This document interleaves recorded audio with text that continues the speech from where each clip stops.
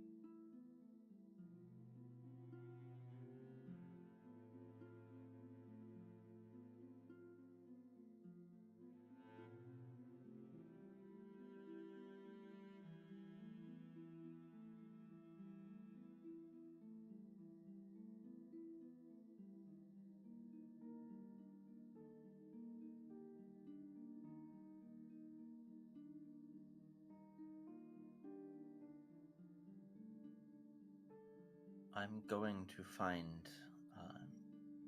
You know how some counters have seats? Does this have like a seat that sort of faces directly into the kitchen?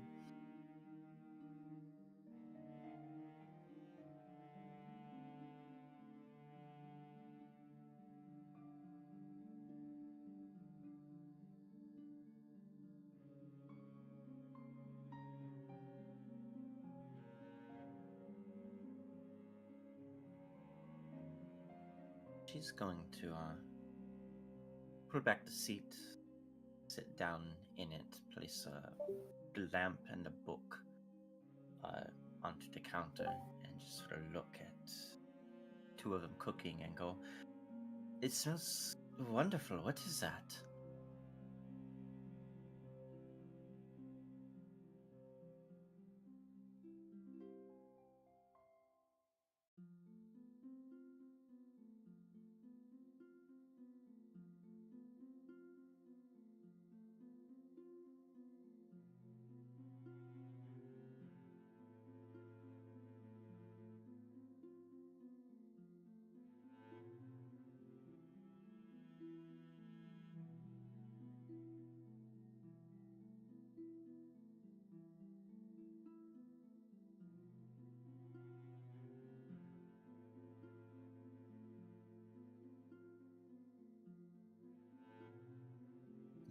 already had breakfast. You can't do this to me. Do I recognize the name Zogan from any of my books? Have any of my books used that as like a place that I could sort of refresh myself on what it is? Okay.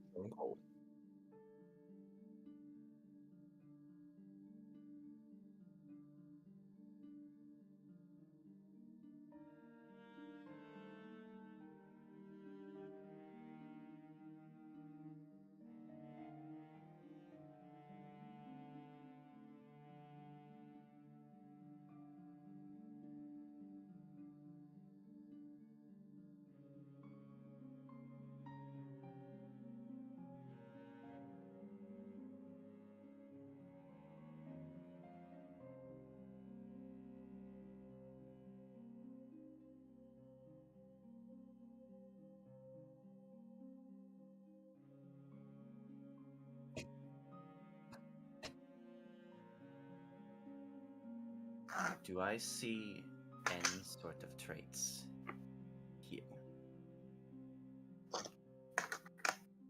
I am just as if seeing it for the first time. Her eyes just kind of will keep watching it, like trying to read, keep on looking up.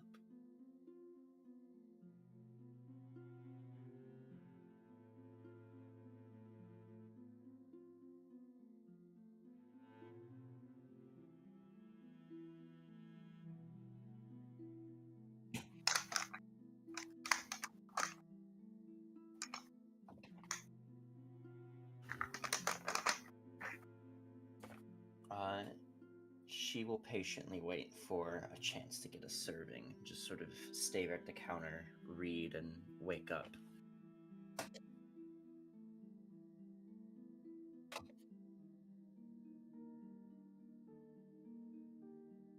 If there would be any extra, I would like some.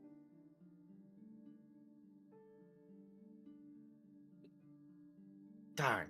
Uh, I think I shall go out for a coffee then. Can't wait to try this later.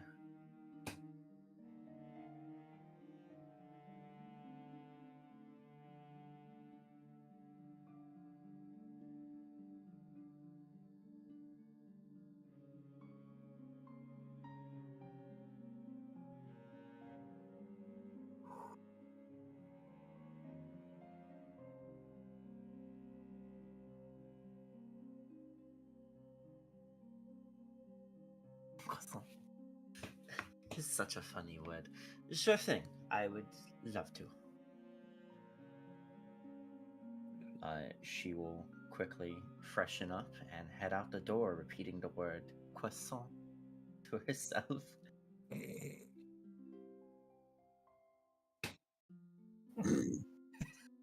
French.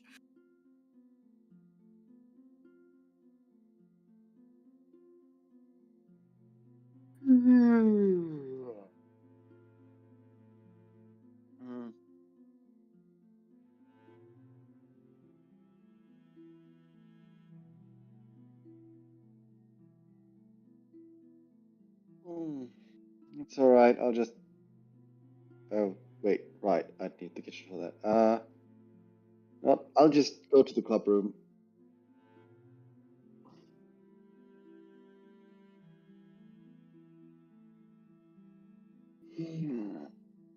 That reminds me, I haven't thought of a recipe for this week yet.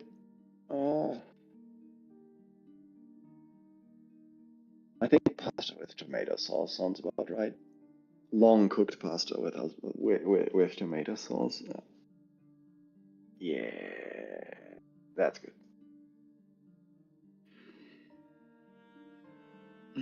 Wait, let me.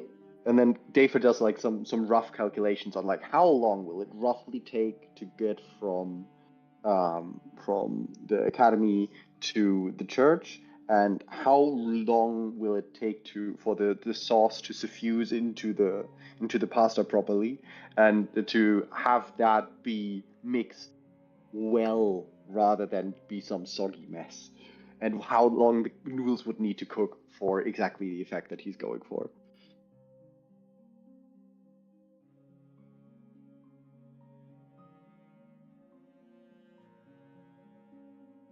bop it, twist it.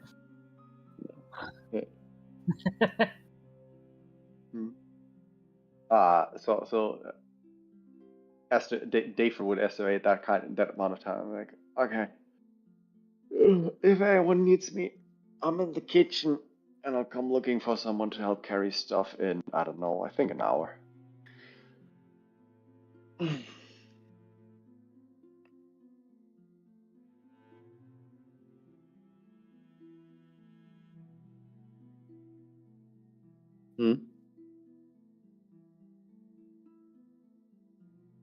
That's one person, but I tend to always go with two.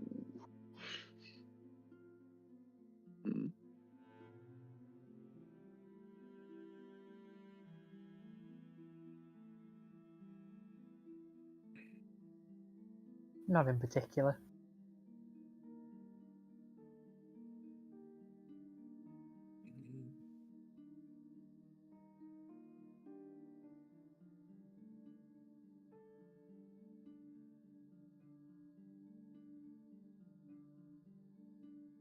Is it worth reading?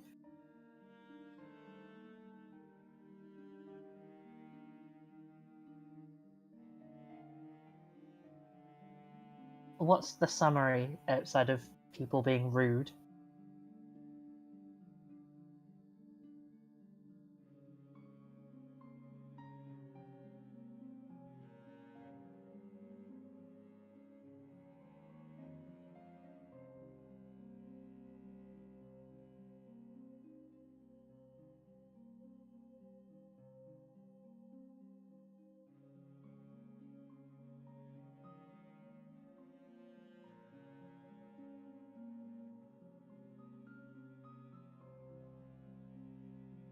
Honestly, I was kind of expecting you to say, oh, many people have been labelled as such in the past, and they've all mysteriously disappeared.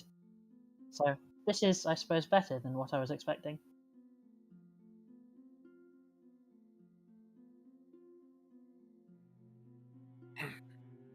No, that's just a thing they do with conquered countries. Oh, sorry. A little bit too sharp there for the morning.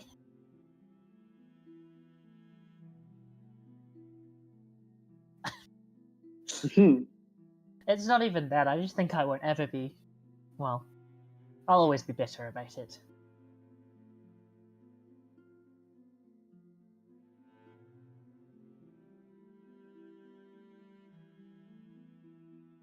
Anyway, you guys have got your thing later, right?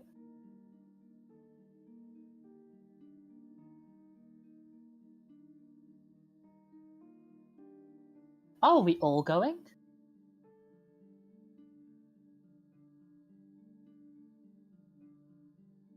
I somehow thought this was for second years and not us.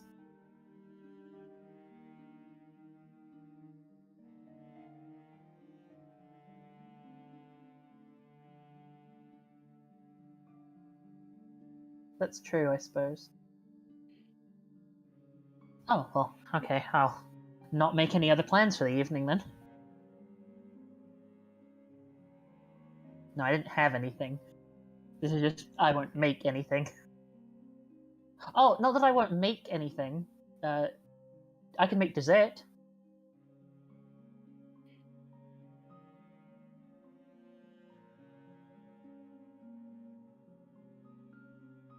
What have you made already?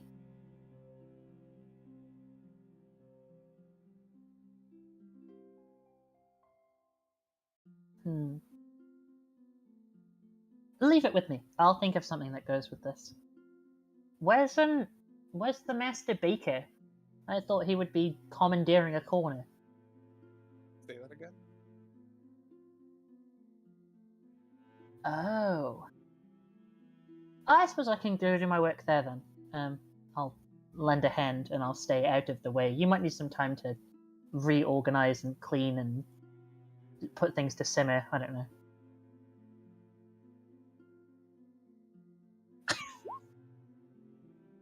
Thanks. Oh, wait, actually, this is perfect. Okay, thank you. And I'm gonna go catch up to Dave, I suppose.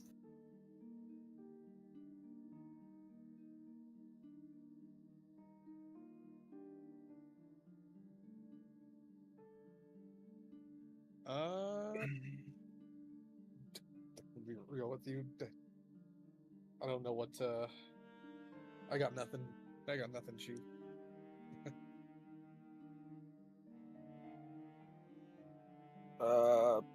Probably some library time.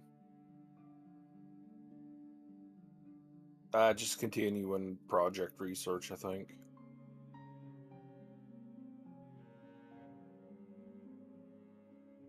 Just getting the construct stuff in general. It doesn't even have to be like, because the centipede itself will be a little harder. So like, just figuring out how to make anything work first.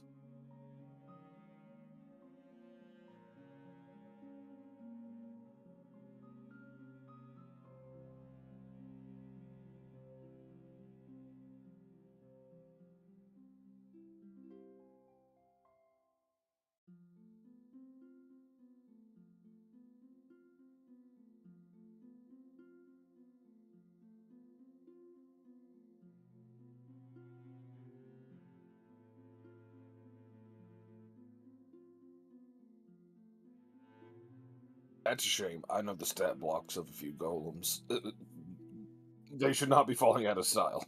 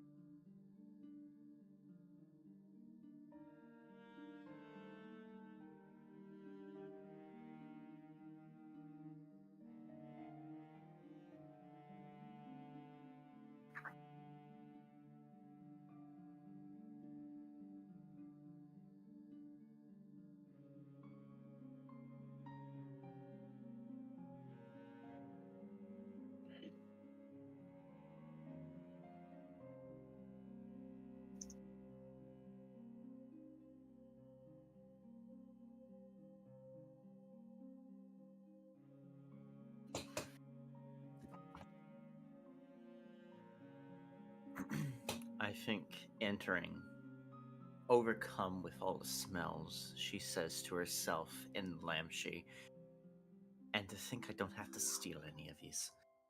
I think an array is what she would go to pick, as having never had the luxury of being able to pick out something like this. She wants to try it all, or at least have the ability to try it all.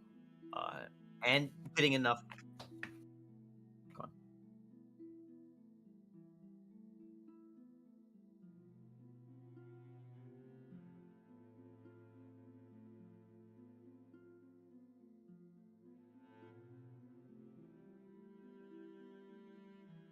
My poor waistline. Yeah, she'll get like 1 or 2 taster boxes. What?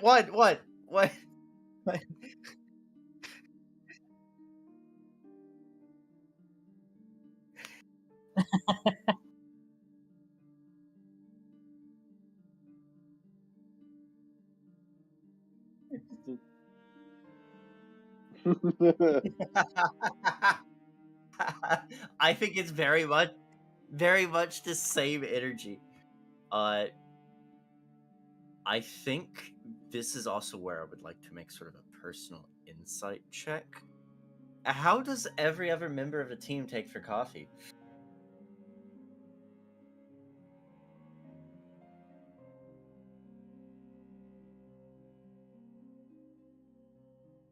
I do. Black, yeah.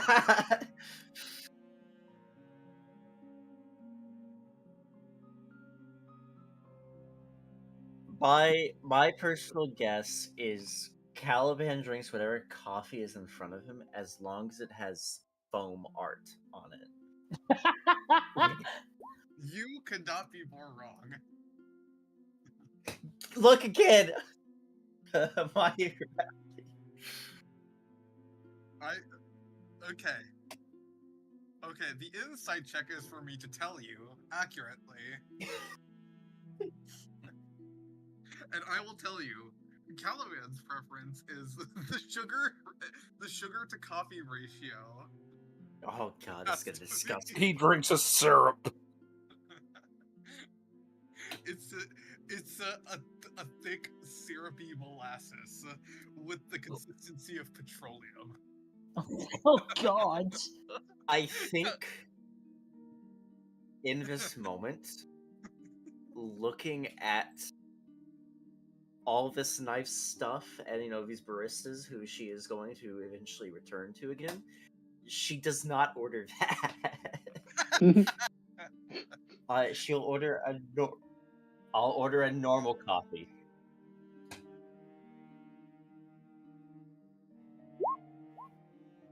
Okay.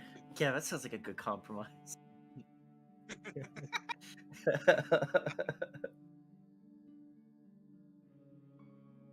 I feel Clara like you is would know that. definitely like iced coffee. Mhm. It's like iced coffee with flavor of the month syrup, I imagine. Like, she's a pumpkin spice girly. But it's iced and not hot, I think is the only thing I had set myself on. Correct me if I'm wrong. Pumpkin spice is not a pumpkin flavored coffee. It's just the spice that goes into pumpkin pie. Yeah, it's just That is like correct, cinnamon and This It's cinnamon, pumpkin takes nutmeg, I out all of spice the- made for pumpkins. This takes out all of the excitement. I was expecting a pumpkin pie flavored coffee.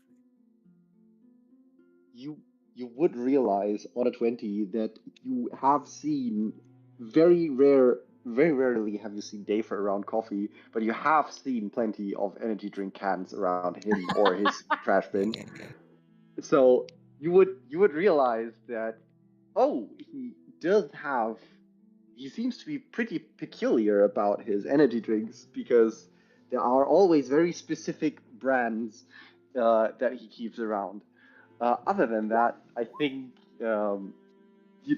given that, you would assume that if it has to be coffee, it would be somewhere in the mocha range, since that also mixes chocolate into the mix.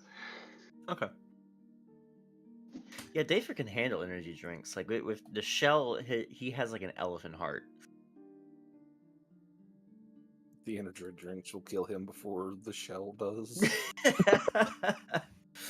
Yeah, I get.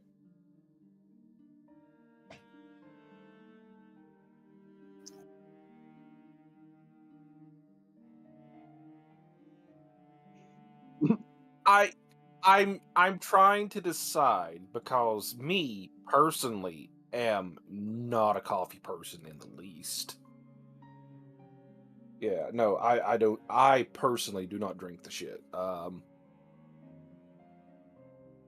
Uther probably isn't picky. Uther will probably drink whatever is on tap that day. So, yeah, we'll call Uther the black coffee drinker.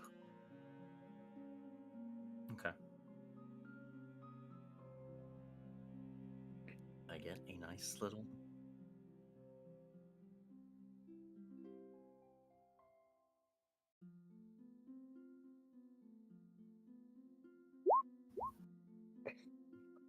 Is that actually a thing you can do?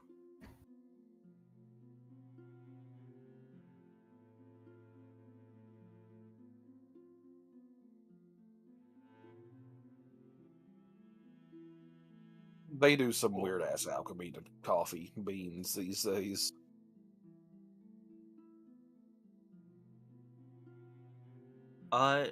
She's never really done coffee before, so she goes with like the very like milk toast kind of, 1 cream, 2 sugars kind of standard.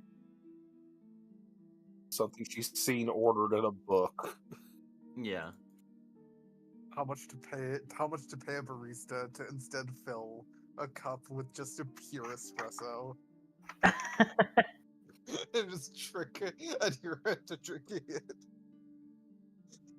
You know, given that Adhira has almost certainly at some point drank like puddle water, I don't think it would be as bad as some of the stuff she's had to put in her body. Yeah, If we not flash, wrong. I think you'd if be. we flash,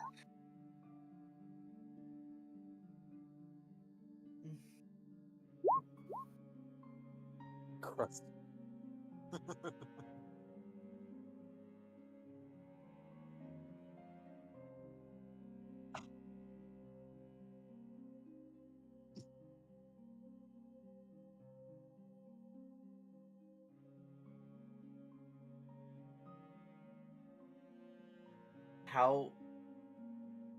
How much of a walk is that between here and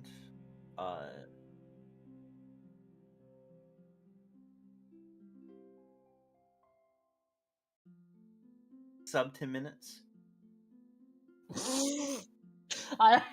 Sorry, it just really makes me laugh that it's like, oh, how long do I have to walk? 2 blocks. I do not walk 2 blocks long enough to know how long that's gonna take. Would that be 10 minutes or less? I'm sorry, our country has decided they would rather us die than have a walkable. I will Urban accept your environment. apology, but I'm not happy about it. Neither are we. So I think what this barista sees is, you know, she hands like these 3 containers over to Adhira, and it's like one hand takes it, thank you, another hand, thank you, and then a third spectral hand reaches around and takes the third bag. Thank you. And she will. Oh, because he knows he's getting one.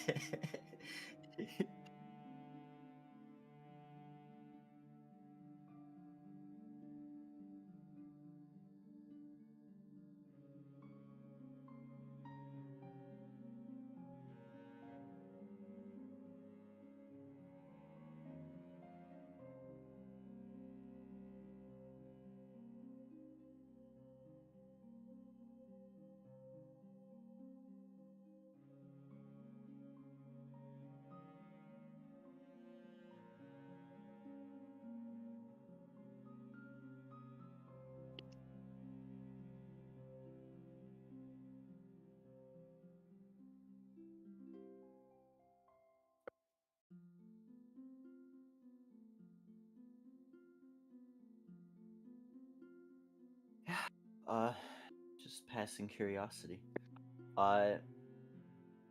She turns, hands out each cup to its respective recipient.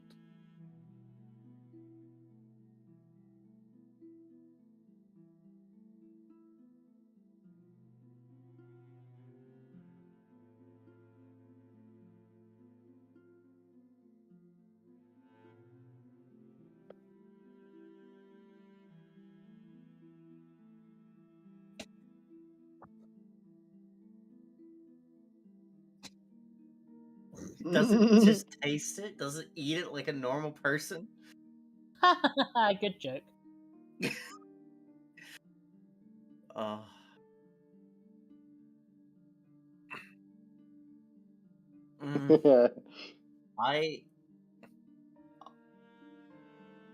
wonder if I let him possess me, does that give him an inclination to try things normally? Like, being in a human body, would a spirit experience things as if they were new?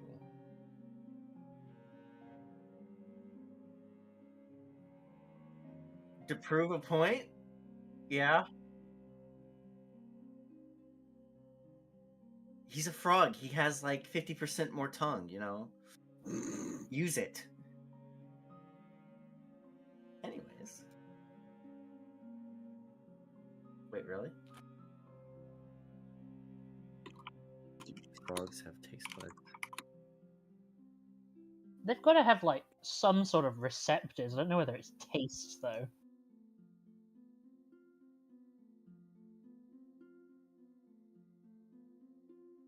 A frog will eat just about any living thing he can fit in his mouth. But he also has sensitive taste buds. He will occasionally spit out hastily grabbed prey if the taste is unpleasant.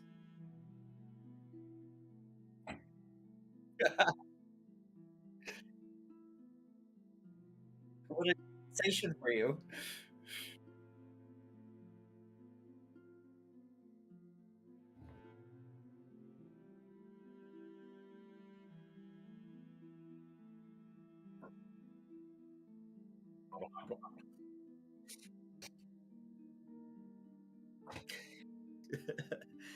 Better. Acceptable.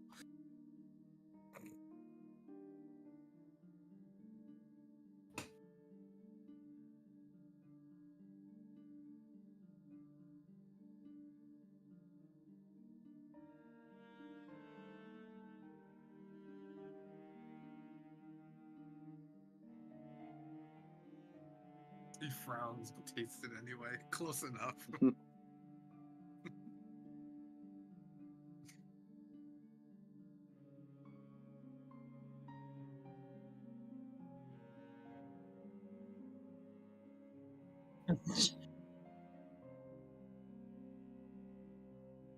Alright, how can you hold all these limes?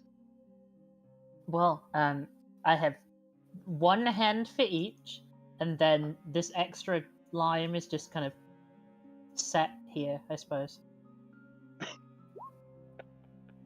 Was that a serious question?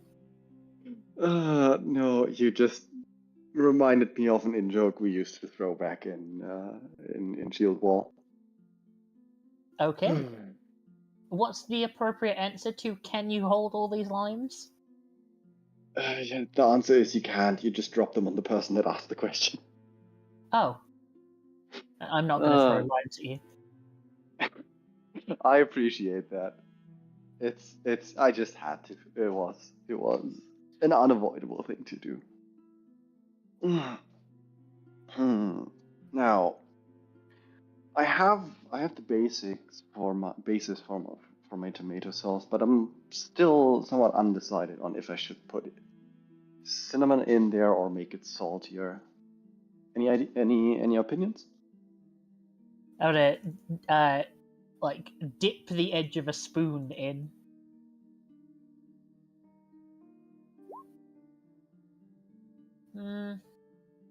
I think you could do with a little more salt. I'll take your word for it. And small taste adjustment for salt. Right. Okay, so the sauce ready. The pasta is now cooked at that point. If I put these into a lid, they should be at roughly a perfect state by the time we arrive at the church. Would you come with to carry these? Clara's going to check the her third person. watch. When did you need to go? I mean, pretty much roundabout now. I planned on grabbing Axel and the third person and then. Oh, well, I came here to make dessert for later. Oh, right. Do you need anything specific? Can I help with anything? Well, I wasn't really sure what I was going to make, and then I got all of these limes, so I'm going to make key lime pie. All right. Sugar and flour are in the cupboard over there. I think for the rest of the recipe, you'll have to look around. I'm sure I'll figure it out. All right. I'm heading to Axel's office, and if I spot a victim along the way, I shall try to recruit them.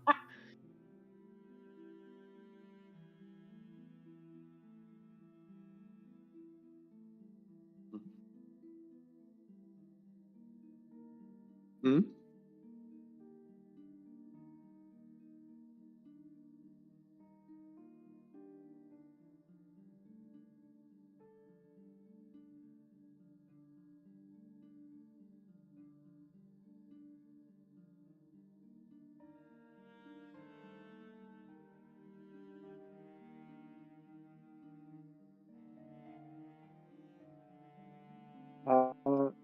I shall. One second. Quick look around. Would it be very obvious if I put my ear to the door?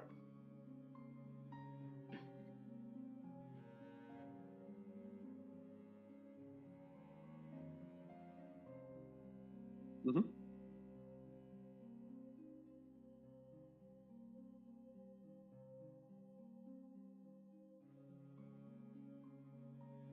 I feel it is, as a student and as a noisy motherfucker, my duty to snoop. All right. Let's see. Not great at those, but perception. Oh, I'm actually not terrible.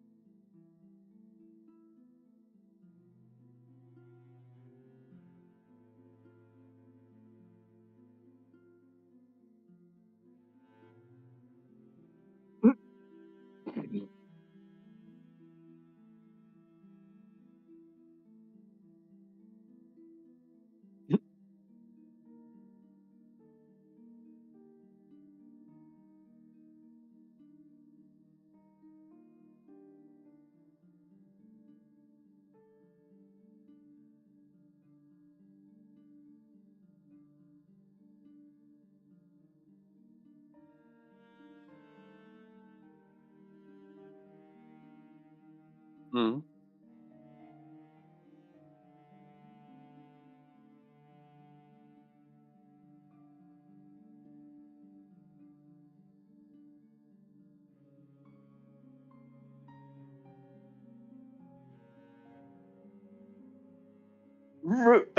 Dave would. I mean, one thing. He would assume that she can hear him, but not Axel. So he would, in a voice, try calculated to only be audible to her, say "rude," and then knock on the door.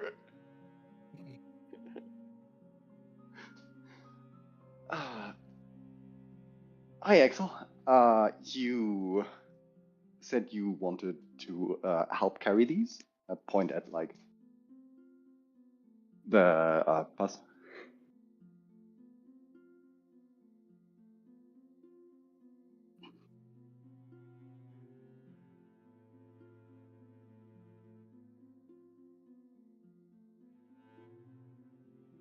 I give her like the most unimpressed stare. I hope you washed those.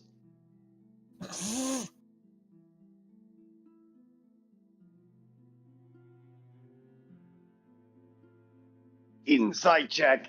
I take my food seriously. Is she full of shit about this?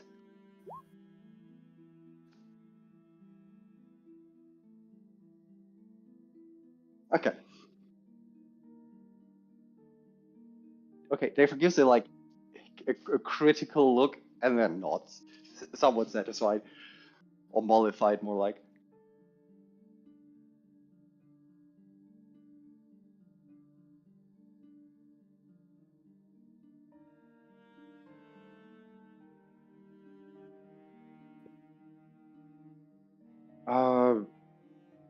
Of my class specifically, not all of them. I know that Clara's in the kitchen, and I believe Atira was already out by the time I woke up.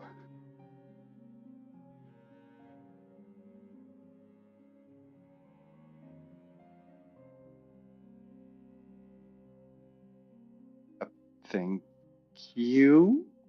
I look at the show. Is it like anything familiar, or like anything I know of, or is it just random Boulevard show?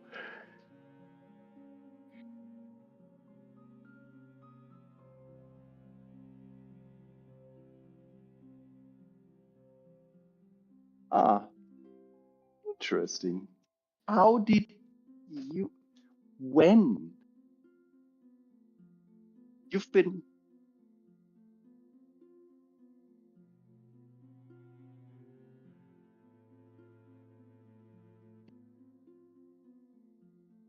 Okay, sure. But you've been back for how long?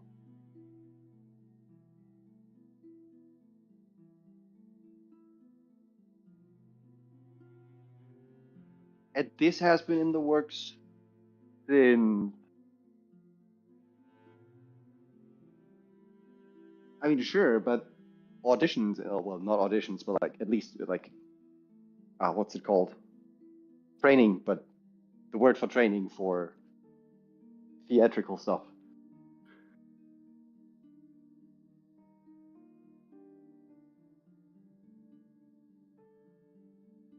All right.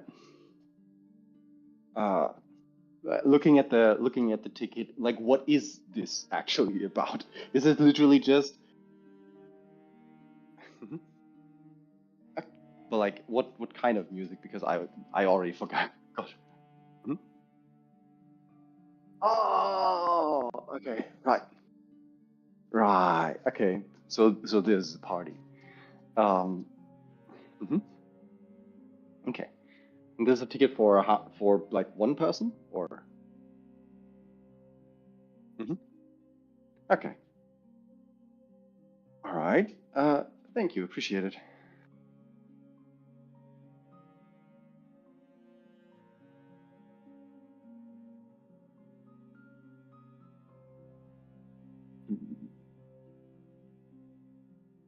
Okay, so today for his calculation, he doesn't know Adira's already back, so Adira and Clara would be out. That leaves Uther, but he already stated he would be like researching the entire day, so he would not know where to be found.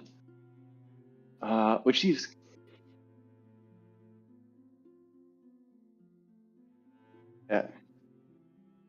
I'm mostly calculating on who to recruit as a third person.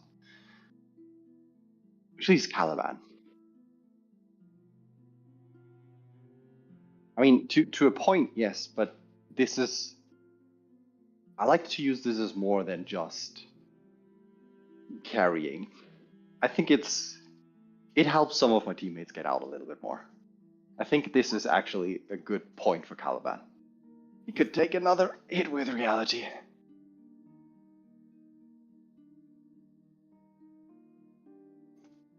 Oh boy.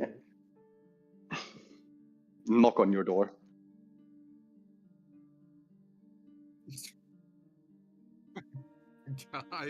Caliban answers the door. Hey, Caliban. You-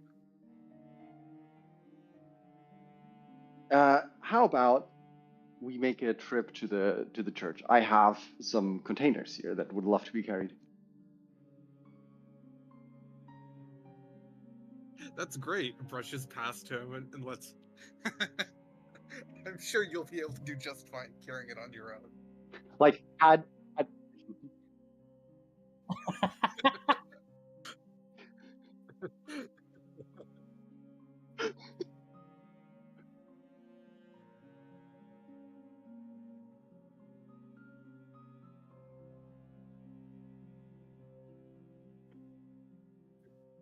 I can't believe this is what I got. Hold on.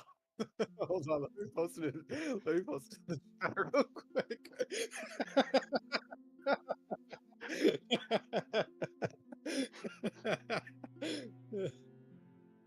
Can't hear Sam on the recording. Isn't that lovely of it? Hey, there we go. That should be good. Okay, yeah. Thank He just looks at his empty cup. He's like, okay, fine. Thank you. No, the three of you head off. I guess walking past Kathy, who has kind of walked in to the dorm without really like saying anything, looks around and says, "I can't believe how much it really hasn't changed too much in here." Kathy! Adira! As she smiles at you and holds up a ticket. Go over. I'm gonna hug her. Yeah, she hugs you back, says, "I hear you're selling artifacts to museums." I am. It's very lucrative, but I'm also keeping stuff for myself. Mm-hmm. She kind of like looks at you and just says, "Oh, whatever. I'm glad that they got something to put on display already. How are you all doing?" Doing all right, you know. Just prepping for our next mission. Nothing else too much in the way. He nods, says, "Things in Caldaris have settled down quite a bit." That's a relief. Do any of the scientists talk about what happened? No, they're mostly relieved to be in the clear. I mean, Elias has given them a pretty good story to tell. I don't think they'll tell anything other than what they've been told to. That's good. She nods. Haven't tried going back down into the city yet? No, not on my own. I'm already working on the reports to hand to the Council of Judges on what I would require to properly excavate and reclaim the city, not to mention dealing with the spirit that's down there and what I believe to probably be some major infrastructure issues that would need to be addressed with like the heating pipes and so on. It's going to be a lot of work, but one day we'll be able to walk the city and explore things without, you know, running for our lives. Yes, that thing down there was terrifying. It was, but we all made it out. So what are you doing in the city? Just visiting, or? Well, I need to start doing some report writing, like I said, and it's easier to do here in the city when I've got everyone I need to within pestering distance, as opposed to ignore distance when letters just somehow seem to get lost sometimes. Other than that, I'll get back into doing some of my shows, and eventually I'll head back to Caldaris. I don't think I'll be here too long, just long enough to get the ball rolling and for me to get the permissions I need to do more exploratory work and get the final numbers on everything, really. We should hang out before you go. Well, that's what the tickets are for. Tickets to what? She kind of holds up, says, "I'm doing a show. Everyone's invited, Ooh. and afterwards they're all free to come backstage." I think not. So she takes it, sort of looks it over, reads the venue name and details. So will this be like dancing, clubbing, or? She nods. Yes, both. Never done either, but I look forward to it. Ah, well, I got Axel to give me full permissions. You're all allowed, so. Next week, yeah. Saturday next week, yes. Hopefully, like our last one, this one doesn't take over long. You'll be allowed out past curfew since you'll be in my care, so.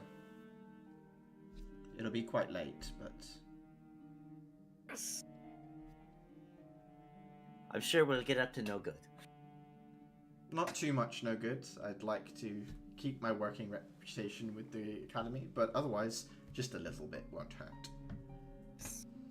She takes the tickets and says goodbye to Kathy. I'll see you again soon. Same. Oh, and if Clara needs anything, I hear from the museum that she's writing some sort of report. She hands you a slip with the address of the where her apartment is in the city. Okay. I'll be sure to pass that on. And maybe I might swing by. Of course, open Sometime. invitation. To admit, I'm looking forward to sparring with you sometime. I'm hankering for it, as they say. Our styles do match somewhat. I'm gonna go slide the note under Clara's door, and I'm gonna do something I've been putting off for about a week now. I'm gonna go grab the lucid dreaming spell crystal, and I'm gonna start heading towards the other dorms. Okay. Kathy will walk with you on the way out and just kind of say, unfortunately, I can't stay long. Things to do, and I'm not here for too long, so I'll, and she, like, explains, you know, busy, as she talks to you and heads towards the main gates of the academy and says her goodbyes. Dafer, was there anything in particular you wanted to do at the church, or just, like, a dropping off and doing stitchwork stuff, or is there something more that you wanted to get done as well? No, it was for the most part dropping food off and doing my best to teach Fiona, if I recall my name correctly, the stitch work stuff. Get her ideally to a point where either she can teach herself how to do the bark shoes, or immediately get her to the point where she can do the bark shoes. Who knows? Okay. While Dafer is kind of sat doing this rune stitching with Fiona, Axel would be stood next to you, Caliban, and say, I hear you ran into family. Well, that would not be an issue. It was unfortunate members of the family that did not make any effort to have improved themselves. He nods and says, your uncle's reputation has reached even me, and I do my best to avoid social circles of such kinds. That bad? He nods. Says, he's organizing a lot of buying and selling between individuals that have things of value and those that have money, taking a finder's fee off of cuts, as it were.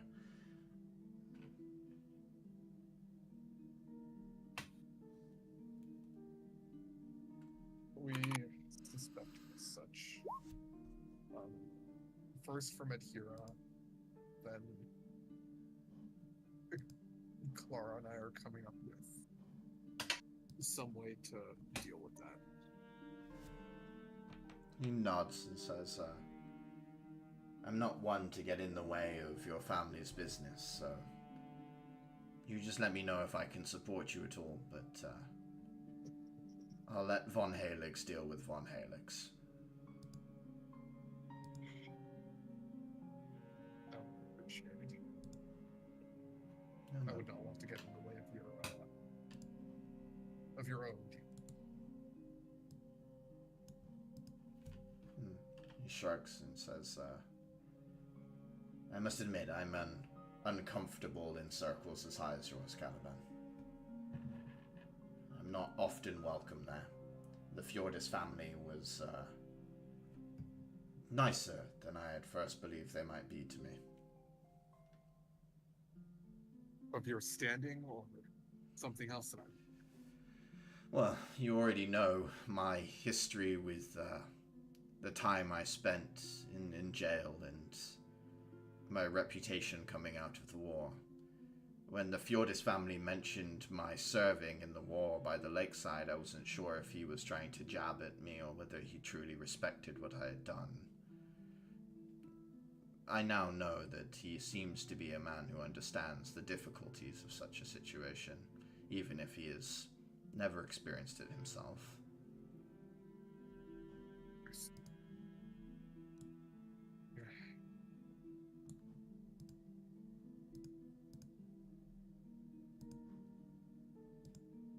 Caliban just doesn't know what else to say after. Yeah, the two of you stand in awkward silence side by side as community happens around you, as Dafer sits in the middle of this storm of activity from which he has become, very quietly become a pillar of this group of people. You can see this as, he's not an other here, and you can tell that as people interact with him briefly, and kids bump into him, but they don't stop to say sorry. It's just he's part of the environment.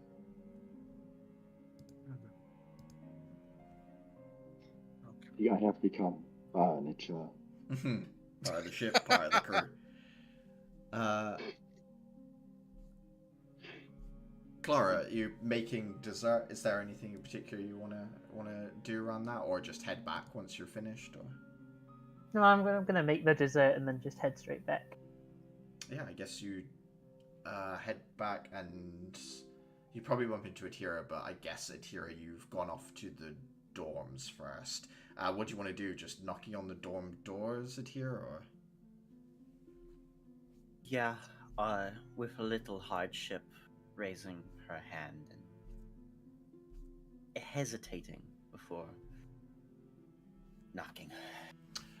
You knock. It's actually Liliana Fjordis that opens the door to the Year 1 dorms as you knock. She looks at you and says, Atira. Immediately resisting the urge to be like, very excited. Mood switching around almost instantaneously. How are you? I haven't seen you in so long. Yeah, I'm sorry about that. The academy's been keeping me busy. Obviously, they moved my rooms and they've been... She frowns a little and looks at you and says, last I spoke to Axel, you said you were going on another mission soon. Wherever it takes you, I'm sure you'll be fine. I was worried last time when you were all late. Just be safe, okay? Yes, it should be over in a night. We should even be back by morning. Oh, really? That's great. Sorry, were you... I assume you weren't here to see me. I was as shocked as you were. Was there someone I can grab for you? Yes, I was hoping to get somebody from class 2. She thinks for a moment and looks at you and says, Andress? She hesitates, and I think she could make an insight check. Liliana? Yeah. When you hesitate, she says, he is in, I can tell them you're waiting outside? Sure. I just needed to give something to his class, but it would be hopefully nice to see him. She answers it and says, this isn't to do with all the rumors flying around, is it, Atira? You don't need to listen to them. What are they saying now? Well, I don't know about now, but last I heard you bewitched him, somebody with a charm crystal, I don't know. No, same old Hatvin. Rumors don't get to me. I've been called many things in my life. You learn not to be bothered by the words of others. She thinks for a moment, and then says, there's a line between being bothered and caring, I suppose, though. Either way, let me go grab Andress. You wait for a little bit, and then... Actually, IRL nervous. Andress comes to the front door, steps out, closes it behind him, and says, Adira, I was planning on coming to talk to you later, but how are you doing? Doing fine. I've had a very productive week, and she twirls the crystal around in her fingers. This is a gift for you. Your class. Reaches out and takes it. It's a crystal. He holds it up, looks at it in the kind of sunlight, looking at the different etchings. I don't recognize the markings, though. New. Well, it's old, but it's new now. A reclaimed spell that Terminus was able to remember. It helps with unifying people amongst their dreams. I figured that it would be a good defense against this Sonic. It's been causing trouble. He looks at it and says, well, thanks, both of you, Terminus and Atira. The deal is so that if it is a divergent, I would like a piece of its shell. Yes, I remember. So, kind of both hands behind her back. What did you want to talk about? He uses the crystal kind of like scratch the back of his head as he looks around and says, With the crystal? Yeah, just... God! As he thinks, he says, not here. Would you mind going somewhere more private with me? Sure. He starts walking with you towards more of like the forested interior areas, like close to where your club stuff is, just like a little over from there, Atira. And he says, we leave a little earlier than everyone else. The Vangi border is quite far away, so we'll be leaving tomorrow morning. Good timing then. Yeah, there's some things I needed to say before we put ourselves in danger again, because, hey, who knows, right?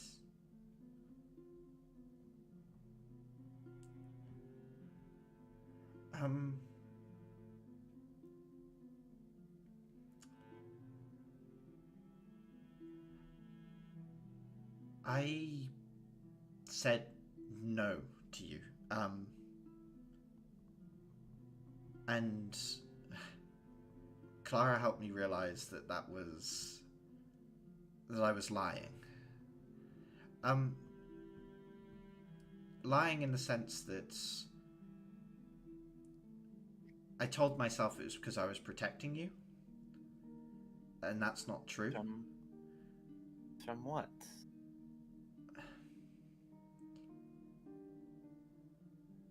Listen, the prophecy,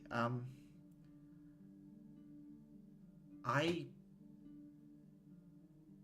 die. To bring the goddess back, I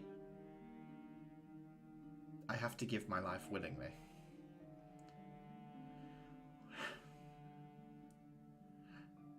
I told myself that if we didn't get closer, that I'd be protecting you. And and I was lying to myself because, well, for two reasons. One, it wouldn't protect you from anything. And the other is, I'm not scared for you, Atira. You're a strong person. You've dealt with loss, and you're here, and you're moving on with your life. It's me. I'm afraid that if we get close, if there's something good in my life, I won't be able to make the choice to give it up. That I won't be able to live up to this prophecy because I won't want to leave you behind.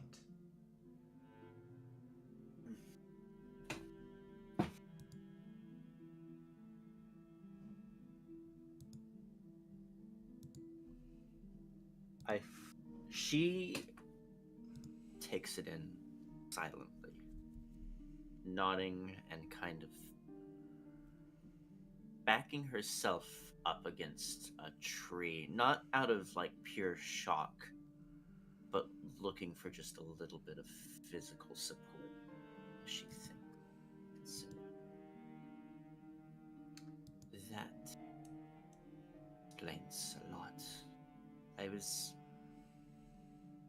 I had an inkling that it would be something to do with the prophecy, and the others sort of reinforced that.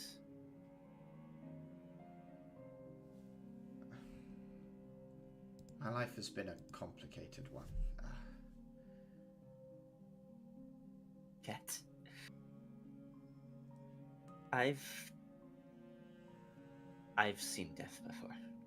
I've lost someone I care very much about. And I got through it, but if I had just one more day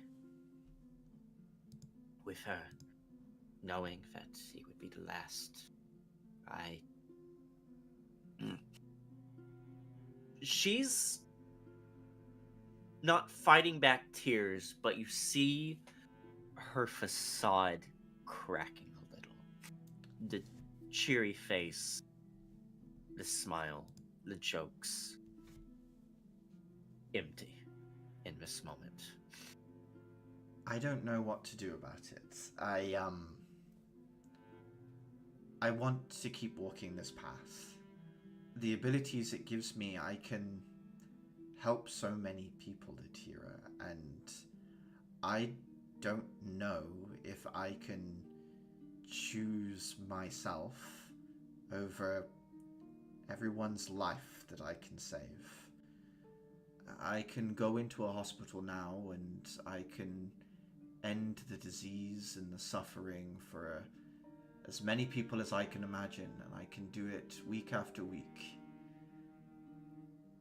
And if I stray from the path even a little, all of that will be gone. And it will because I wanted this. I don't know how to weigh these things against each other. I don't. Oh.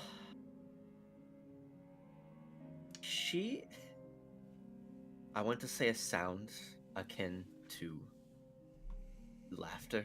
It's disbelief. It's... I don't know either. It's...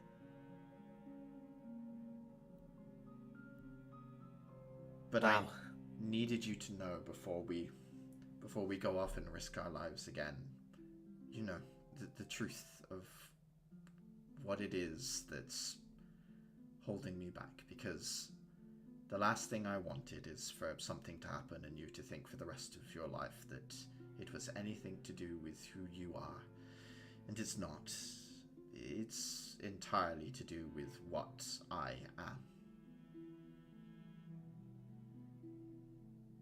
She's going to reach out and gently squeeze his shoulder, like up and down the arm. A gesture of reassurance.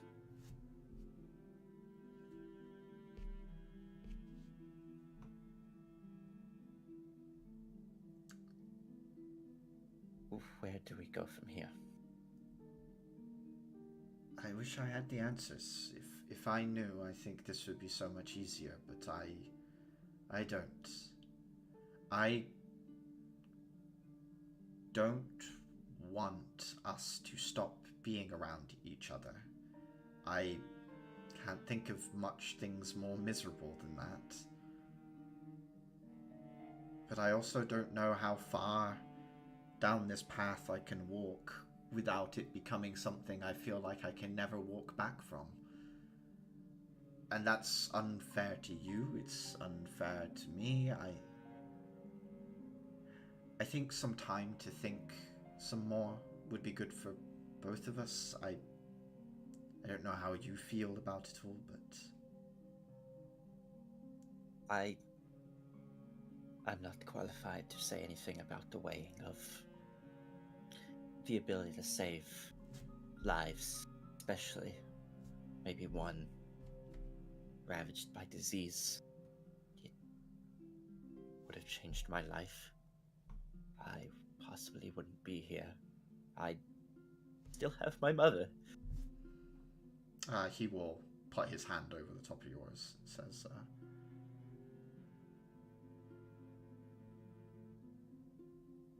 But you're more than the prophecy, Andres. To me. I know. I do know.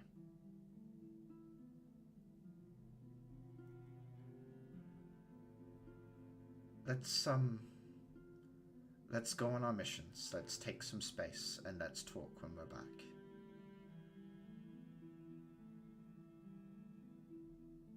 That sounds good. And I think there is a moment where he's stepping away. Yeah, he hesitates for a moment, but he will start to turn and take his hand off. It is just like the slightest tug, as if to draw him closer into an embrace before she lets him slip away. Yeah. The two of you hug, and then he walks back to his dorms with the crystal.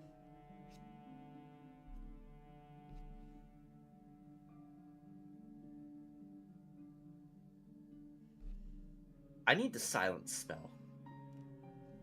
Just in general, or? Like right now in this moment. Oh, to like scream into the void. Yes. Yeah. Just...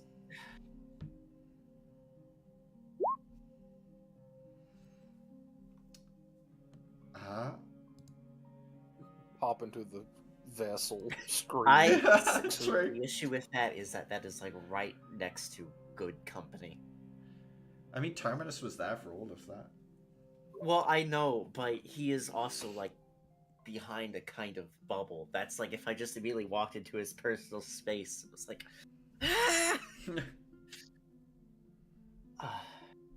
She will go out, quickly switch out crystal for silence, walk a little bit further into the woods, pop it, and just scream. Yeah. Time passes, and bit by bit you all sort of return to the dormitories as the second years of like pulled up the tables all together, started laid out food, getting ready to celebrate being together before you all head off onto missions. Things are starting to come together for the meal this evening. Is there anything in particular people would like to do that evening?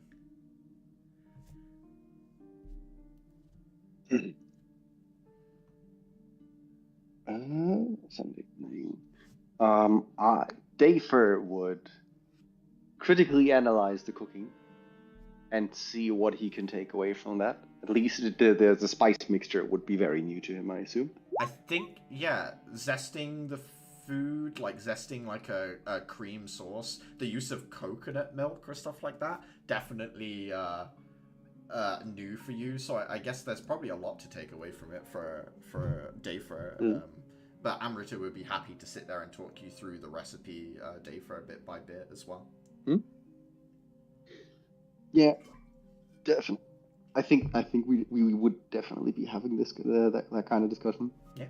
And he would actually throw some ideas at her in terms of how he's theorizing, planning out the entire how can I make the taste of something last longer.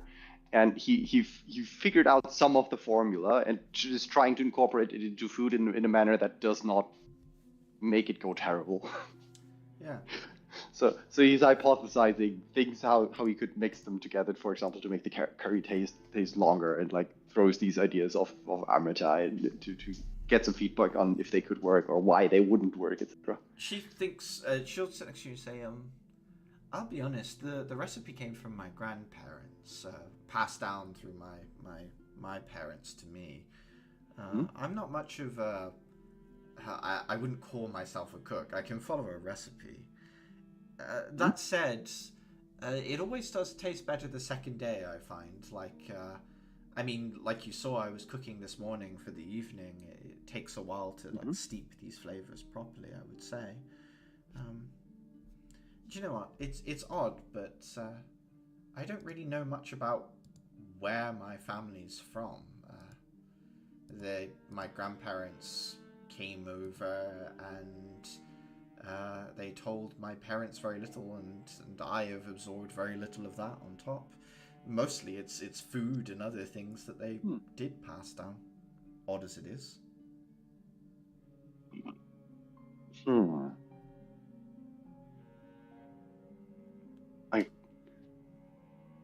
I guess in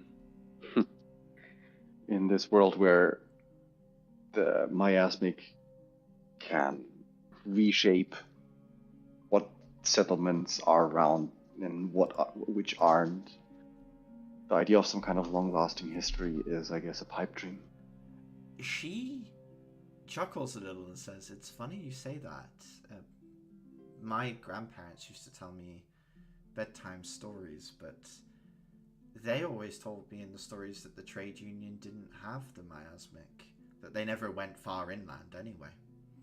I don't know whether that was just fairy tales or not, but according to them, they don't roam on the other continent."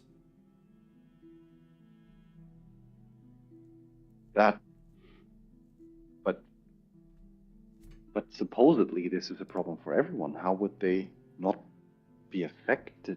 What? I think at that mention, Dafer's mind goes a mile a minute, because that has a lot of, that could mean a lot of things. Yeah, she says, well, obviously what they told me was tales of creatures in the waters and the coasts, but I mean, were it not for the money that exporting things from the trade union brings back to the continent from this one, according to my grandparents, they wouldn't risk leaving the safety of the mainland, which is, according to them, untouched by the miasmic. But the goddess left us all alone. I don't... She nods and says, I think it's especially odd. The continent where my family's from is the one that the Scourge held the longest. It's where the final battle took place, where the goddess left with the Scourge. In fact, my grandparents were told the story of heading to the location where it happened. The crater left behind, they say it is bigger than Empress City, this hole in the ground from the leaving of the two great powers that shaped our world. And yet no miasmic seems to head towards the center, at least according to them. Of course, it could also just be that the coastal defenses are more than they understand or knew about, but I just thought it was funny that you mentioned that the miasmic would stop such a telling of stories, which I would normally agree with, except they seem to think it wasn't a problem.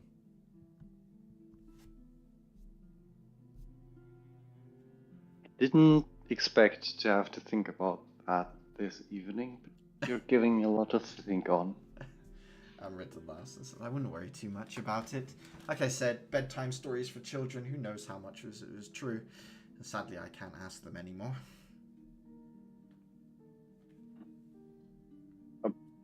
Are they not around anymore?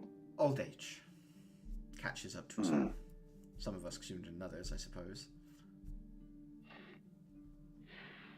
I think at that, seeing that as a kind of hint at how we're all gonna die in where other people have their midlife crisis, David is gonna give a kind of sad smile. And that's why evenings like this are important. She fills your bowl up again, ladles more food into your bowl and hands you some bread.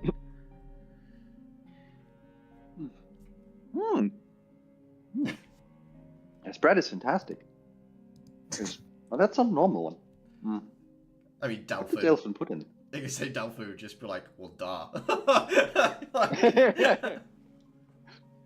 What did you put into this? Yogurt. It's not. I think, at the mention of yogurt, Dafer just gives it a stare of what the fuck are you doing? Before I think the rest of the evening is just going into diatribes of what goes into and what doesn't. Verity sat next to you, and Hero would say, you've been quiet? Yeah, just thinking about things. I'm alright. You still up for a sleepover tonight? Yes, that sounds wonderful. Have you invited anyone else? I need to talk to Clara. to imagine she's at the table somewhere.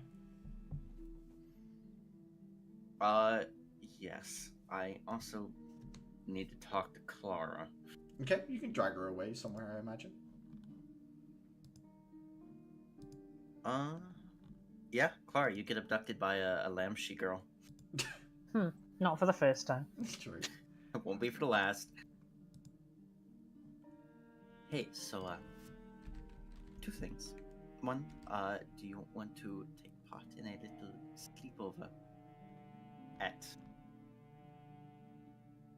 heartburn? My room? What do you mean by a sleepover? Verity will be there. We're just girls talking about girls things. I'm going to ask you this really, really frankly, and I need you to give me an honest answer. Is this just a smutty book club thing? No, it's not. Oh my god, it's... I honestly don't know what you expect me to take girls talking about girl things to mean. Well, you could talk about Kana. What about him? Very handsome. Haven't you already got a man? Like, all for you branching out, do what you want to, but maybe one at a time. This conversation has failed the Bechdel test.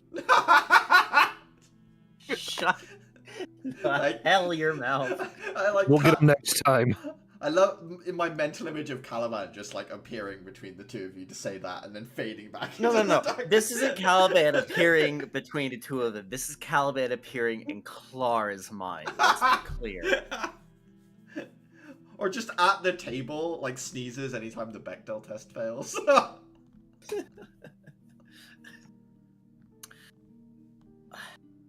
Just, I don't know. I never really got the chance to do like girl things when I was growing up, and so I thought this would be nice. It'd be like a little bit of, teenagerhood before, we all have to grow up at an increased rate and fight off the enemy of humanity. Look, I really don't want to crush your dreams here. But some of us have already had to grow up.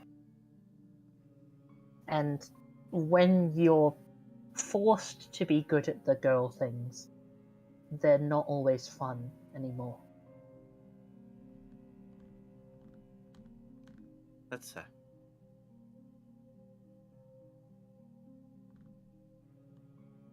I'm sorry. It's all right. Thank you, though, for talking to Andres. I was going to say that's only one thing, so I was waiting for the other one. Did you go and see him? Mm-hmm. Well, I went there to drop off the crystal that I made for his class, and I decided to speak with him. Things are complicated. There is a lot he has to weigh. A lot that we have to weigh. Told me about that prophecy. And that he was lying to himself. One of his worries is that if we stayed together, he would have something that would pull him from his path. He would no longer willingly make the sacrifice that the prophecy requires him to make. Well, I'm going to say something that should get me in unholy amounts of trouble. If the prophecy requires one random teenage boy to spend his whole life in servitude with no choice, and give up what little freedom he had, I don't think it's worth following. It's not like the goddess has been here. Not like she's changed all of the things that could have been changed. I have to roll for a reaction. Okay. There is like a hissing noise from Adhira as she sort of leans in, like, I know. It's been bothering me this whole time. That everyone just expects him to go through with this. That it's somehow fair. And yes, the powers it gives him grant him so much ability to save lives and protect others, but it just feels wrong. Take everything away from him. His childhood, loving parents, all for the sake of a goddess that said, though my experiences with faith have been a bit more skeptical. I don't like to rely on it. I prefer just doing things, seeing it change. I have plenty of faith. I'm not sure that that's particularly the issue.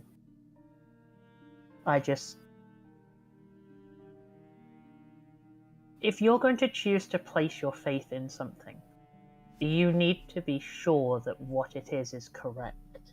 That it's right, or righteous, or at least realistic. I just don't think the things that I've seen live up to this idea of the person who supposedly is supposed to be looking out for us. I don't know, it just... You can't say someone has that amount of power and then be pleased when they don't wield it. You're talking about the goddess, right? Yes. Okay. I just, out of character, got lost for a second when you were talking about Andres, goddess. Talking bad about the goddess is genuinely taboo, right? Yes, speaking ill of the goddess is a general cultural taboo.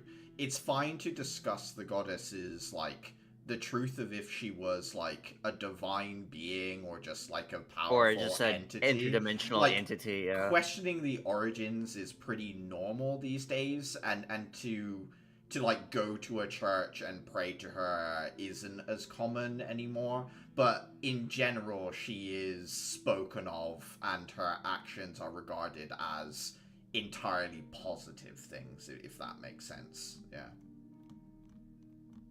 Heretics. It's A lot kind of you. of risky to be saying things like this, but can't deny it also stirs things inside me. What else are they going to take from me? I have nothing left to lose. And that's the most dangerous thing of all.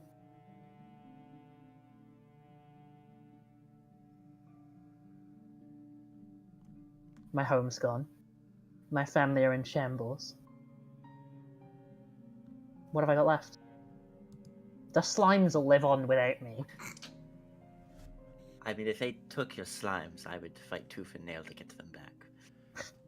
I think the slimes would grow teeth and nails to get themselves out. Do you think we could do that? I hate to remind you of this in such a supposedly positive atmosphere. My entire plan for our raid is to take the slimes so they can do that. Dinton slime, no! Oh god. Have you left your tooth under your pillow for the tooth slime? Nightmare. Why do I kind of like that? Isn't the tooth fairy just what was in that city? The bone spirit? Maybe that... No. That's like a larger, more violent form of tooth fairy. That is the bone spirit. Don't forget to leave your femur under your pillow for the bone spirit. It's like a Dorito implies the existence of the larger Doro. But Adhere is going to make a move to hug Clara. Come don't on know. then, bring it in. This makes her happy. Eject the slime with lycanthropy. You gotta stop, man. My brain's just trying to work out, like, would that, under a full moon, turn the slime into a werewolf? Would it be not a slime that turns into a slime under a full moon? Or does the slime just take on the shape of a wolf during the full moon? There's, like, so many ways that plays. Like a gel-like Yeah. werewolf? No, just That- like... I'm picturing like a Jello mold wolf. Yeah. creature. Yeah, I get that too. The Jello mold wolf is definitely at the top of my... I think something like Venom symbiote tuned towards wolf, so you have like multiple wolf heads snapping out, forming and then unforming. Kind of like the Thing. Yes. Oh my god. Yeah.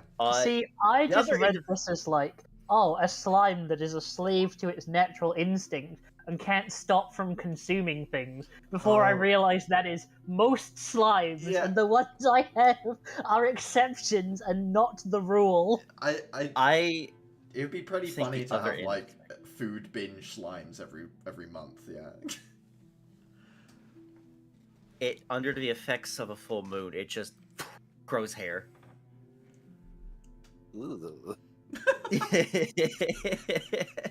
A hairy slime, like one of those hands you had as a kid that kind of fell behind the back of the couch and just picked up every piece of fluff. Yeah. I should get a slime whip, you're right. Great scene. We're going back to dinner. Heading back, the year twos are talking about their missions. Delphin, Seth, Tamara, Noctis are apparently all going on the same kind of joint mission. Louis, Verity, and Amrita are in the north of Trismere, at the border between Heaven's Pillar and Trismere. But yeah, they're just kind of talking about things, eating some good food. Clara, as you get back, everyone's kind of finished eating, and like Seth's looking at you like, finally, you're back. Are you cutting this cake up or what? Oh, I kind of thought, I can. Oh, I didn't want to start without you. You made the thing. Okay, it's not going to be the same level of masterpiece as everything else we've eaten. But yeah, he'll like help you cut the pie up and serve it to everyone else.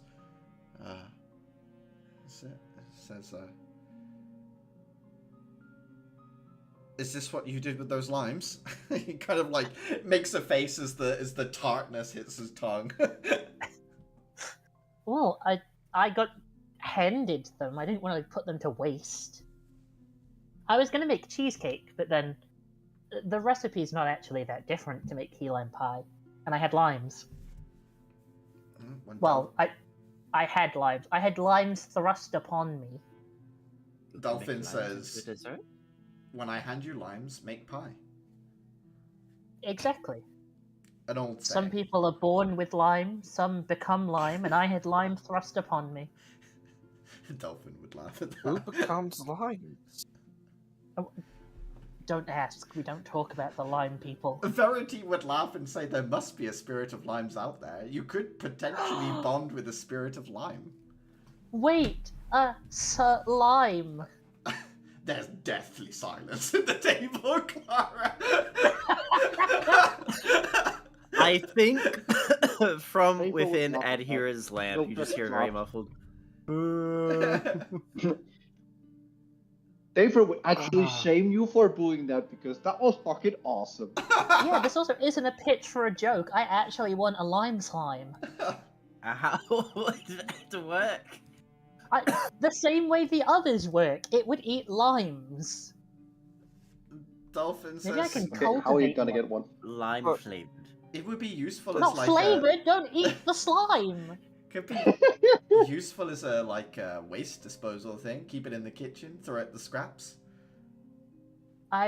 This is kind of gross, but I think you could also probably make lime essence from it. It is kind of gross. I'd love to try. That's the way they make food coloring. You know, like the red food coloring that comes from those beetles. You just throw them to slimes? No, you grind them up, and the dye comes from their innards. Not actually their blood, I don't think. Tamara is just like laughing into her hands as Delphin kind of like. Me and the other kids used to have beetle fights.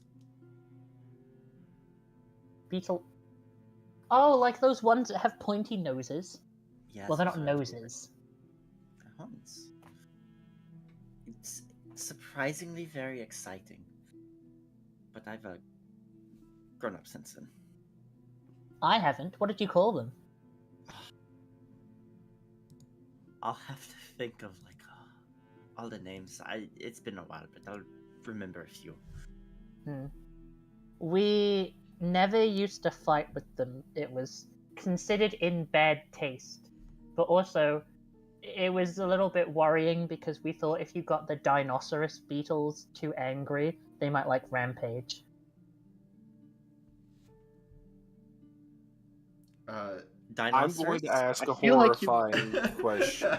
How large of a beetle are we talking about here? Because I have a feeling that what Adhira is talking about and what you were talking about are in different weight classes. I hold up a size like this. Oh. Why you guys have little beetles? Like, Clara's gonna pick up, like, a dinner plate. Yeah, like this. Sweet sans! Yeah, the Dinoceros beetle. They make quite a loud sound. Are there any beetles with silver shells? Seth kind of looks at you both and says, best not to start insect comparisons in front of Delphin. He's from Zogan, and he will continue to talk about the strange creatures that are there without pause.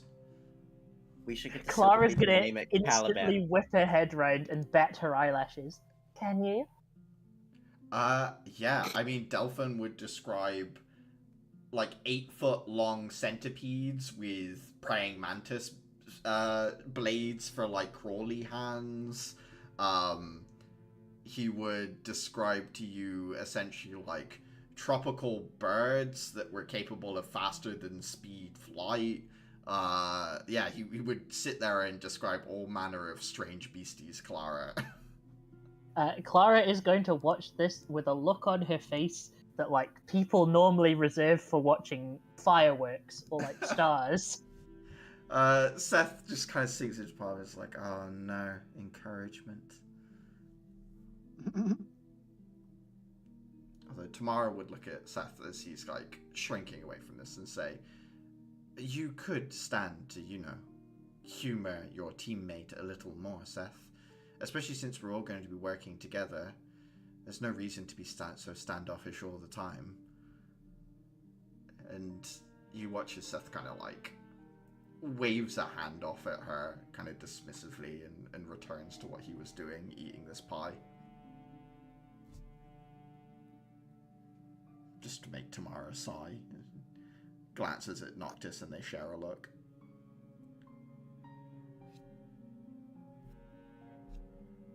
But the evening would slowly peel onwards, dessert would disappear, Verity would grab things from her room to take to Adhira's room. Is there anything anyone wants to do with the last light of Sunday before it's the week of mission?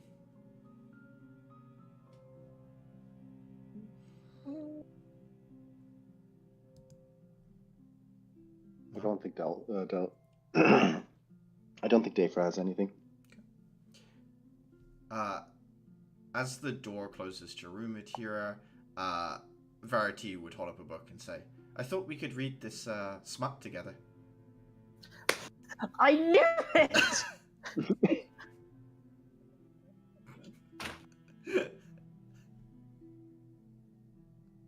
The whole hallway just hears the screaming.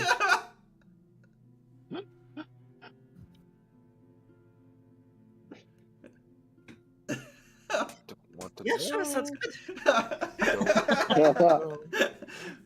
And the two of you read books, you'll paint your nails, you know, girl stuff as you talk said. about boys. Talk about boys in a manner not suited for you to.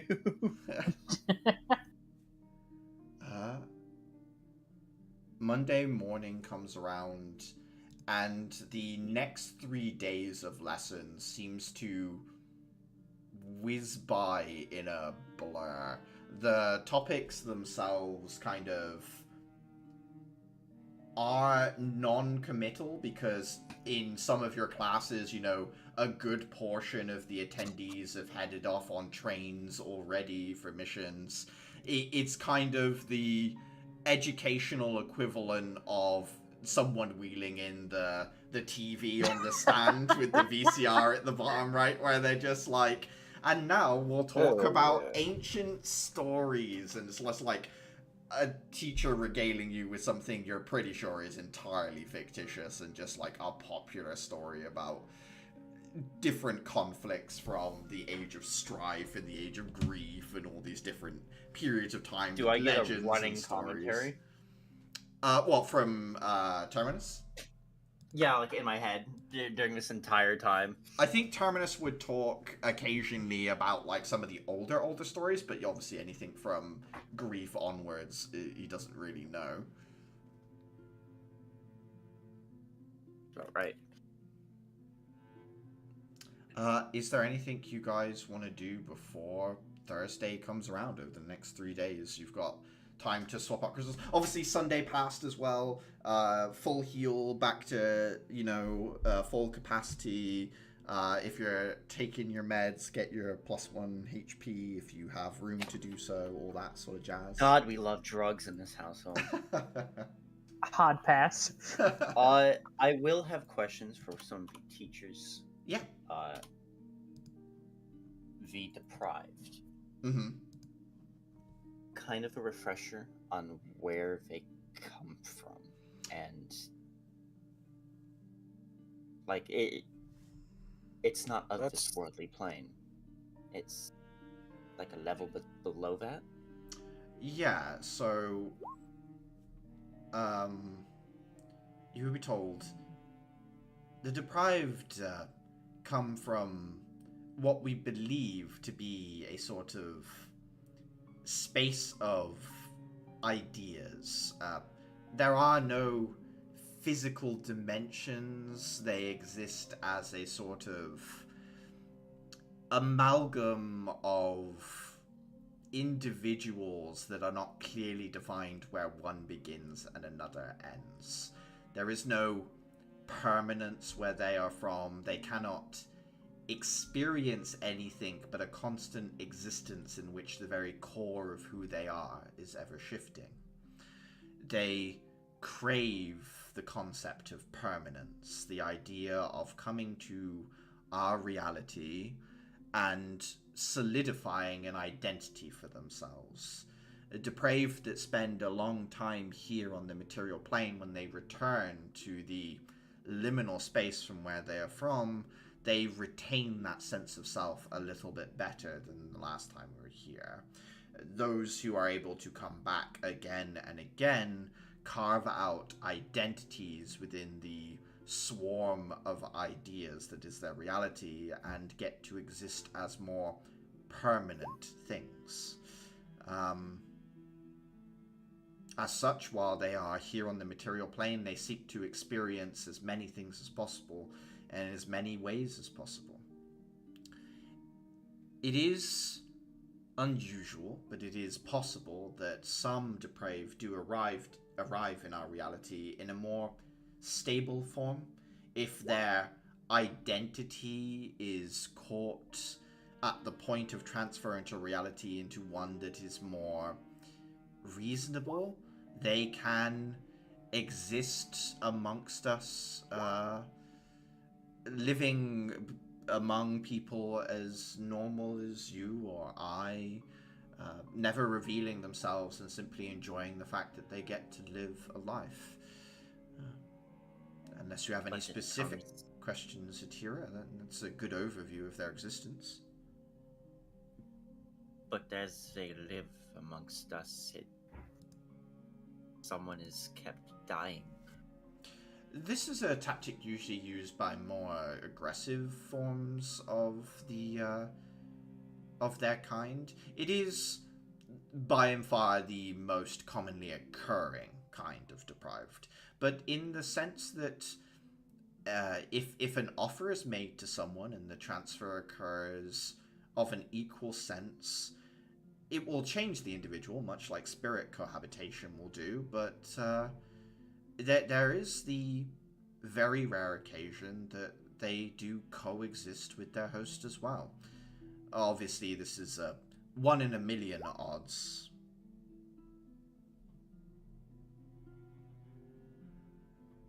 Thank you. I think I have everything I need. Of course. She is going to, day before mission, she's gonna go to the spell crystal place. She's gonna cash in the voucher. Yeah, getting is it 4th level crystal? Yes. What are you grabbing? I'm going to grab Banish. Banish it is. Look. Wait. I'm just sitting here looking at Hypnotic Pattern thinking, man, this would be great since we're about to have a group of people probably to deal with. But, So, do you have access to Banish? she had a voucher Isn't to Banish get full? a higher level. Ah. True. Yeah. Thank you. She won a prize. I'm gonna prize. 'Cause I'm that good. At cheating.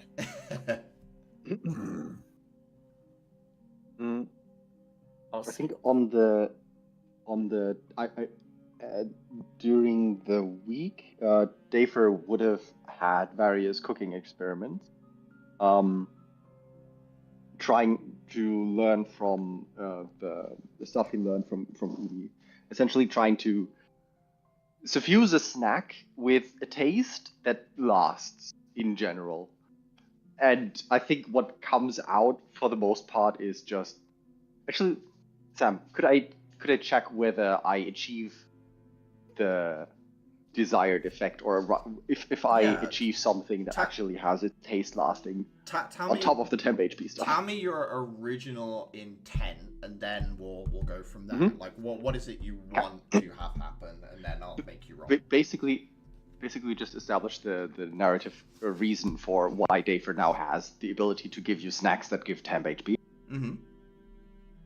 And as described in the chat, that would make sense to establish via the entire thing effect going wrong in an experiment, kind of in a food experiment, basically. Yeah, I guess my question is, what is the snack, and what do you want it to taste like?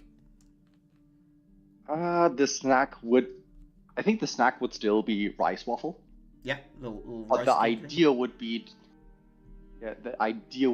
to, I think, for starters, suffuse it with, I don't know. Actually, what is a good? I so rarely, I never eat. I tend to. Taste would be They tend to Lime. be like sweetened, in my opinion. But Mhm. sometimes they're just like pepper as well, like simple like salt and pepper stuff. Actually,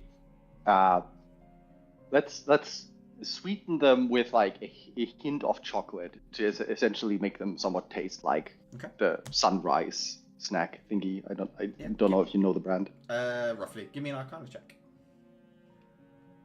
Okay. Let's see if they are tasteless or not. Pray for yourselves. 22. Come on, where's the?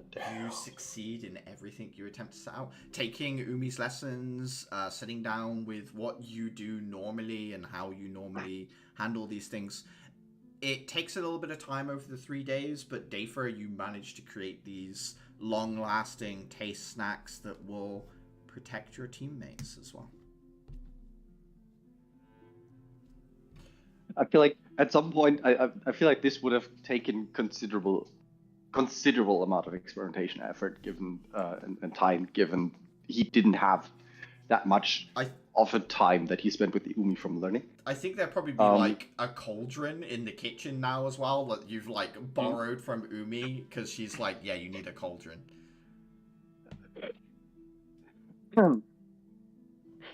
So Dafer essentially having had to deal with like burning wood under the cauldron, Yes. and having like various specks of ash or so on him, And like, who's not ash, black stuff, Soot. not ash, soot. Thank you. No worries. Burst into, like, after eating one, it'd be like, oh, this actually tastes good. Burst into the kitchen. I'm like, I did it! I did it! It holds up like a fucking normal looking rice waffle. True. Yeah. What did you do?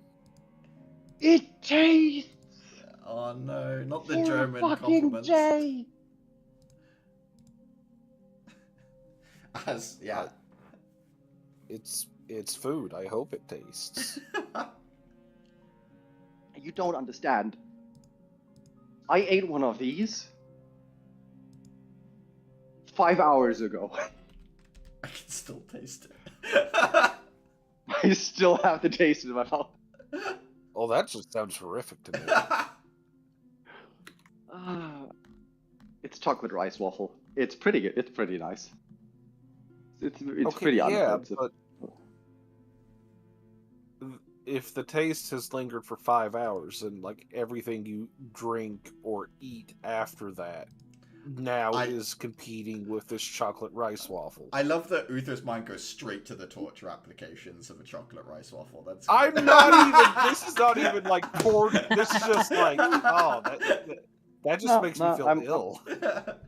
Nah, that actually, I'm on board with that. That actually is pretty sweet. However, that is a side effect of these snacks in general, and these. You know how you feel a bit. I do my best for breakfast so that you guys can be your best during missions and so on. I think these can give you a similar effect, but a little bit quicker.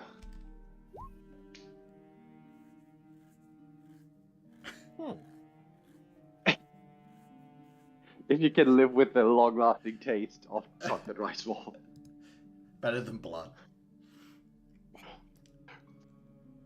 Okay, yeah, so Dayfur finishes the snack stuff. Atira did some questions about Deprived. Anyone for anything more before Thursday? I don't know if Clara wants to do any setup for the slime portion of what she wants to do on Thursday or not. Yeah, I mostly just need to get them acclimatized to the bag of holding. Yeah, so you just spend some evenings putting your slimes into the bag of holding, taking them out, seeing how they respond to it. Is that the sort of vibe? Pretty much, yeah. Yeah, give me an animal handling advantage. Ooh. 28. 28. I will say that yes, all 3 slimes have adjusted. No, 4 slimes now, right? All 4 4 slimes. now, yeah. Yeah, 4 slimes have adjusted to the bag of holding and transportation there within. Turns out slimes absolutely do not need to breathe, so. Yeah. Just don't want them to be too spooked. Yeah. And no setting fire of the bag either, so. Also, good news. And the fabric slime... It would be really awkward if I was like, oh, I need something to carry these slimes. And the guy was like, here, take my bag of holding, that should work. And immediately I burn it to a crisp. I think the fabric slime is frustrated by the bag slightly, the textiles one, as he like runs his tendrils over trying to get a piece of this magical bag, only to realize it can't consume non-magical objects. So it's just like mashing the bag against its slime face. Just like... Who covered this? Snack. Is that in the middle of a fight, Dayfur, or is that something that happens before, ahead of time? I mean that is actually up to you. The effect of my feat just says when consuming the thing you get the benefit. It because if you just consume the snack, it doesn't say anything else. So it's. I think that everyone has the snacks during the week, so that everyone has the temp HP. Mm-hmm. But also, you would have them on you if you wanted to hand them out during a fight as well, Dayfur. I guess that's how I'll do it, shall we say. Yeah, well, in this scenario, we split up, so it would be more like we have them. These last for 8 hours, I believe. and well, everyone would already have yeah, the they temp lost. HP anyway, Yep. right? Yeah, so But that, I can hand them the snack for later, and then they can yes, just that eat it that whatever, is true. like a potion. I just think that in terms of where, if it's not discussed, I will assume that they are just on you and you can hand them out. Basically, that I'm just thinking Okay. of what my Check. baseline understanding of what's going on is. That's all. Cool. Ah, okay.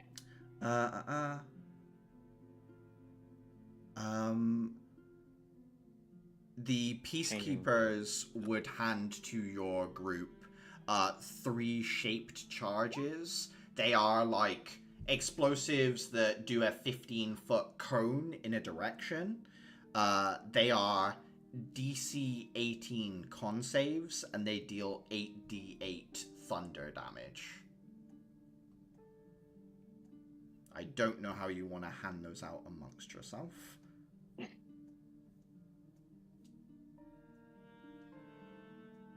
Just like you pop it and it does a cone in front of you? Technically, they are placed down in an area, and then you activate them either with a action using like a crystal twig or using shell energy. So you can activate them at like a 30-foot distance as an action. And technically, you can activate multiple at once. So it's an action to activate one or more of the explosives that are in range of you. Cool. How many of those have we got? 3. I mean, they're pretty much solely for Atira and Uther for their mission, right? Since we split up. Yeah, they mentioned... Yeah, Clara and Uther. They mentioned that they would be good for disabling any trains down in there. That is one of the uses they mentioned it for. Obviously, ultimately, it would be up to you in the end how they are used, but...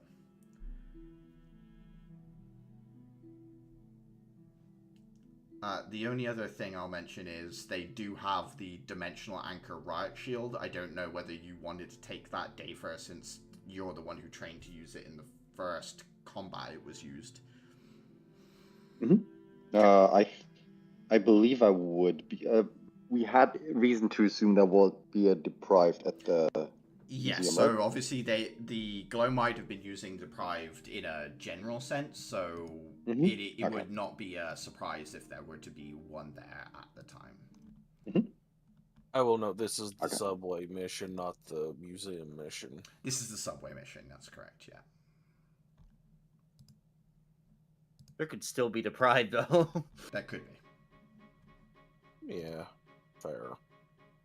I had like half a thought of something to try, but I don't think it would work out in the end, so I'm just going to ignore it. If we are at the sort of peacekeeper headquarters where you went before, you would be in a room with about 30 or so peacekeepers that are strapping on armor, grabbing their weapons, things like that. An individual would come forward and say, my name's Corporal Anir. I'll be under your command during the mission, but mostly I'll be handling the deployment and the movement of the troops in here, and those who will be setting up the wider cordon as well. He'd be the one who hands you the explosives in the shield and says, we'll be getting on board a train that will take us into the station, at which point we will close the station off, and you'll be allowed to infiltrate as you see fit. As you do so, we will slowly close the circle on the location as well and provide as much support as we can. Hey, can I make a quick insight check? Or, yeah, I guess it'd be perception. Do I sense a spirit nearby? You do not. Okay.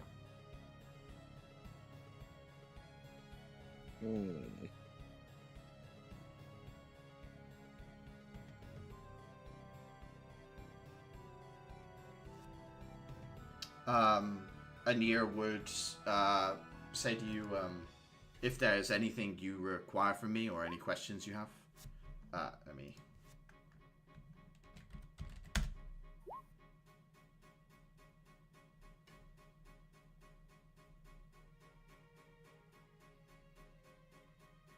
I mean, I'll take the riot shield. As for mission, I don't think we have any idea on what to expect in our second location. I believe we don't have much to prepare for. Unfortunately, the diviners that we set to attempt to magically obtain information about the space below encountered some amount of interference, potentially a dimensional anchor of their own or some other protection that they've been using, which would make sense. It's not been discovered up until this point and is very much in the heart of the city, so there's likely something preventing us from seeing further.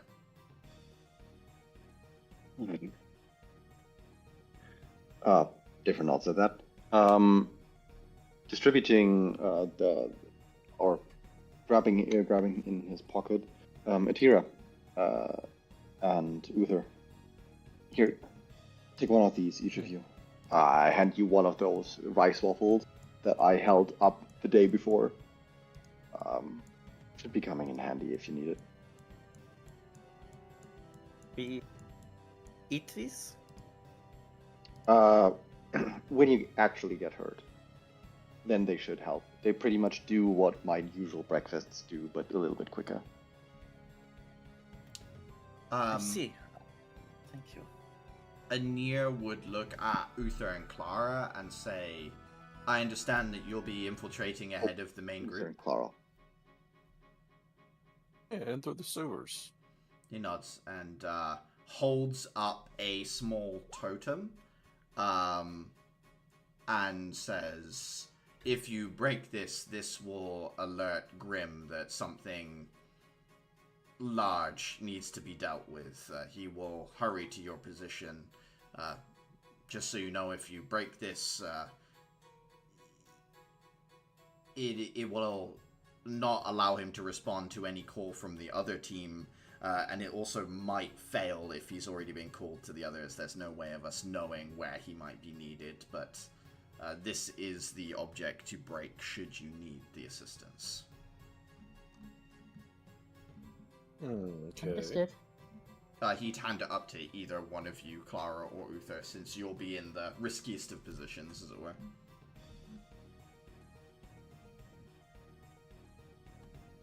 You want? Yes, my weapon only requires one hand, so it's probably best I do. That'll work for me then.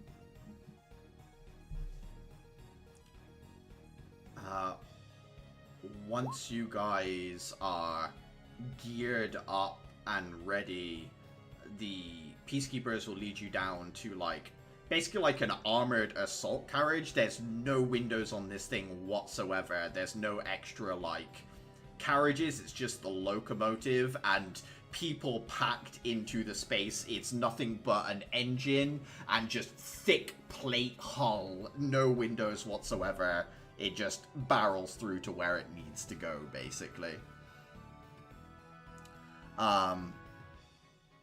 Is there an angry spirit in this one too? No, big old Crystalm engine at the very core of this thing.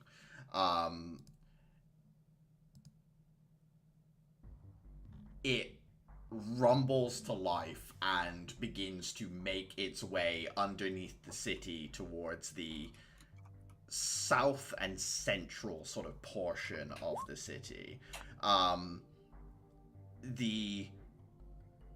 A series of different signals go out from this train as it's moving along, and different switches on the tracks turn on or off, essentially redirecting all traffic in the wake of this train. As it arrives into the old station terminal, peacekeepers disembark. You see that there are already some semblances of these police forces here that have ushered people off of the platform, closed up any entrances or exits, and began redirecting trains coming from the other direction from the station as well. Stepping off onto the platform, several of the peacekeeping forces kind of move towards the maintenance train hatch, while Uther and Clara, I guess you would have been dropped off separately beforehand by the train at the sort of where the sewer and the subway station kind of split off from each other. So you guys would be away from the main force before it even pulls up to the station itself. Uther, I believe you have the map of the sewer system, so are you leading the way through it ahead of Clara, or are you guys still, like, splitting it evenly between you? What do you want to do? Probably just a small conference confirming route, and yeah. Mm-hmm. Are you in the front, Uther? Sure. You'll give me a perception check.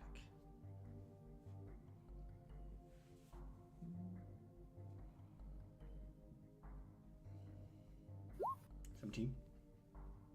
Can I also get a survival check from you as well, please, Uther? Oh, no. Nice. Very nice.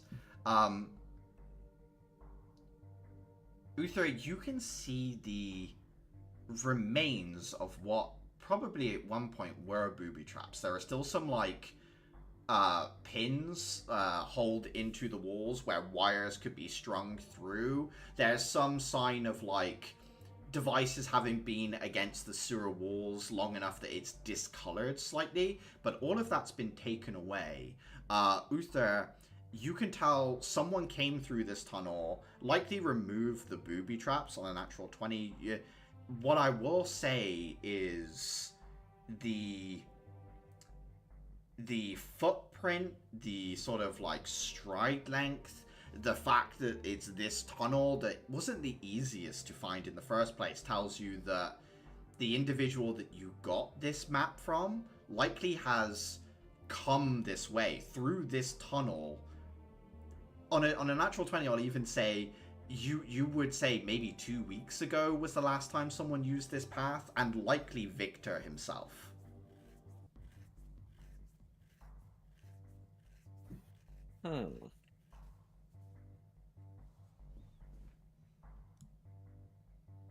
Well, that makes our jobs a little easier.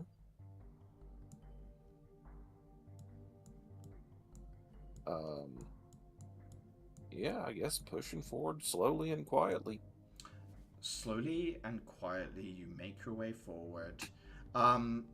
Clara, as you're moving through the tunnels with Uther leading the way, Victor Howell. How do you want to, or what do you want to do with the slimes? Like, are you trying to like gather more as you're going? What's the move here? Well, I'm gonna unbag the slimes for a start. You unbag your 4 slimes that start probing around the sewer system, kind of like the walls and the liquids and stuff, kind of interested. I'm gonna like snap my fingers to get their attention and like pillar. Yeah, they all fall pillar. Do you sense friends?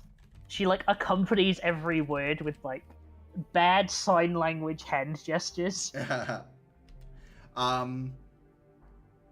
The textile and the ferro slime would stand up tall, but the other 2 would not.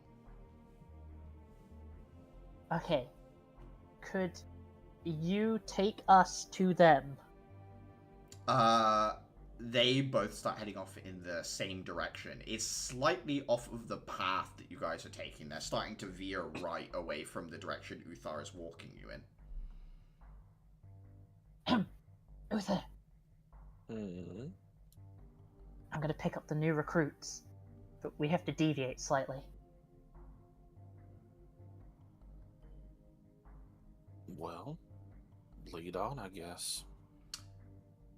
You guys peel away, and you eventually find yourself coming to one of these like tall junction spires where different levels of the sewer system all feed into a sort of waterfall deluge of liquid that comes down into a lower pool. You guys are about halfway up a maybe 30-foot pillar, basically. So you're like 15 foot above this water as it's down below you. But as you come out and you see the crisscross of gangways and walkways and pipes and stuff, you see there are pharaoh slimes at present kind of like boring holes in different pipes. And as like one of them pushes through, the water pressure comes out and they sort of get like pushed back off and like splat against a different section of girder and then reform.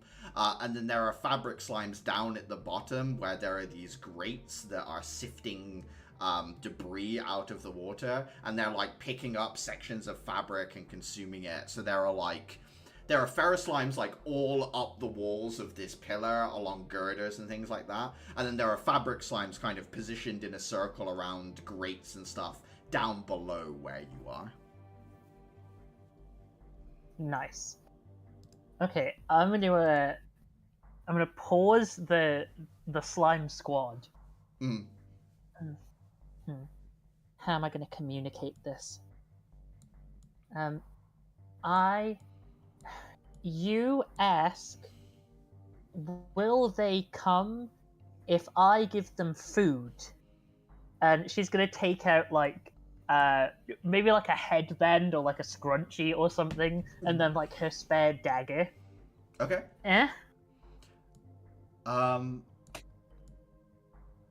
I need you to make 2 different charisma checks with advantage. Your pharaoh slime has a +2. Your fabric slime has a +3. Okay. 19 plus 2, 19 plus 3! Those are my boys! The 2 slimes kind of eke their way towards the respective colonies that seem to be working in like coexistence here. They pillar towards them, and both sides pillar back, and you watch as there seems to be like a series of clicks and tones and noises that are like barely perceptible over the water, and the different objects are held up and handed to the largest slimes of each colony, which accept them, and then the 2 slimes roll back to you, Clara, and pillar in a like affirmative sense to you as they start slowly coalescing, dripping off of girders and like crawling up towards where you guys are. 2 masses of different slimes start to congeal towards you. I will pillar to both in turn, and then turn round to Uther with my hands on my hips. I knew we could do it. Yeah,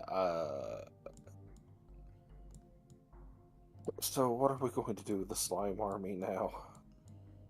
Well, part 1 was getting the slime army, and then part 2, we have to continue through the tunnel and block off the exit from them, and then hopefully, when we're close enough to it, maybe the tablets will start working again, and we can like actually signal the assault. Continuing And forward. we'll signal the assault with a bomb. Or that also works. Returning to the path with the 4 ooze boys in tow, and then just 2 huge walls of slime that are just like following after it down different tunnels and pipes and moving through different gaps that, you know, normally things couldn't fit through, but they just roll through it like a tide following you through the sewers. Uther, you find yourself up against the other side of what is quite obviously a false wall from the side you're on. You can see the seam. You can hear conversation on the other side, although it's muffled because even though it's a false wall, it's still like full bricks. It's still coming through a wall of sound. Coming through like a full wall and being muffled. There is the sound of activity. You can hear constructs moving around, but obviously you can't see anything. Obviously you could maybe peer through one of the seams to kind of see what's through, but it looks like the wall itself needs to be pushed forward, and then it kind of goes onto a rail that can slide, basically.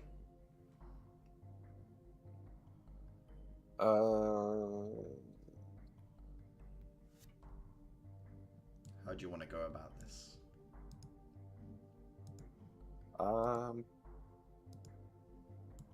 Don't suppose I can perception check to see how close everything is, can I? You give me a perception check at disadvantage because you'd be looking through the tiniest of gaps to try and peer through. Unless you've got something that will assist in this moment, but...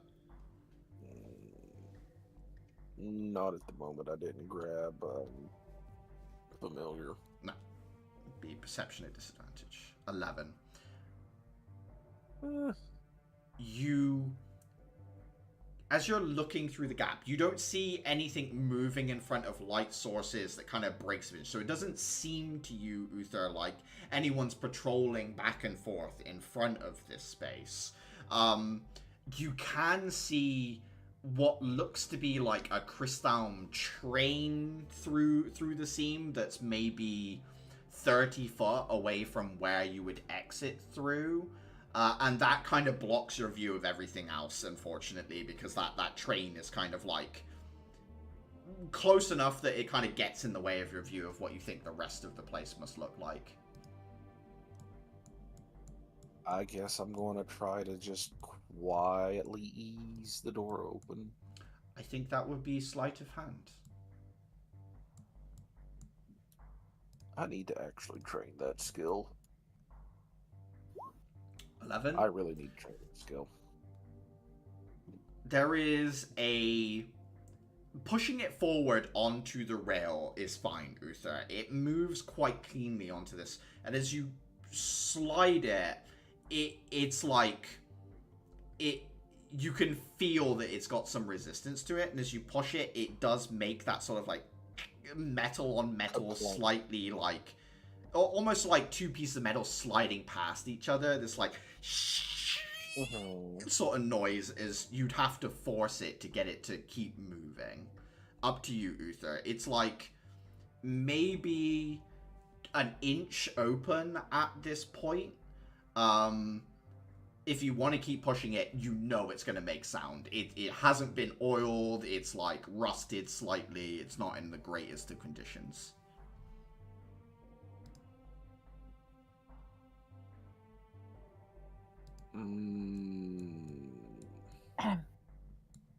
You got an idea?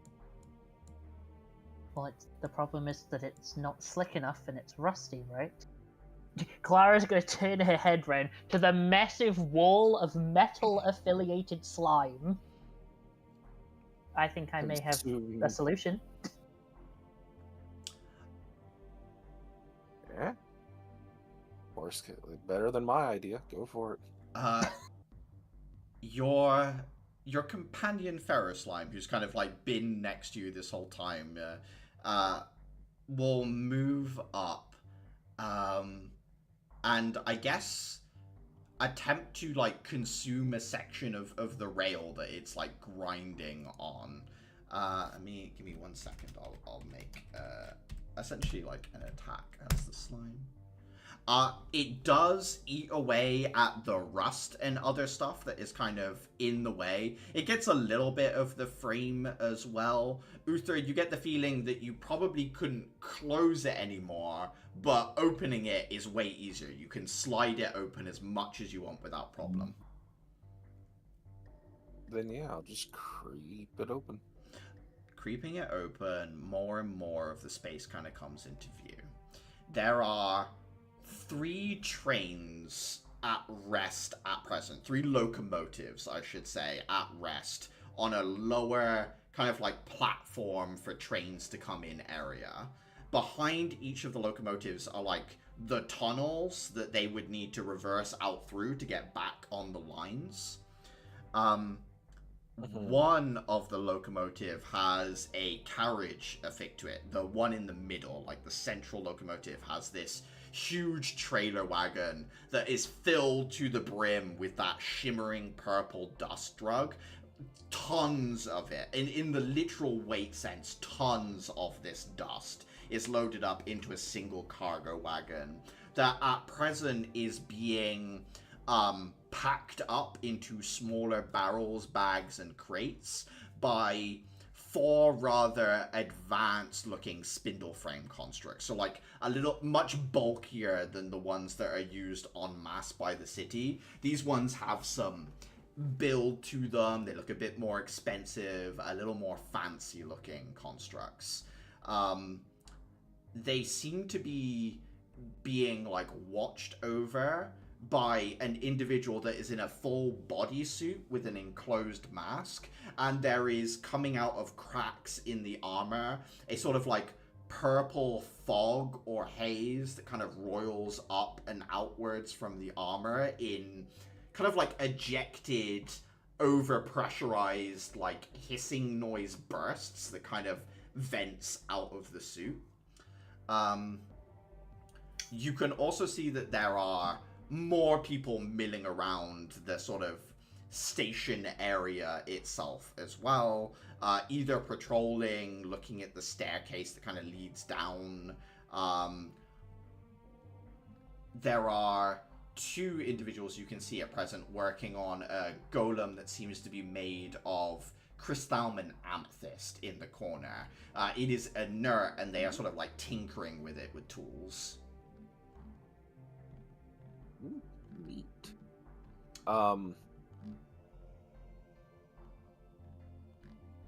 So do we think the shape charges...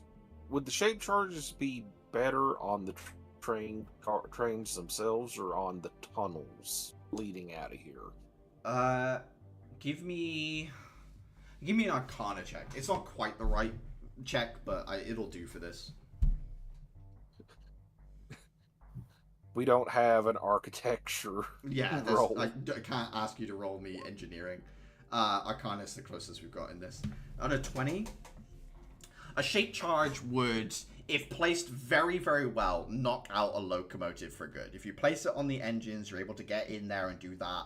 It will absolutely blow the train like engine block out, and it will be inert. If you put it on the tunnels, there's like a high likelihood that it will collapse the tunnels. It's not perfect, right? Like, it's not guaranteed.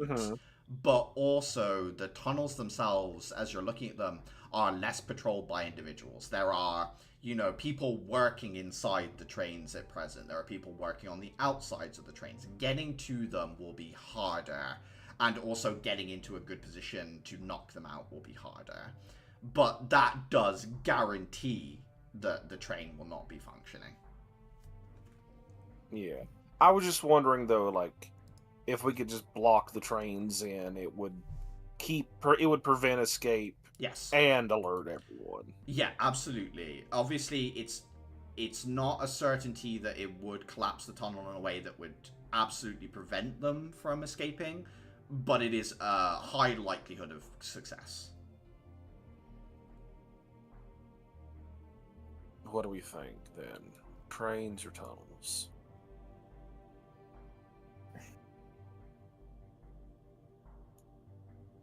I feel like the answer should be trains, right? Because these things are like pretty powerful. If they got one of those working, they might just barrel through the rubble.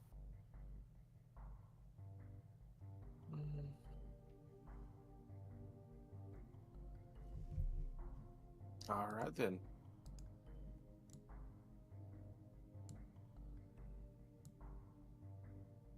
I honestly got no reason to disagree.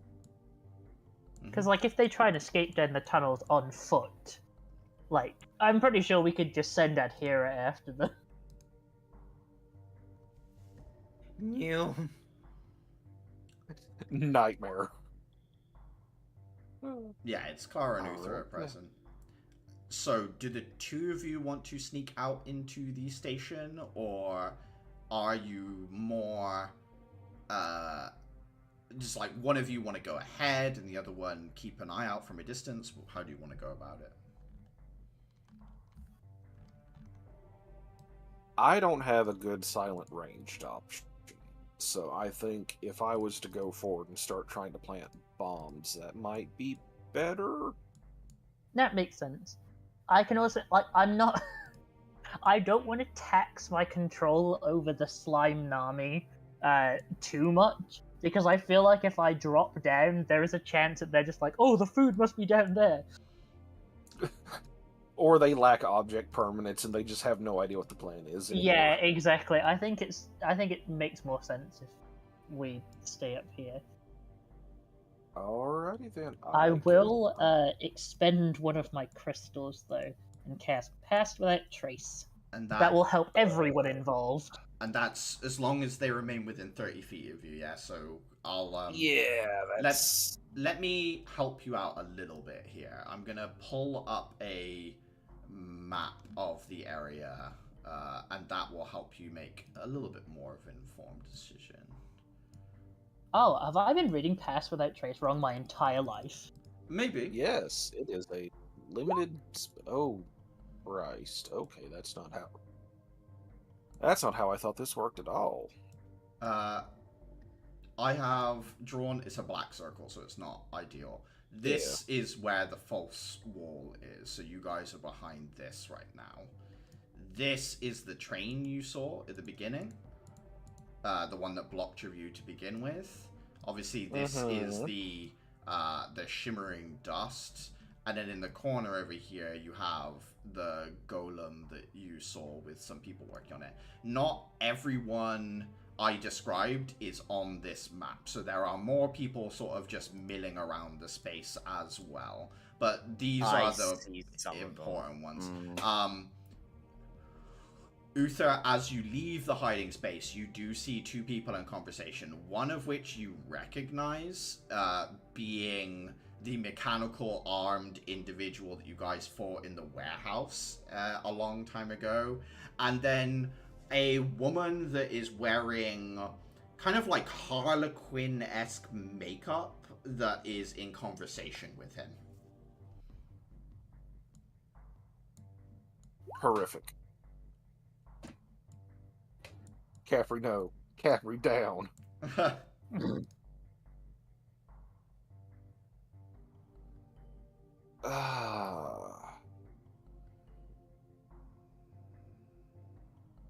What direction is this one facing? Most people are on guard are watching the stairs up this way. This is where the maintenance tunnels lead to. You're like... Basically, the rest of the class and peacekeepers are waiting in the wings just out of our field of vision on the left and right here. Gotcha. Then I guess I'm going to creep up to this train and try to place the bomb somewhere good on the outside of it. Yeah, give me a stealth check first. Stealth check. It would be a +10. Yeah, if you guys are still happy to use it, obviously 30 foot would get you to the first train. Yeah, that's fine. Okay. I'll spend it anyway, because it's... I mean, that's what I brought it for. So. Gotcha. It'll, if nothing else, it'll be good for you. 28. 28. Give me one moment.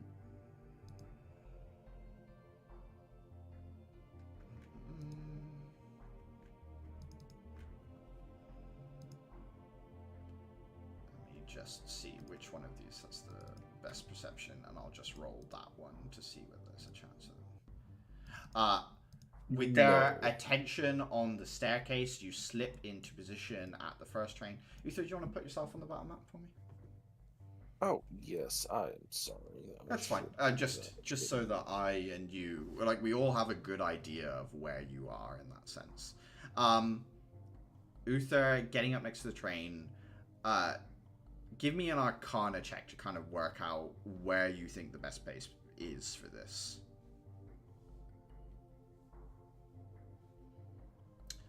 27, yeah, absolutely.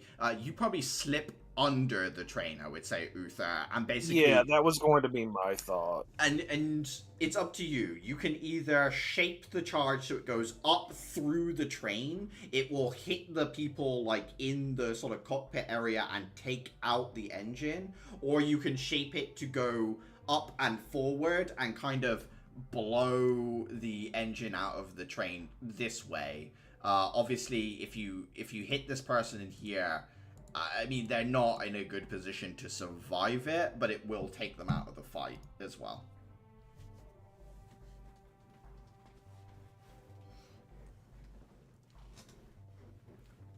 Question of morals for Uther, I suppose. I mean, I believe we were told that we wanted as many people alive Yes. for interrogation as Yeah. physically possible. So I guess I'm just going to go the chaos route and just shoot the engine out into the chamber Okay. itself. In which case, I'm just gonna mark a red X here, as that bomb is in place. What next, Uther? Or, no, anyone else really, but I think mostly Uther in this situation. Where do you want to go from here? Give me 1 second to double check something from the shell stuff. Mm-hmm. Can I ask a quick question? Yeah, of course you can. Is Vishwan the metal armored person with the wisps of smoke? Mm-hmm. Okay. Yes. Just wondering which one it was. Yeah, that is the one that's venting the kind of purple fumes, yeah. Okay, raise step does not work like that. Okay.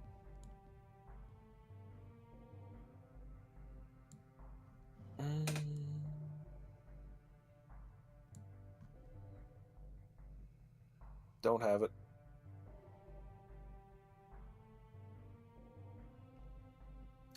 Uther, give me a perception check. Okay.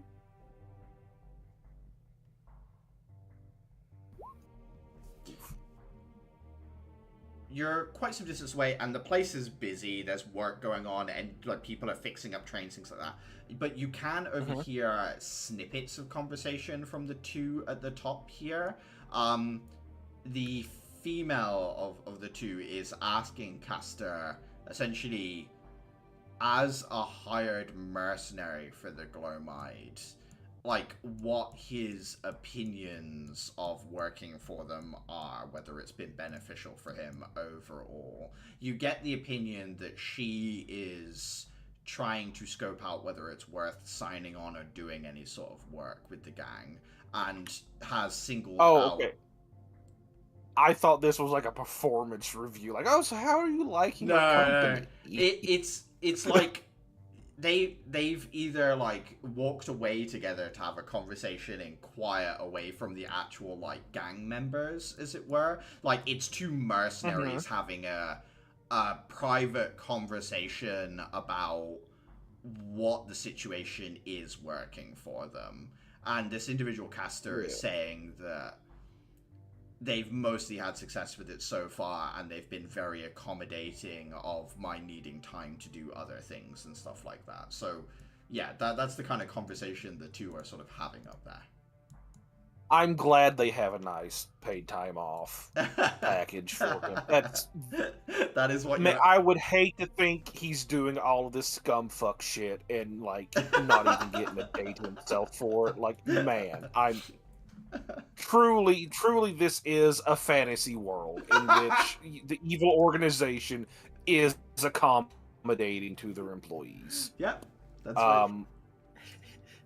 You hear her say to him, "Hey, did you hear that Vesper's doing a show next week?"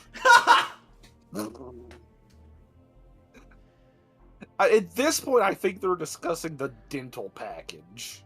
She's got some teeth on her. She does. She got does. Some choppers. Down. Can't stop me. I'm about to be single. I'm about to be cuffed by religion. Yes, an age-old issue. True. What's the move, Uther? Apologies to the DM. I'm hesitant to just do a straight dash. I'm almost wondering if it's worth trying to skirt. Trying to skirt, yeah. Yeah. Do you want to head for the central train, or do you want to head for... Obviously, there's more activity around this one because it's got cargo. There are people buzzing around this one. I don't know whether you want to try and go for that one, or whether you want to go for the other one first.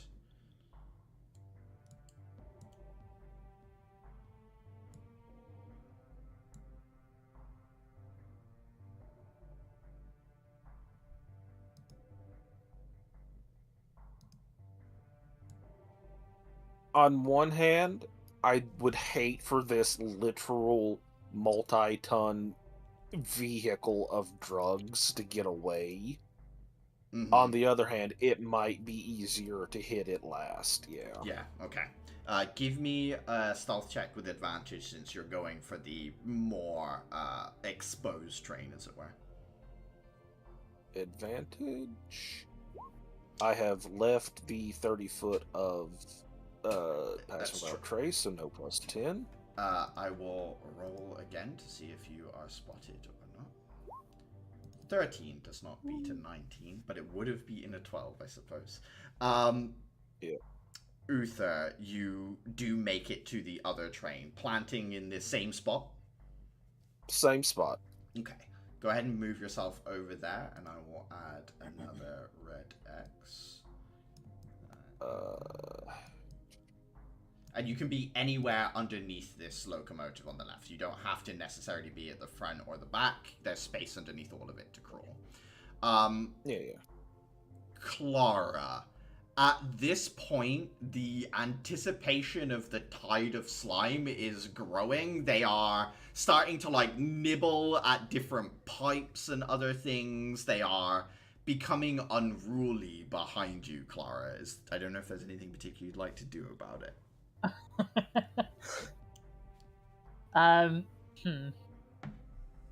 My instinct is to be like, oh, I'll sing to them, but that's probably not a good idea right now. I'm just saying, if you release the swarm, that will give me a distraction. But it also probably neuters the swarm.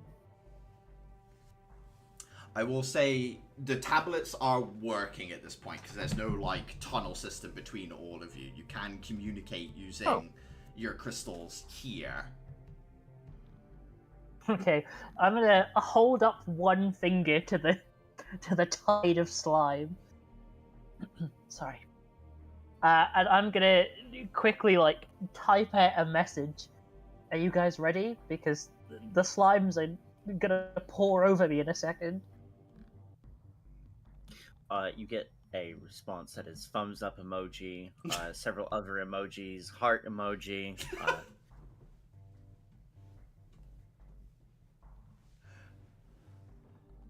Do I get anything from someone sensible?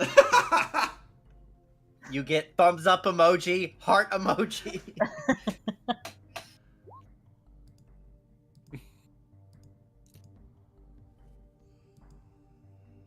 No, I'm doing a mental joke to myself. Not even Uther can make sense of that one. Okay. Caliban, can you give me a history check? That I can. Oh, yeah. That I can't. On an 8, the unicorn effigies at the front of, like, at the very top of this train station, you recognize as being a symbol of a sort of alliance of noble families that were in the past when Empress City was kind of like in its earlier days. Alliance between your family and the other 2 top noble families. So this station you're in was potentially going to be built at the behest of and for the 3 noble families, one of which is yours. That's the only thing I'd say you'd know on an 8. Like, you don't have any specific memory of what this station was all about, but you do recognize this symbol at the very head. So Caliban's got dibs, is what I'm hearing. Technically, this is Caliban's dad's place. although likely long forgotten. But enough for me to know, to remember. Well, you definitely recognize the symbol, which kind of leads you down the path of like the only reason they put this much effort into putting like a triple-headed unicorn up here is because it represents that alliance. So maybe this place was built for your families hundreds of years ago. Gotcha. Doesn't really inform anything right now, but yeah. Yeah. I guess, yeah, Uther, what do you want to do? Do you want to try and call for people to burst out and use that as a distraction, or do you want to try and make the dangerous slip underneath as quickly as possible? How are you feeling about it, Uther?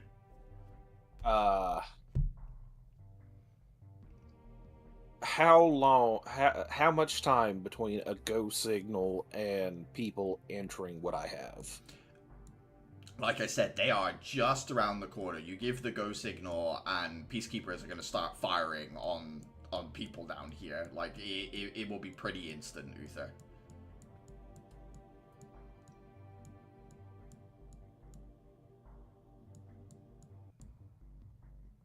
I almost want to put like a 10-second delay on a go signal, so I can try to get under it and set the bomb right as people start to enter. Okay, so I guess using the tablet you can communicate go in 10 seconds, right? Like, so basically when someone sees the message, start counting down from 10. Yeah. Okay. Give me a stealth check at... I think it would still be at disadvantage, Uther, as there is nothing distracting them at the point where you are moving across. So stealth check at disadvantage.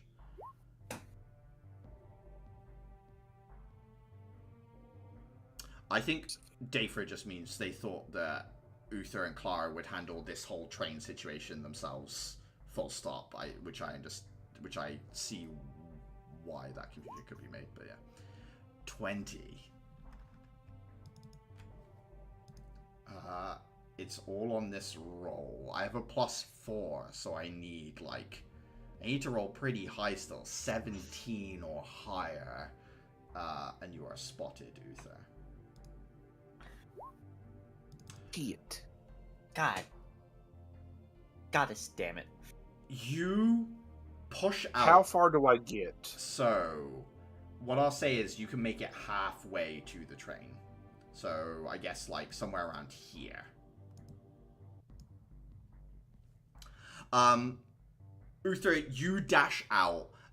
Just as you do, the tinkering on the golem seems to have completed. It powers up, and all of a sudden, Uther, you feel a force acting upon your body that you feel acting upon you every moment of every day, but never like this, as the gravity pushing you down towards the ground gets to the point where you have to get to one knee, and this construct's arm is reaching out towards you. You are essentially trapped under a heavy weight, Uther. At this point, the 10 seconds is up, and the go signal is essentially live for everyone. Ignoring the fact that there is a combat map in front of you, what would people do as they burst into the situation? Would Adhira dash towards the most dangerous looking enemy? Would Adhira, or would Caliban try and get to Uther? Or would Caliban try and, shoot at a target? Tell me what your characters would prioritize in this situation, and we'll go from there. Go towards Uther. That man is fucking squishy. So Caliban is rushing to Uther. Anyone else? I am staying within 60 feet of Dather. I am picking off small things one by one, just scything them down. As I have... Actually, no, I will not have cast the spell yet. So Adhira is focusing on getting through small targets. I'm gonna wait until the bombs go off, and then I'm gonna send in the tide and try and take advantage of the chaos. Okay. Because the whole reason I don't want them out is because they're not gonna know that the bombs are gonna fucking explode Yes. them. So I want to make sure they've gone off first. I have a question real quick, Hendra. Yes. About Wraith Step specifically. Mm-hmm. Once per long rest, you pass through to a foot of material such as a wall or door. Activate as a bonus action, lasts for 1 minute. Yeah. Are you intangible? Or like... You're intangible in the sense that like you can pass through solid materials, but it's not like intangible in the sense like a bullet would just slip through you. Like you... Okay. It requires like a degree of focus, like kind of like Lemillion, right, from My Hero Academia, where he has to like concentrate on each step of the process. Okay. Now, if I enter through one wall, I can do a thing, exit through another, and that's Absolutely. still within... Okay. I was just fishing to see if I could tank an explosion with this, or if I needed to get in and out. You would need to get in and out. You couldn't tank an explosion with Wraith Step. The force would still act. Gotcha. Okay. Carry on then, sorry. So, first of all, Caliban, give me an athletics check. I will do the best that I can. Mm-hmm.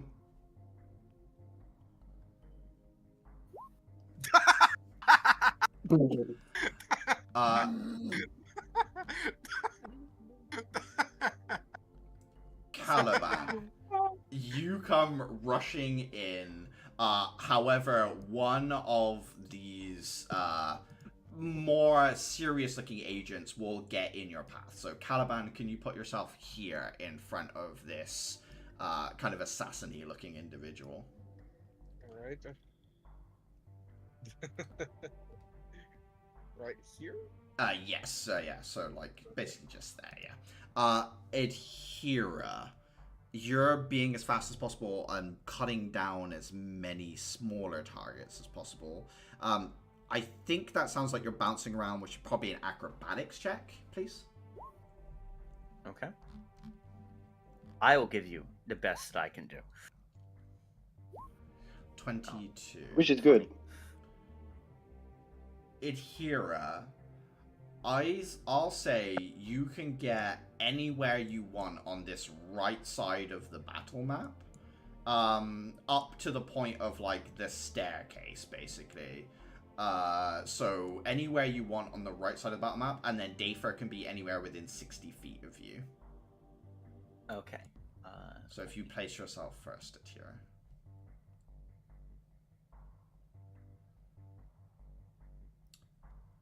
And then Dafer anywhere within 60 foot of Adhira.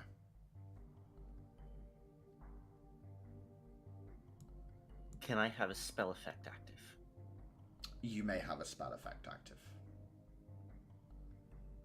Casting a spell as she runs.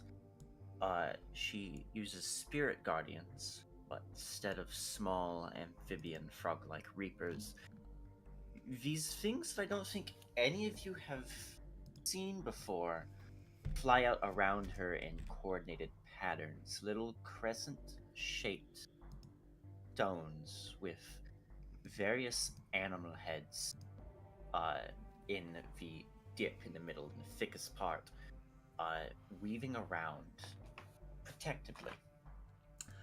Is that a radiant aura as opposed to... Radiant. Yeah, okay. Yes. And I think it's a 15-foot aura. It looks like that. Is that right, Adhira? Let me check, because I think it was either 15 or 10. It's either 15 or 10. I can't remember off the top of my head. We've done this spell so many times. Which one? So many campaigns. Spirit Guardians. 15 feet. 15 feet. It is 15 Okay, feet. yeah. Uther, are you going to attempt to push through this weight of gravity on top of yourself? Is that the... Yeah, that's the plan. Okay.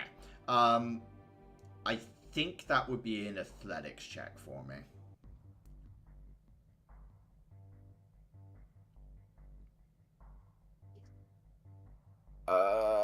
Don't Caliban it. Don't Caliban it.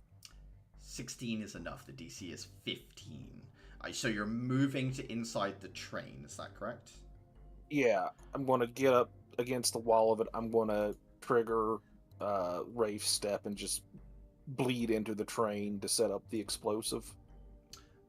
You can set up the explosive, that's fine, and then the moment... I'm going to do this one. I assume this one's empty. It is empty, yeah. I'm going to make this one a wide one. I'm kind of hoping I can bait Big Glowy into this one. Can I trigger the other two trains right now? I believe I think let me just double check the range I said, because I think it was 30-foot range. And unfortunately, that would be a no from here. Okay, that's fine. Then I'm just going to... No, I've got a minute. I'm gonna hold here for a second, then try to bait the glowy guy in. Okay. As all of this happens, peacekeepers filter out onto the upper stairwell, and gunfire starts to sort of rain down into the groups of individuals, like engineers and things, firing like essentially oh god, what's the word I'm looking for? It's like less than lethal pellets, not like bean Non-lethal bags. rounds? Yeah, non-lethal rounds, essentially. Definitely hurt, still split skin, not gonna kill anyone. As like different engineers are like targeted around the trains and things, gunfire starts to go off. I think it is time to roll for initiative, however. Yep, yeah, it is. Alright.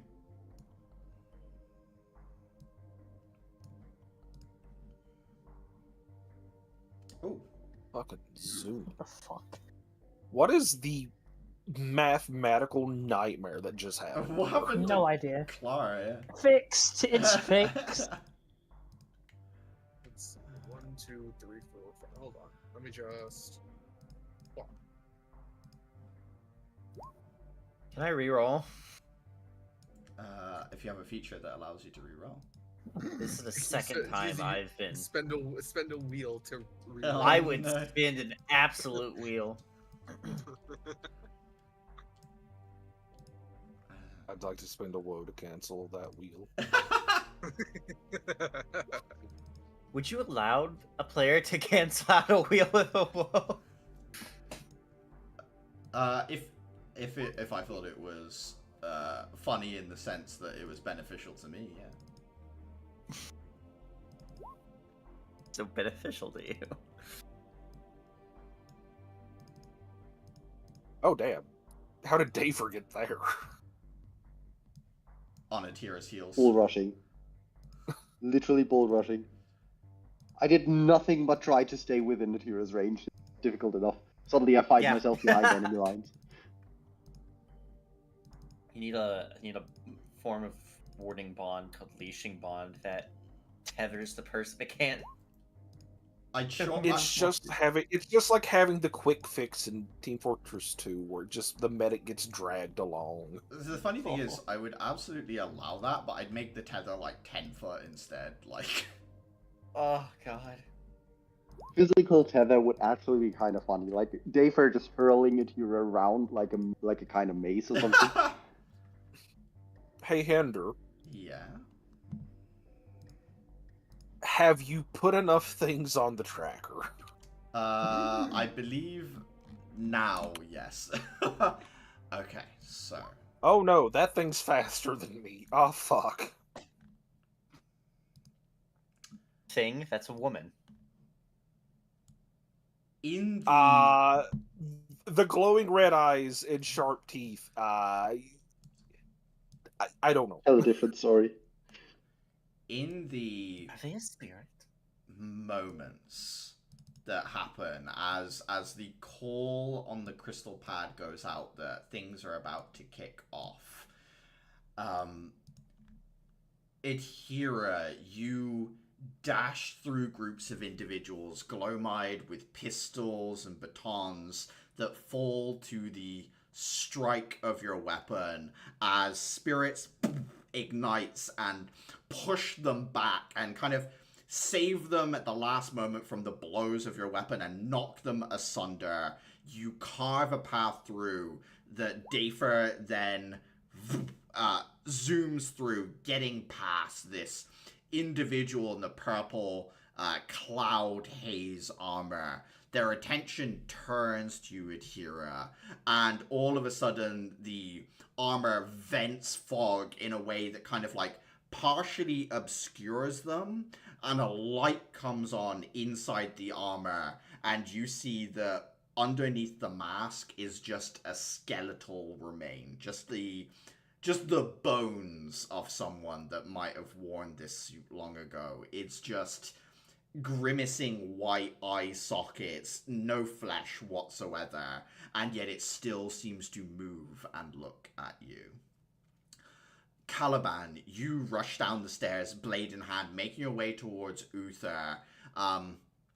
This construct has him in the way, and as he activates the raised step, he slips from it, only for the construct to turn.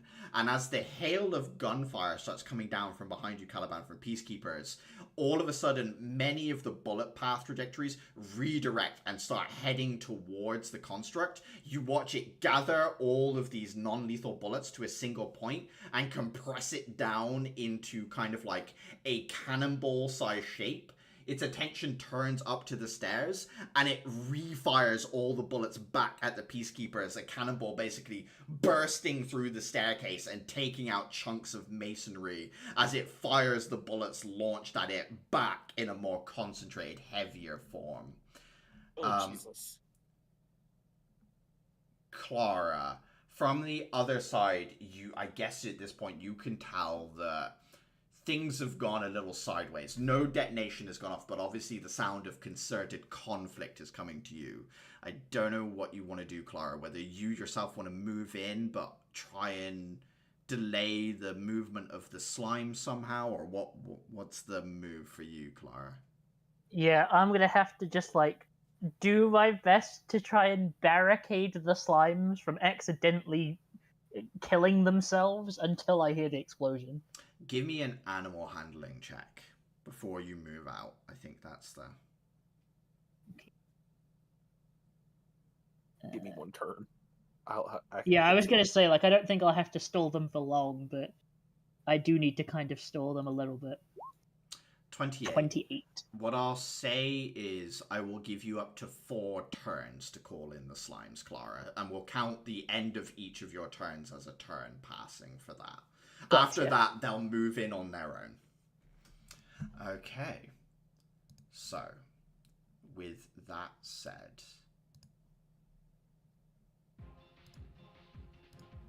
the woman up on the balcony looks down at all of this situation. She tilts her head in consideration as she looks at each of the situations sort of unfolding, at which point her body kind of like contorts and twitches, but as she does so, the physicality of her fades into a burst of electric, and then she takes a step and another twitch and her body converts into electric again, and then she flows down a set of pipes as an electric current and zips into the lightning-type rails and disappears as a charge of electric that is contained within the metal of the area.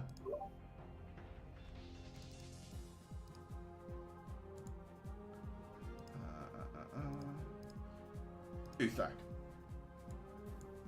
Yes, hi. Where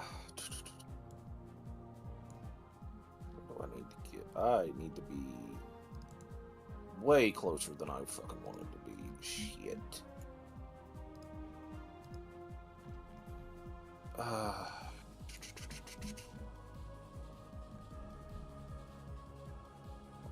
I need a book. So, like, right there is where I need to be.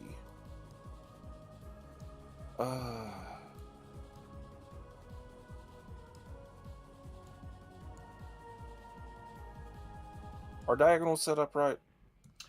They should be, but I'll just double check for you. Double check, please. It does say it's on Manhattan measurement. Yep. Yeah. Okay. That's correct. Shit. My kingdom for movement speed. Your stars for me. I got 40. I don't have to be the one to set them off. Anyone can, yeah? Yeah, that's correct. Anyone with a shell, or anyone with a shell in this case is the prime thing.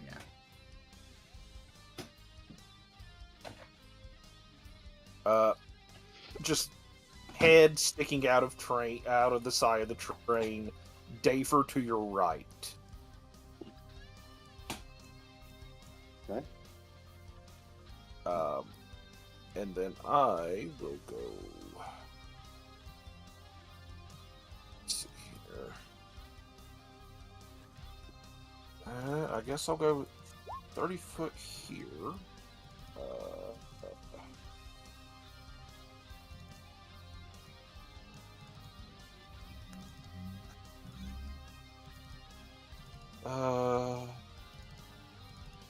Yeah, I cannot see that through. I cannot see what that number would be at.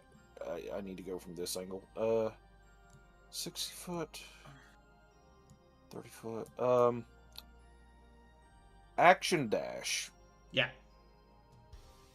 And then I'm going to set off this one. This one on the left, yeah? Yep. So, I'm blowing this one. I'm hoping Dafer will blow this one. And then I'm holding on to this third one for the moment.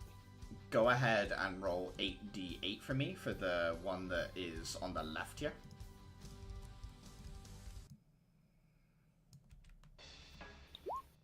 Uh, 37 points of damage. I'm going to have this one glow-eyed individual off in the distance here kind of make a dex save against the scattering of debris and shrapnel. Does make the save. You watch him turn, raise both his hands, and Uther, purple overtakes the eyes. This is someone who takes a lot of the drug in the back of that carriage, as a psionic shield, like a mental wave barrier, just puts up against all of the incoming shrapnel, and it stops just shy of him. Kind of like Matrix and the bullet stopping when Neo puts his hand up. Just all stops and then drops in front of him. Gotcha. But this train is completely immobilized. Cool. That you, Uther? That was action and bonus action, yep. This agent of the Glowlight.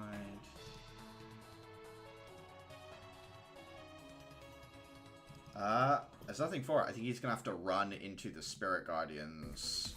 But it's 30 foot to here, and then he'll dash, which means this is rough terrain, so that's 20 foot.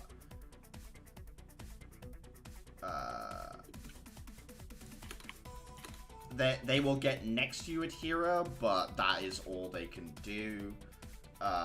Wisdom saving throw. Wisdom saving throw. They roll a 13. They fail. Go ahead and roll 3d8. 17 radiant damage, yeah. Radiant damage impacts them from different directions as these different small objects barrage them with attacks. They dodge a good portion of them, but most of them connected here. Okay. Next to you, Caliban, this glow-eyed individual raises their hand and will attempt to strike you. 8, natural 20 on the second one, though. Is that an automatic hit, or can I block that? I think crit hits no matter what, if I remember correctly. So, yeah, sadly, even though your AC can get there, it will go through. You take 8 bludgeoning damage and 3 psychic. I want to parry that. You may certainly parry that. Can I parry the psychic? I want to know Yeah, what that looks yeah, like. technically you can parry the psychic. I whip my hair back and forth.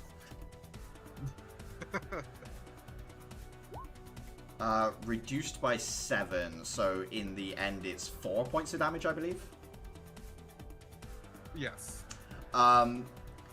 As they like go into the boxing stance, and you remember your lessons from Axel, you just kind of step in. You're able to get and interpose your weapon with their strikes, but one of them does still graze you with the impact. And as they do so, it leaves this like. Have you ever like seen when they throw the dust paint on people? I'm trying to. Is it Diwali? Yeah, Diwali, where they throw these like powdered paints. As the strike hits you, it leaves this like burst of purple across your clothing where the fist hits. Oof. This pistolier is going to be 1, 2, 3, 4, 5, 6. 1, 2, 3, 4, 5, 6. As he's just kind of closing with the individual caster at the top here, or perhaps Victor.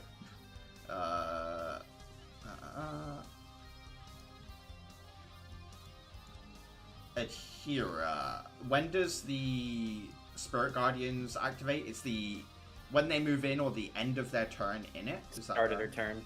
Start of their turn. Yep. Okay, then he makes a wisdom saving turn. 20. So he'll take 6 points radiant damage. 6 points of radiant damage. That does give a teamwork point to someone of your choice. I'm going to say Dafer. Dafer it is. Dafer has a teamwork point. They raise their hands, clench their fists, and then a blade of pure kind of psionic energy appears like a punch dagger on each of their hands, and they will step forward and they will swing twice at you, Adhira, aiming directly for your head. Ugh. That'll hit. That won't. You take 9 psychic damage, and I need a wisdom saving throw. 4 psychic damage, and I need a wisdom saving throw. Okay.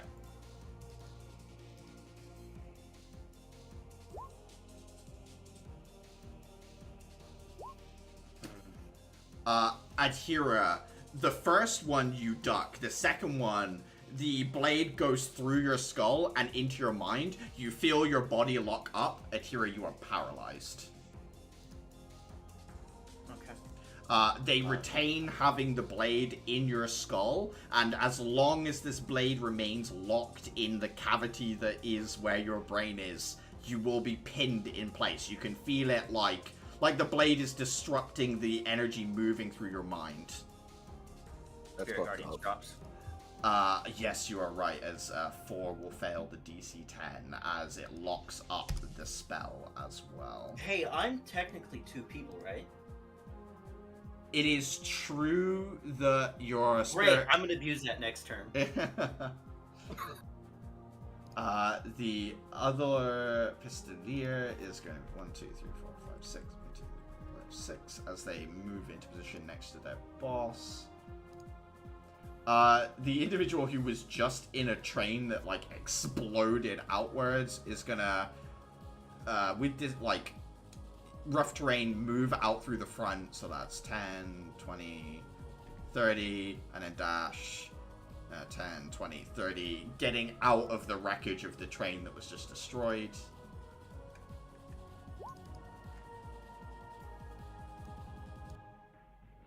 It is Custer's turn.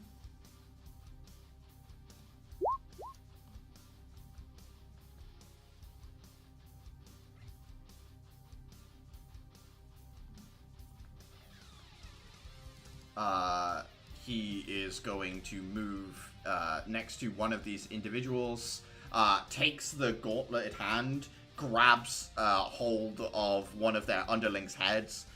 Several needles impact into their body, and they completely drain the blood from them into the gauntlet, as one individual is left completely exsanguinated next to a horrified other glowing pistolier who is, like, kind of watching their companion be completely robbed of blood. This worker is continuing to work as it packs dust into packages.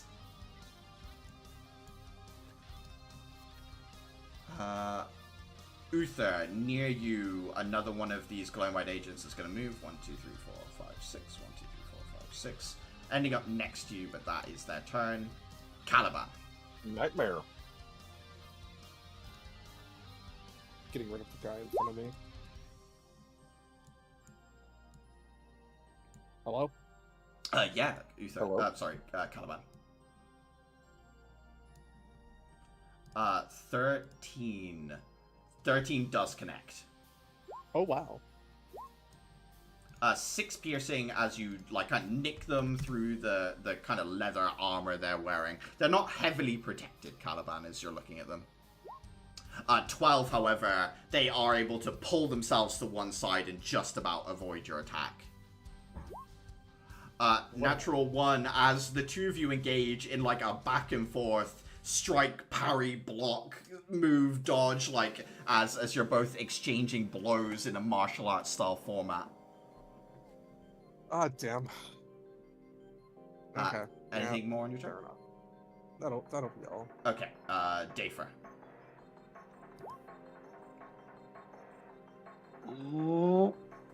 Okay. Dafer would look at Clara and or shout over, "Leaving this to you, Clara!" Trigger his overload, and then charge forward, and basically just try to, with a more stable footing this time after having learned from Exo, slightly body tackle this dude to the side, shove attack essentially, which I believe I would be at advantage at. Yeah. So that's a contested athletics check, I believe. Okay. I think they can roll dex in defense, if I recall correctly, so I will do that. Yeah. They do not manage to dodge out of the way, so yes, you can shove them to one side. Yes, which should like free the blade from it. Yeah, the blade's length isn't long enough to continue holding a position, so at this point, Adhira, you feel your body unlock as David shoves this guy to one side. Deep gasping inhale. And I would like to see if I could have like done that while like one fist, like tackled him while one fist was coming up like from underneath, trying to bury itself into his stomach. So that would be the main attack I would have done. Yeah. With actually, yeah, would have been with gloves. Main attack, overload. That would be normal attack. That would have been done recklessly, so that's a 17. 17 does hit for 7 damage. The suit cushions a good portion of your attack, but he is still getting hit. He also does tank smite, so that's 9 lightning.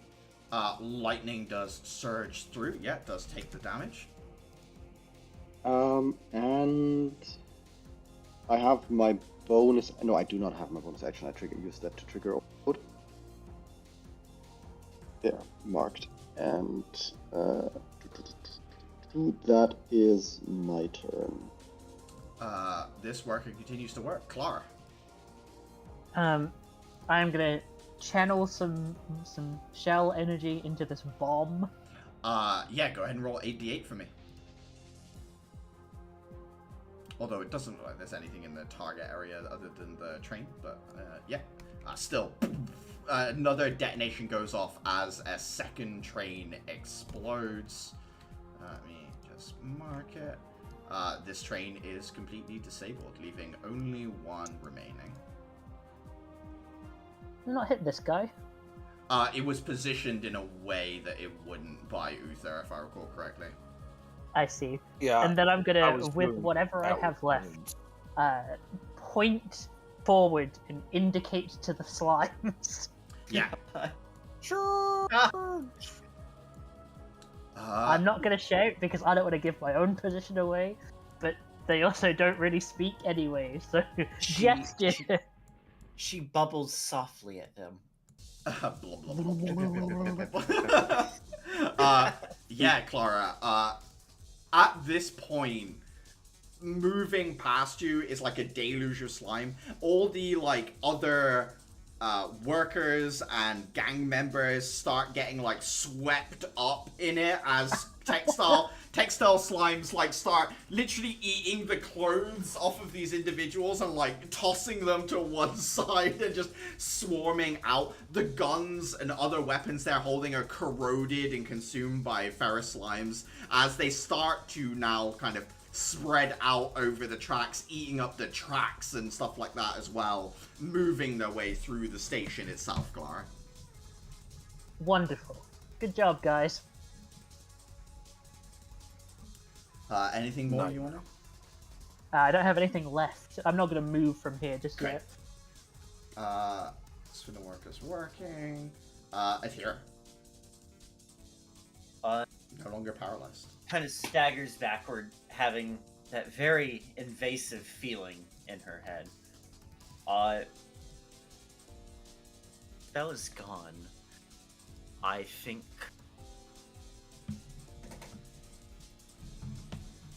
Yeah, y'all will do. As a bonus action, no. First, she's going to swing out with her scythe at the man behind her. Sort of spin around. 20 hits.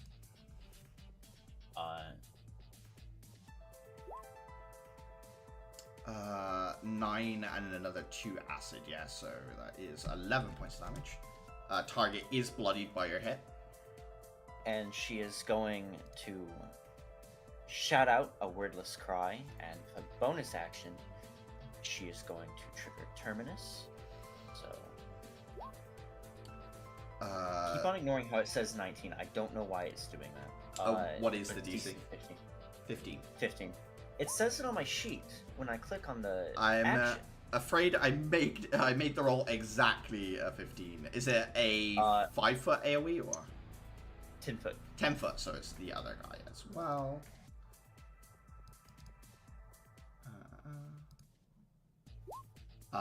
7 fails, so takes another 9 force damage, is that? Yes. Ignore the acid.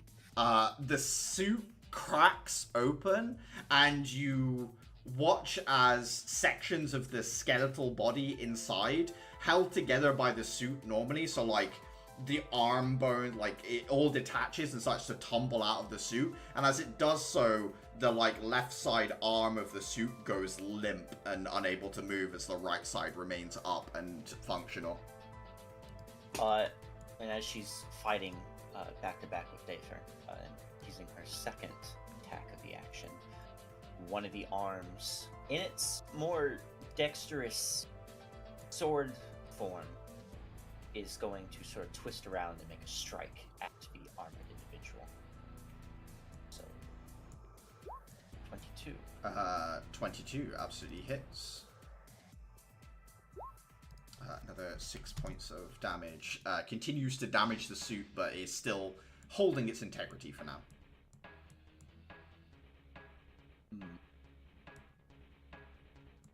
Dather has that locked. Yeah, I'm gonna stay exactly where I am, just fighting back to back. Okay. This guy goes to like climb out of this train as ferrous slimes are pouring in and just gets absolutely rivered back into the train as ferrous slimes are like consuming the train, almost ignoring him, but like as a river of stuff is just like pushed back by it.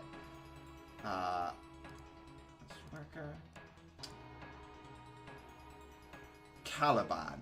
Where you are, more bullets are hailing at this golem and just kind of like curving around it, like space is curved around it, and it kind of lenses and looks funny as light bends around it as well.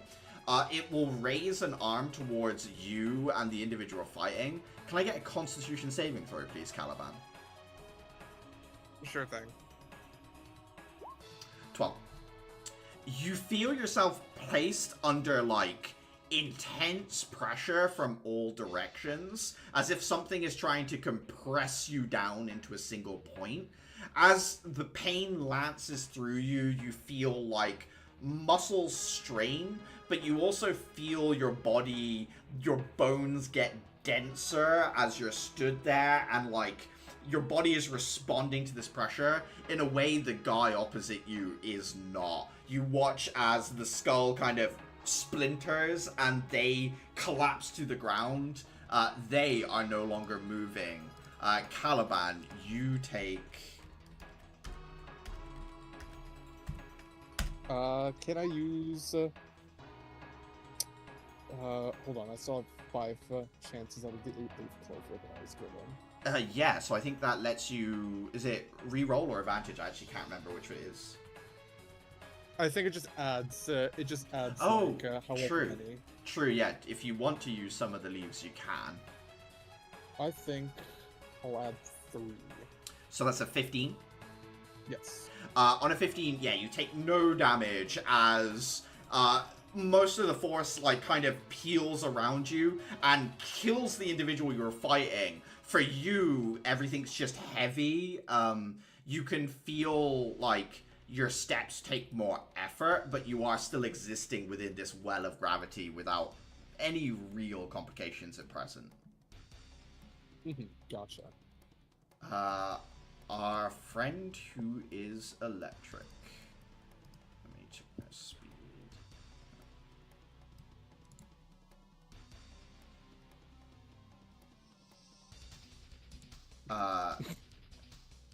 They zip through the carriage and then burst out. So they appear here as they went through the carriage and then came out through Adhira, Dafer, and the guy in the suit. I need dexterity saving throws from all 3 of you. I'll take advantage, for I saw that coming. Yeah, that's fair. 15. 15 does make the save, so you take half damage. Both of you take half damage. Well, I take 3/4. So that's 10... So 15 points of damage to Dafer, 5 points of damage to Adhira. One thing after another, I say, being on the front line. I did this to myself. Does that stagger you as well, Dafer? That is lightning damage. It does. She is going to keep that point for herself as she bursts through the train and appears here. She tilts her head and turns towards the 2 of you. She kind of like sniffs the air and says, "Shells and a spirit, delightful." And then she will step closer to you, Adhira, and begin sniffing around the lamp. Uther. Well, that's horrific.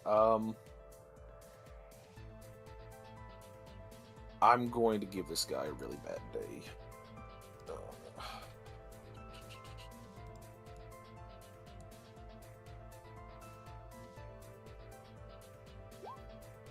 That absolutely hits.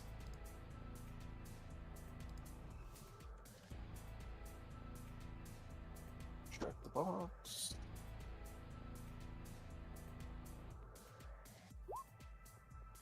Ooh. An unfortunate roll, but 13 damage. Still a hefty chunk, just shy of bloodied. Okay. 1 second.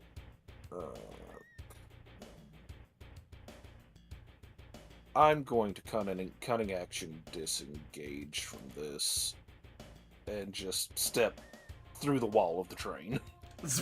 You hit him, disengage, and zip through the train wall. Absolutely. And that's me. That's action, bonus, and movement. This guy's going to make a strength saving throw to see if he is unbothered by the slimes or not. Doesn't quite get pushed along with the tide, and will make 2 attacks against Atira. 15 and natural 1, 5. I assume 15 misses you, Atira? You might be muted, Capri. Yes, sir. 2 strikes. Both are dodged. Ahira, you do notice that these individuals that sort of in assassin garb, they seem to be getting more accurate, better at reading you. Every round that goes by, they seem to be improving slowly. Got it. Murder faster. This guy is... Oh, Jesus. That is slightly louder than I thought it was. There we go. Which Pistolier is this? This is the drained one. That's fucked up. I'm going to have to dig out an old classic if you're going to keep draining people of their entire blood.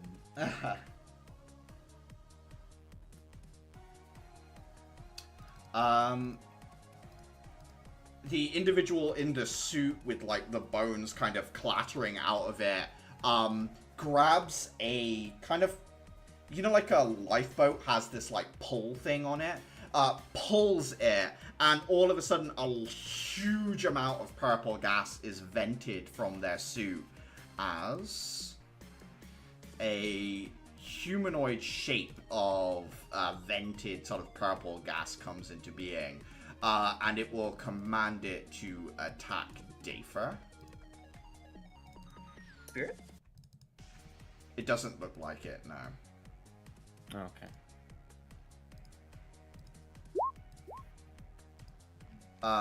Natural 20. Not a crit. I'm fortified.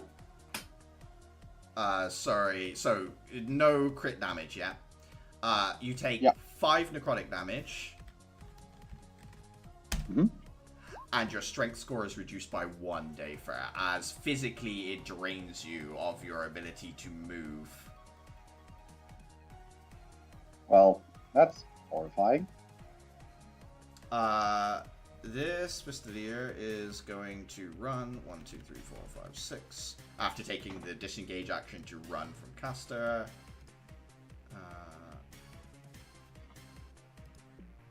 This guy is still far enough away from the tide. It's going to be 1, 2, 3, 4, 5, 6. 1, 2, 3, 4, 5, 6. Is running up towards Caliban. With a full charge of blood. What do we want to do, caster?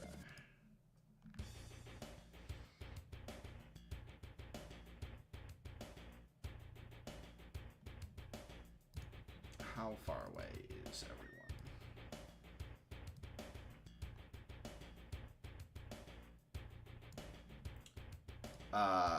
Stairs 1, 2, 3, to the front here, and is going to target the incoming slime wave, and is going to conjure a pillar 100 foot tall of fire as blood comes seeping out of the gauntlet. It then dissolves into magical energy as poof, it just roasts through a perfect circle of the slime as it boils and evaporates off. That is caster's turn. Worker's working.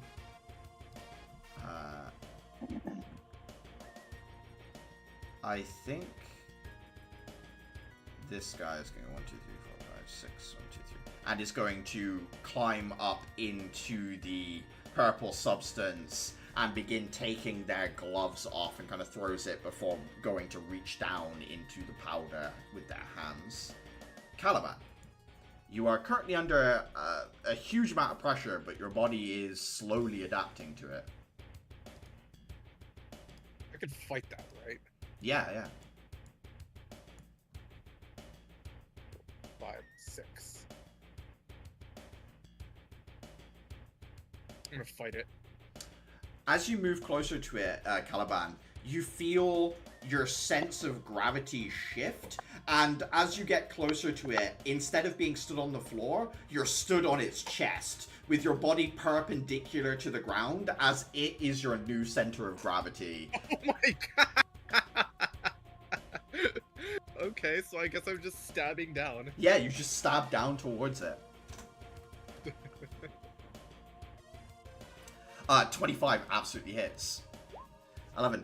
As you bring your blade down, you feel the weight of your weapon increase exponentially as it gets closer and closer, to the point where the tip of your blade, as it impacts into the golem, has weights of like a ton, right? Like you drive a ton heavy blade into the golem, it sinks down to its hill, and you're able to, you can't like pull the blade free, but you can let go of it as it's like embedded in this thing's chest.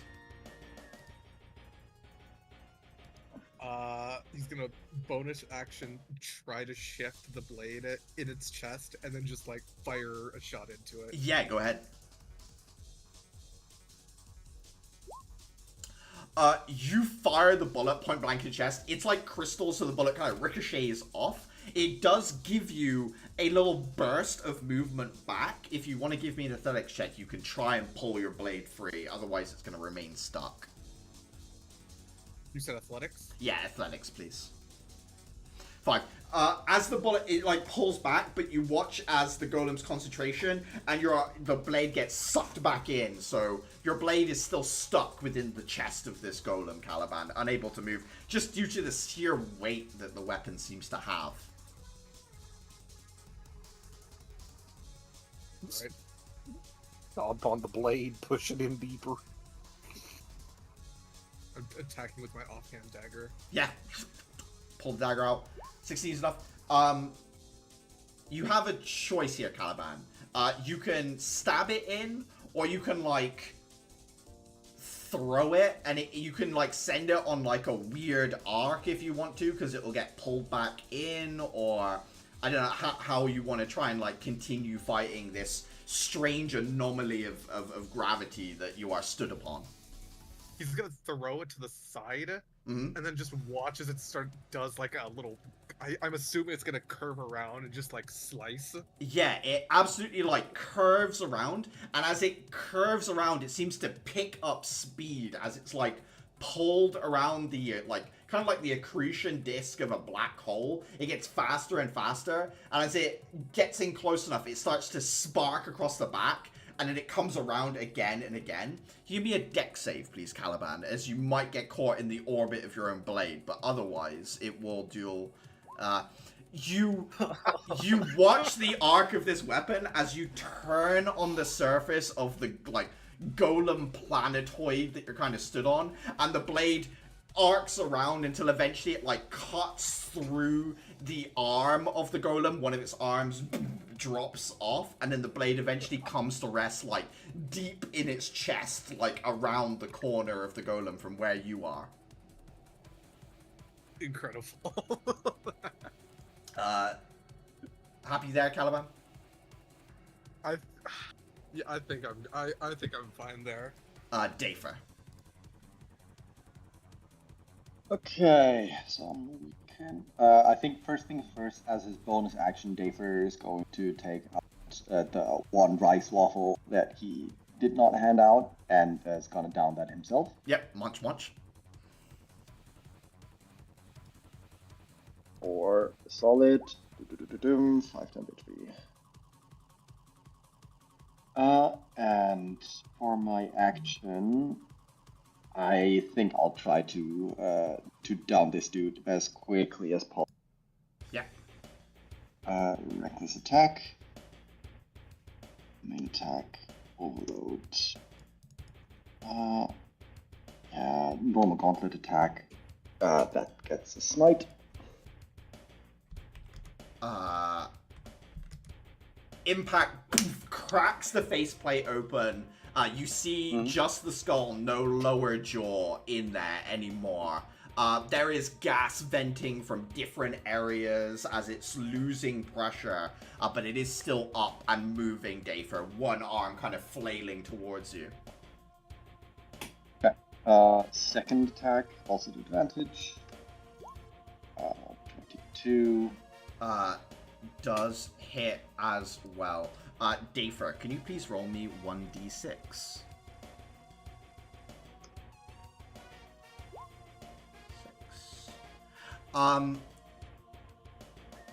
It impacts back against the train. The suit falls apart.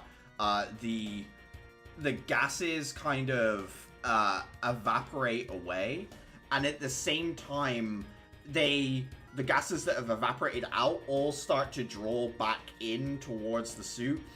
It pushes into the porous membrane of the skull, and in front of you, the skull detaches from the rest of the body, and drifting on its own, a floating purple flaming skull emerges from the suit. Yeah, I would definitely like a lot of backup in so many ways. Okay, what do I have? Good lord, what the fuck is that?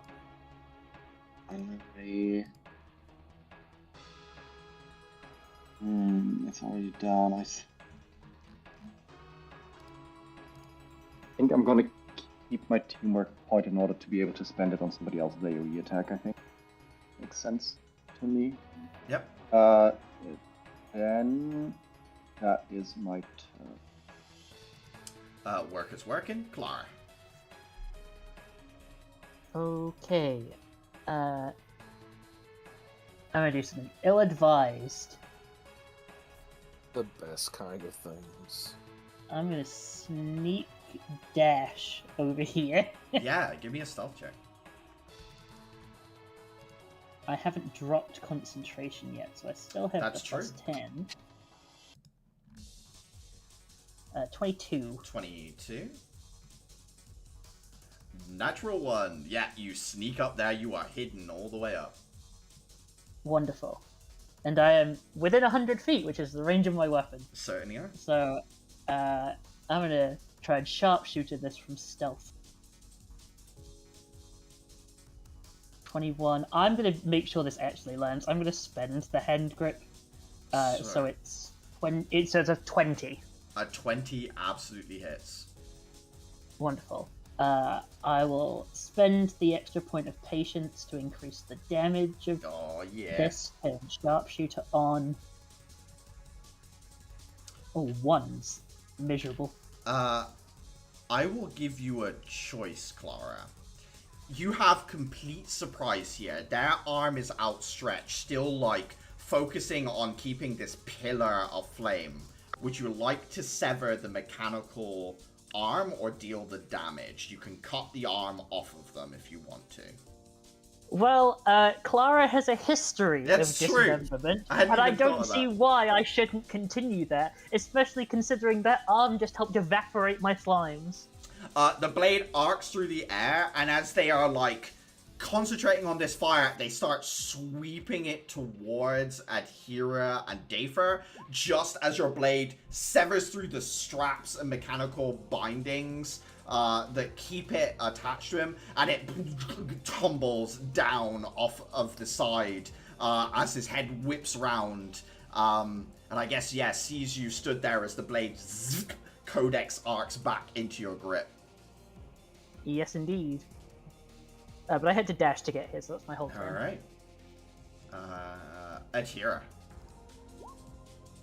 Kind of like shifting my hip away from this woman. Does she seem like fully hostile yet, or is she just pulling a Tyrion Kalos?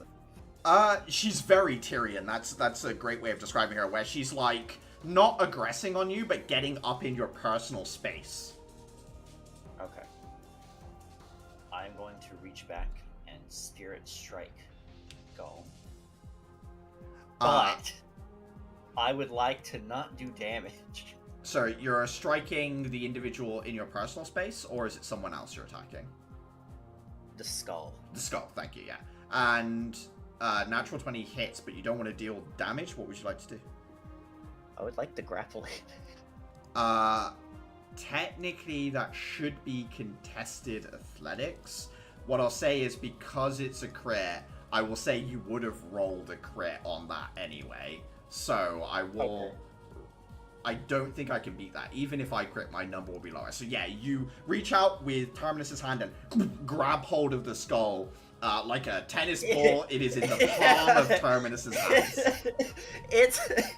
It comes forward ominously before Dafer, and just his hand reaches back and yoink, drags it away. I would like to start bludgeoning the assassin in front of me with the skull. As I make dice 2 spirit strikes using my other attack bonus. Yeah, go for it. 8 will miss. The first one, with the growing kind of like precognitive abilities of the individual fighting, they see this coming despite the complete out of left fieldness of you grabbing a skull and trying to bludgeon. He like steps to one side and like moves perfectly to go around it. It's like holding a fish. Like, it's struggling in there. Yeah. Alright. Actually, what a fucking description.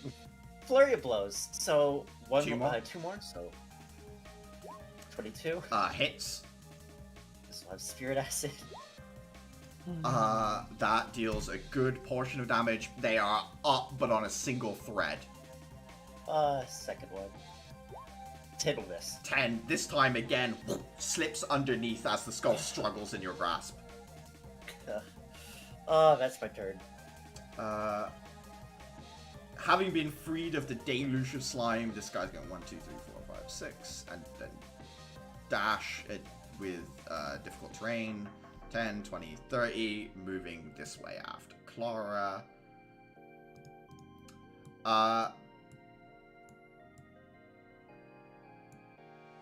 Caliban. You watch this golem raise its one working arm up towards the peacekeepers on the staircase, and then it turns its arm towards the unicorn heads, and you watch as it starts to pull with gravity the unicorns from the wall and starts moving them, levitating them over the peacekeepers that are waiting there. Is there anything you'd like to do in this moment? I think he's gonna jump over to its upper arm. Yeah. Take his dagger. Yes. And just like jam it into like into the elbow if he can. To like try and lock it from moving? To see if he can loosen it and then just manipulate its forearm elsewhere. Oh, to like redirect where it's going. Yeah. Interesting. Yeah. I think this is like, it's either acrobatics or a sleight of hand. I'll give you advantage because it's distracted as well. How he's gonna go about it is he's gonna stab the blade into the joint and kick it hard enough where its forearm will have to like, you know how like when you're at a doctor's office and they hit you with a rubber hammer? Yeah. Leg move? It's kind of like that.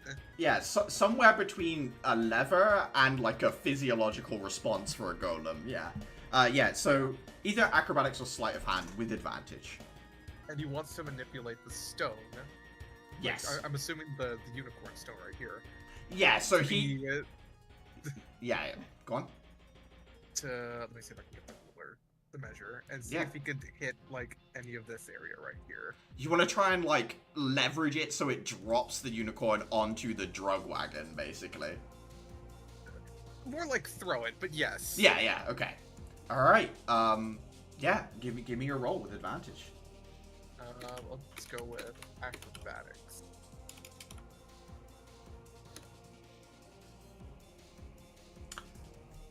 Caliban, you manage to dislodge the blade and like swing around using the fact that you orbit this golem to wedge the blade in and bring your multiplied, magnified weight down onto the blade that then suddenly yanks the arm in a direction as the unicorn heads come hurtling through this space. They slam down onto this carriage at the back, and when the dust settles, literally, none of the spindle frames are moving at all. And I will give the guy on the back here a deck save to see it coming and dive out of the way.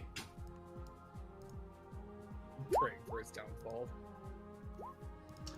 13 means they would take the full damage. He is, in fact, crushed into the drugs themselves, kind of like pressed into it.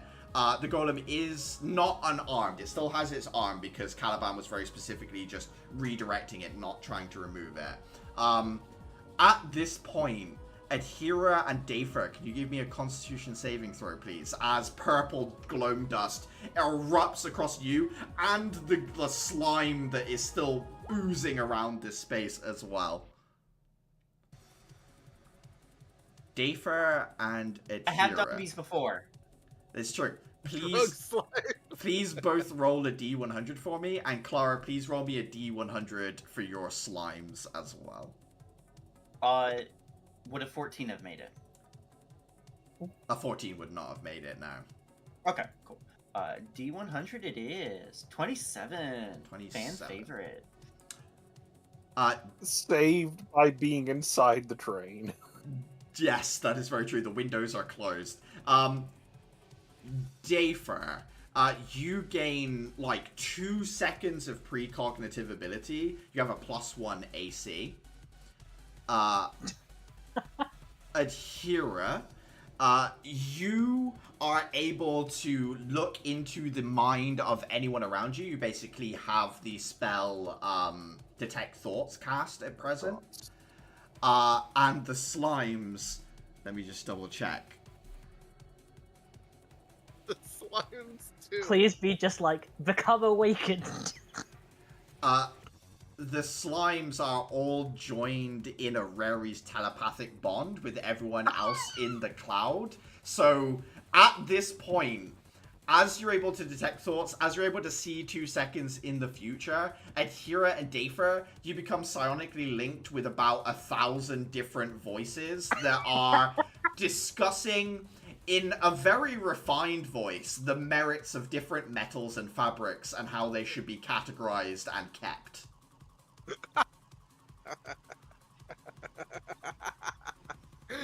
Okay, now Daver would throw in beats like while mid combat. I feel like he has the mental capacity. Like throw in like hardness of metal and difficulty. Yeah. While thus this would be a valid source. You start having some discussion with a few slimes that you can't pick out from a crowd, but their sonic voices are distinct enough to you about the tensile strength of steel and like the qualities of not rusting and things like that. Does Shocky McShockface also get put in that cloud? I think Clara's individual slimes are either like around the entrance area here. The most of the slime on the field right now are like I'm gonna call them the wild ferric and fabric slimes. That's probably the easiest way. Yeah. So, at present, no. Okay. At this point...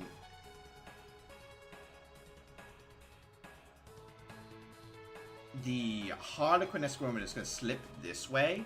Dafer, can you give me a dexterity saving throw, please?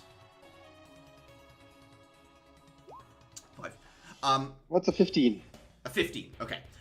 You watch as she looks close at your gauntlets and your boots, brings her nose up to it, and then runs her tongue along the runes, and you watch as she licks the engraved rune from your gauntlet, clean off, as if it's just removed from the material, and she swallows this rune down into her gullet, like just eats the rune off of the gauntlet. You're able to pull your hand away before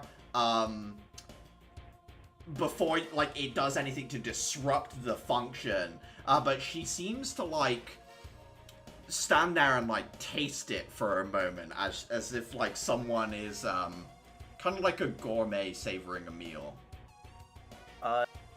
Quick question. Shot in the dark. I don't assume that was a human tongue.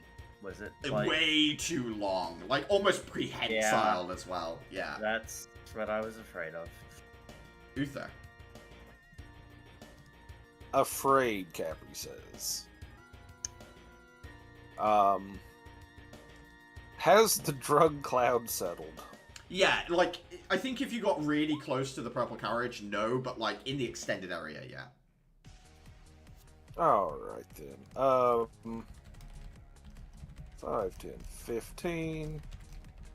Surprise. That is not what I clicked on. I'm sorry. That's fine. There we are. That's the right. Absolutely hits.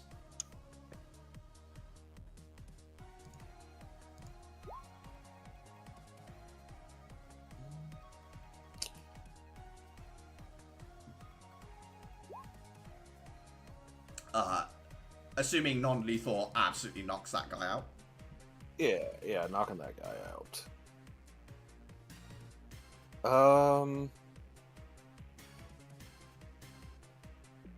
I'm just gonna keep this up. And head back into the train? Yeah, absolutely. Yeah. That you, Uther? Yep. I think it's just the skull. The skull, as an action, is going to raise its original body as a skeletal remain. A headless one, to be precise. Give me 1 second.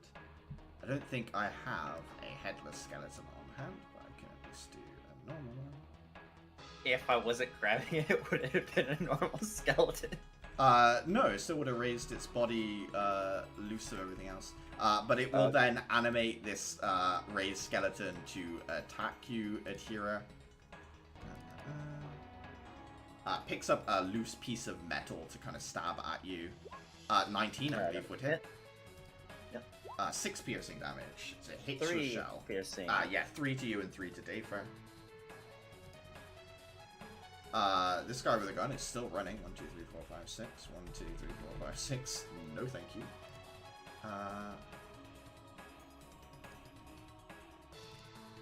This guy near Caliban has no idea what he's getting into. Continues to run to Caliban, starts getting pulled in, and just crushes against the surface of the golem. Just impacts into it as if he took like a 400-foot fall and just dies on impact with the golem. Called Aura. Aura returned.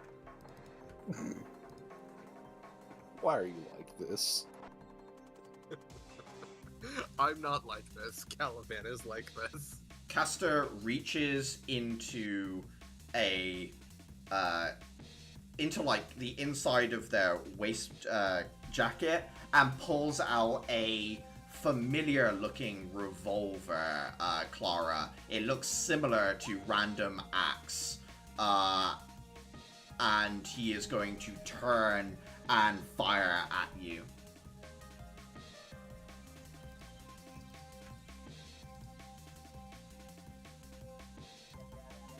Uh, 24 versus AC, Clara. Yep. Give me 1 second.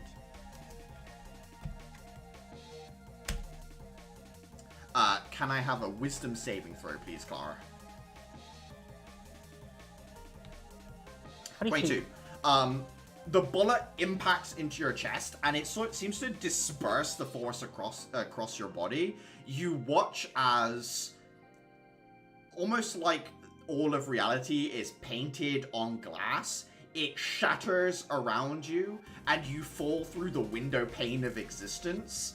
But as you're falling back, something in your mind kind of anchors into reality, and it pulls you back through the glass as it reseals, and you are not banished from this reality as the bullet crashes into you, Clara.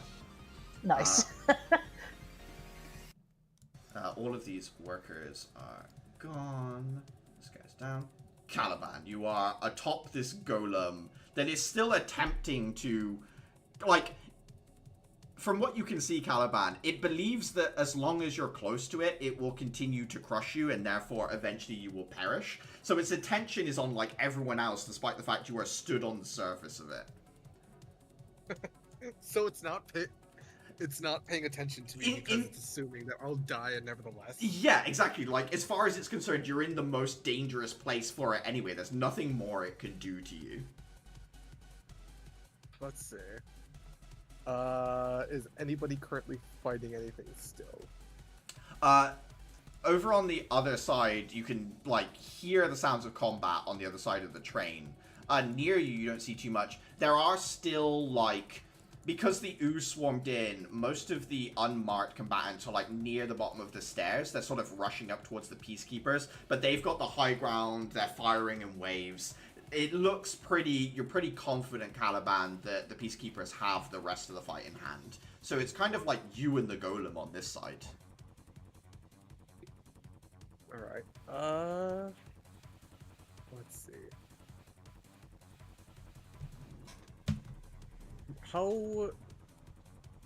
Let me just zoom in real quick.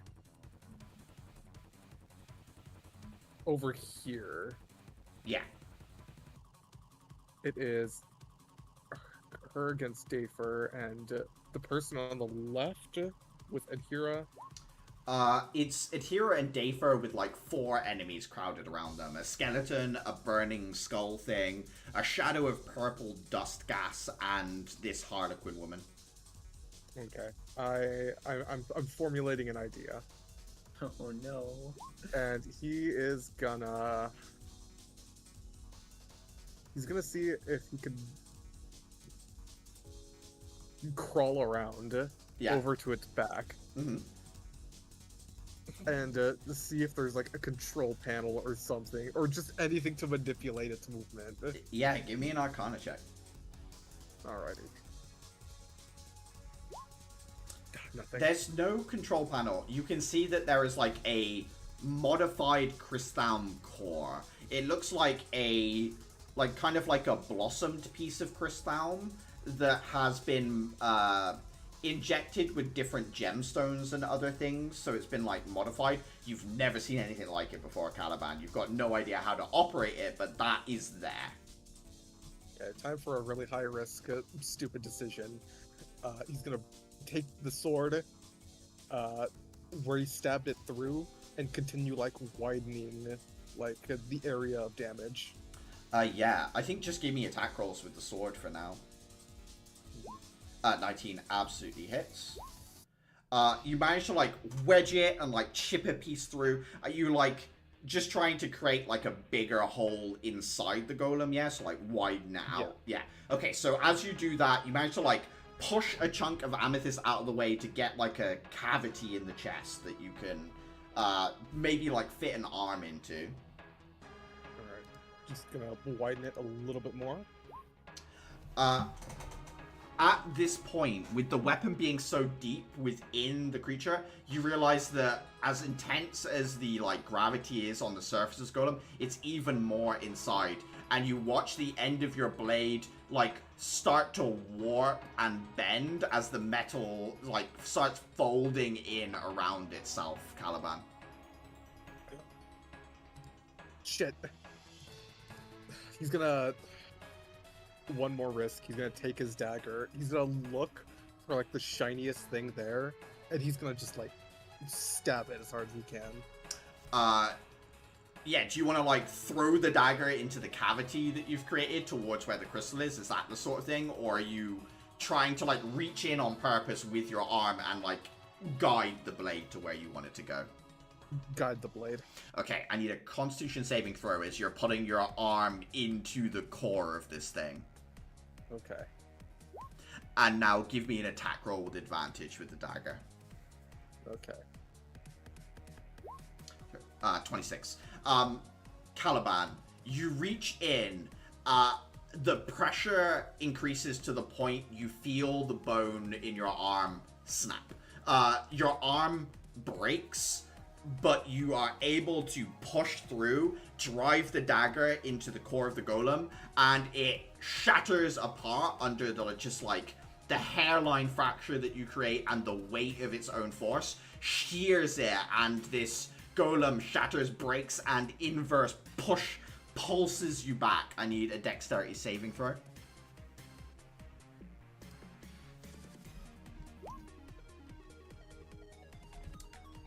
Oh, whoops. You take 22 points of damage, Caliban, and your dominant arm, your right arm, the bone inside is broken at this point. So your right arm, you have disadvantage anything you do with it, but the golem is absolutely destroyed and broken apart into pieces. Is my sword all right? As you look to your right hand side, the sword is still bent, so it's like the very end of Noblesse Oblige is like warped and curved in like a 45-degree like hook. Shit. Tries to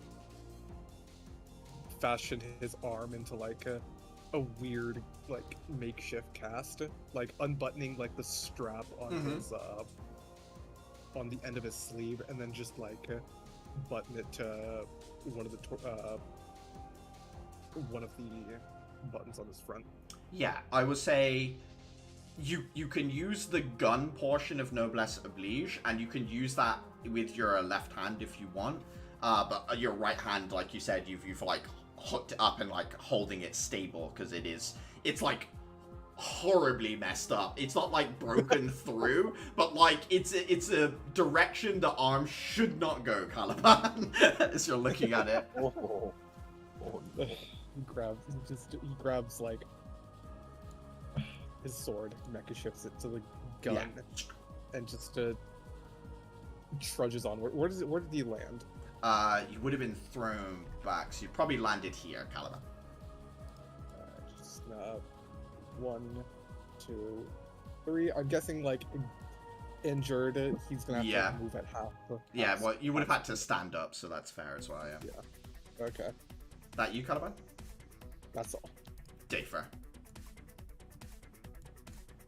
Dafer is very fucking worried because I assume his right arm, after having taken some lightning damage, and now the rune array is to some level in the array, it starts like spasming slightly as the electric energy that charges through is not as well regulated as it usually is. Trying his best to get out of a very sticky situation, very much looking for anyone he can support in getting these creatures into an early grave. I think he punches downward at the thing down here, because that might actually be one of the most dangerous things that is actually initiative order standby. Yeah, going for it. I know, just as a note for you, it's currently not on initiative order. It acts at the behest of the skull thing. So, yes, I know. Okay. Oh, okay, I thought... then... that's... I think I'll fire that as... I think I'll start with... Cold. The cold kick to the... to it. Yeah. That gets a smite. Yeah. Does it react to any of this? The cold freezes sections of it together. You do have a teamwork point you can hand out. Okay, I'm handing that teamwork point to Adhira. Yep. And...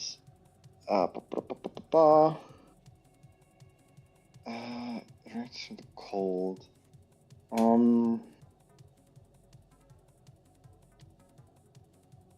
No, I'm not sliding that if I move. So I'm stuck in place, and I'll attack it again in order to weaken it if in the hopes that if somebody backstabs somehow in a row,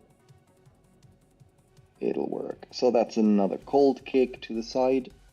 That's an 18. And that's the ghostly apparition thing as well, yeah? Yeah. Yeah. That is enough. As you freeze it together, it eventually shatters into inert purple dust. Okay. That gets one big worry away. And for my next trick, I think Adhira is still holding that ghost in like a spectral. I think Dafer is just gotta take in one of her spectral hands, right? Yes. I think Dafer's just gonna put 2 hands on it and try to squeeze. Yeah, just try and crush it. Essentially as an attack. That's a gauntlet attack for the gauntlet. Actually, that is not my main hand, so that is offhand because that's a bonus action attack with overload. I'm gonna make that thunder. That's a 14. 14 does hit. 8 points of damage. Doesn't do anything special, but does fracture through the skull as the impact starts to, as the pressure starts to mount. Okay. And then Dafer prepares for his inevitable demise because if one of his runes get eaten up, he actually might lose overload. I assume. Klar.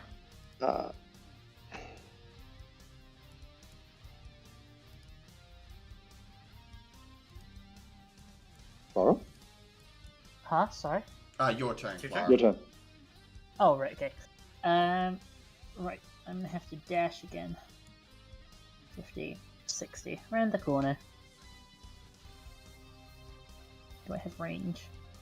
It's close enough. That'll do. Right, I'm gonna use the spell stored in my weapon. I'm gonna cast my Conjure Animals to summon one giant constrictor snake. One giant constrictor snake. How big is it? Large? Oh, it's a good question. It is huge. I think it's huge. Huge. I And it use that could as be a druid within as well, and 60 it's fucking feet, so- insane. Like on the corner. Yeah, there you go. I don't like this guy. He shot at me. He did. Ignore the fact that I threw a disc and cut his arm off first. Unprovoked. It's not really his arm, it's a prosthetic, it doesn't count. I'll remember that. Didn't we already get this I may have guy's just prosthetic off re-triggered one? his PTSD. He had to lose it the first time. I think Every time with us. I think you guys didn't cut it off last time, but you did damage it, yeah. Okay, I was like, we've already targeted this guy's arm once before. Yeah, absolutely, you did. But this time it's severed. We're ableist pricks as well. I think we absolutely broke it off last time. I'm Maybe I'm not misremembering. ableist. If anything, I'm embracing the community by adding more members to their rep. I'm disableist. And we're canceled. Okay. We can start swearing within the first 30 minutes again. I think you can make an attack with it, right? I'm pretty sure it goes after you, right? Yes. So, I'm going to attempt to constrict with it. Yeah. So it's still an attack roll. 20 plus 6. 19. 19 hits. Wonderful. 2d8 plus 4 damage. And it takes 12 bludgeoning Bludgeoning. damage, and the creature is grappled. Okay. Until the grapple ends, the creature is restrained. As this giant serpent wraps around them, they've got like one arm up in the air with the gun in hand as it wraps around their ribcage and squeezes. They are restrained by the serpent.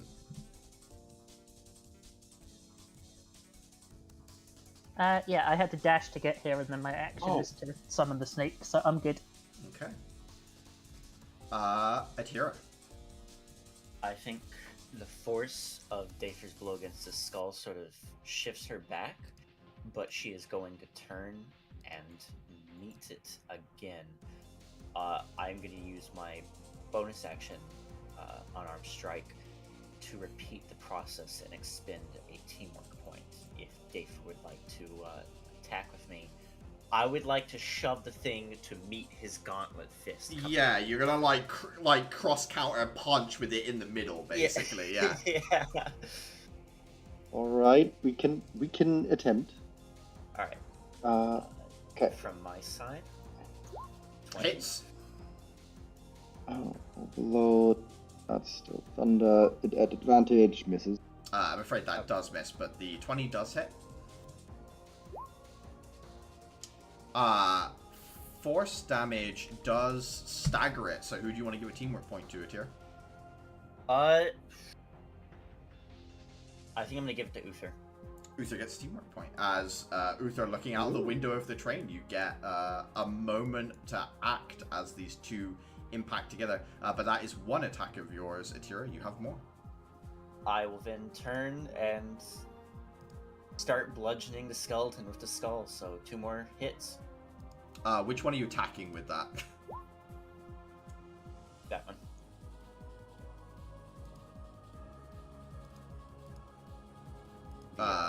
The purple or okay, then skeleton. they're skeletons. I'm holding the purple. Yeah, but I mean, when you hit someone with something, you could technically be trying to damage one thing or the other thing. So I was trying to. Oh, I'm trying to damage the skull first. More Okay. than the skull. That answers my question more. Yeah, cool. Oh yeah, I see what you mean. First hit. Absolutely hits. 8 damage. It is barely holding together as purple fire is starting to seep through the cracks in the skull. 12. 12 just barely misses as the other skeleton is kind of knocked to the ground. You don't have anything to impact this skull against on that last swing. Well, I do have it. I attack the skeleton. I attack towards it. I'm gonna play keep away from the skeleton with its skull. Yeah, you run off with the skull. I think it would get an attack of opportunity against you, so I will roll for that. But otherwise, Even with mobile? You didn't attack. Yeah, that's fair. Yeah. No, that's fair. 12 misses you though. Yeah. Oh, And Shane? that's my turn. This guy is still chasing after Clara. 1, 2, 3, 4, 5, 6. Oh, 1, 2, 3, 4, buddy, 5, save 6. yourself.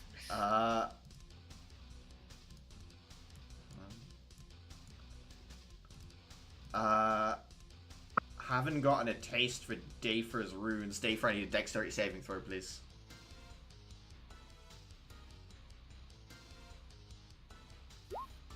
Uh, 21. 21, you're right, yeah. You keep pulling your arms and gauntlets away from her as she keeps, like, grabbing hold and, like, trying to sink her teeth into the rune colonies.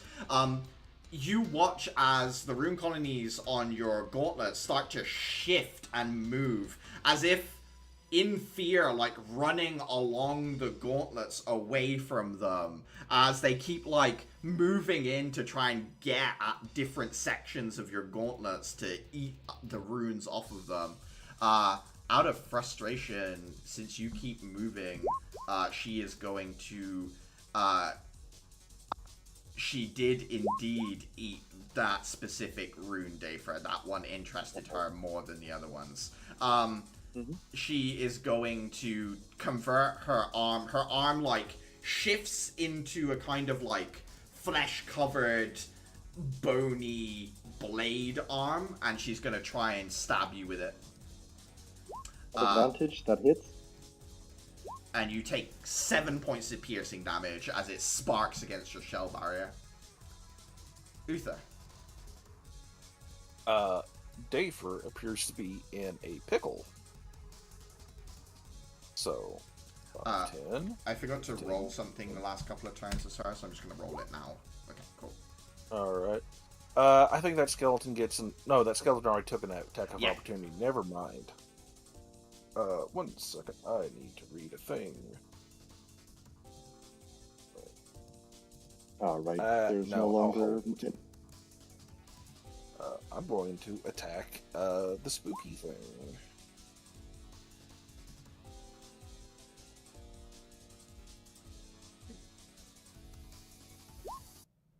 And I fucking miss. Just as Excellent. your blade like gets close to her, she converts to electric, and your metal blade just passes through her, and then she re-pops into existence. Jafer, should I use the teamwork point to try to give you an attack on this lady? My attacks are worthless. It's better off triggering anybody else other than me. We are kind of lacking in support right now, and Hira has run off the skeleton. Don't worry, I'm gonna come back. I'm gonna try and dunk the skull into her head and stunning strike her. No, you're out of my range. Sorry. Isn't there a range on the teamwork points anyway? No, as long as it's within attack range. Okay. The other person must be in attack range. Yeah. So Like, keep it rather than trigger me. Like, I keep could it make it a forward. disadvantage. That's still more worthwhile than my attack. Would prevent the nope. sneak. Yeah. Turn over. Don't you have 2 attacks, Uther? No, you don't. Never mind. Ignore I'm me. a rogue. Yeah. I asked the question, I wish. and the moment the words tumbled out of my mouth, I knew the answer. It was like class features can change that though. Just gotta shop for the right one. I wish I could get multi-attack. You can. Maybe later. Adhira, I need a dexterity saving throw from you, please.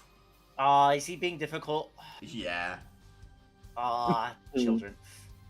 24. 24. You do take half damage, which I guess is halved again because it's taken in half by Dafer. Still. So you take... He explodes. Yeah, he detonates himself in a fireball. Just bursts across you. Let me just check. 7? 7 damage to you and 7 damage to Dafer as well. Okay.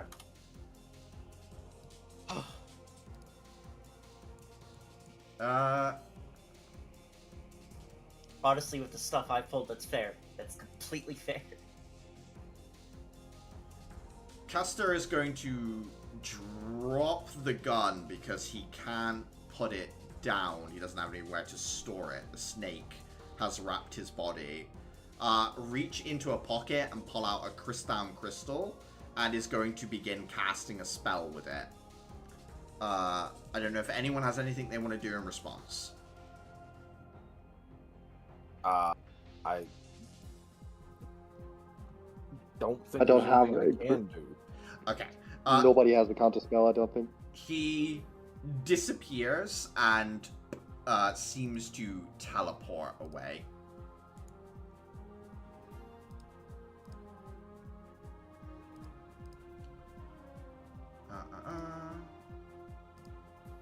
Caliban. Alright.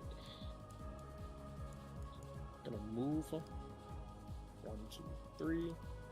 Was that 3? Whatever. 5, 6 dash 1, 2, 3, 4, 5, 6. 6. And let me see how far I am.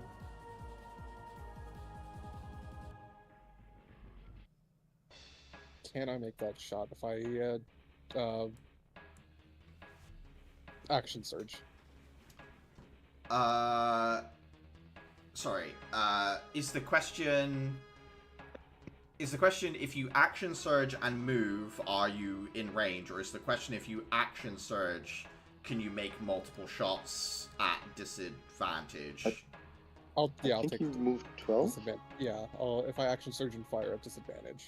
Oh, yes, you can. Yeah. Correct. Okay. Action surge, and I'll fire at disadvantage. Mm-hmm. 15 just misses, Caliban. 10 as well. As she, like, zips left, zips right, watches your bullets go past. And I'm gonna... Second wind. Let me just...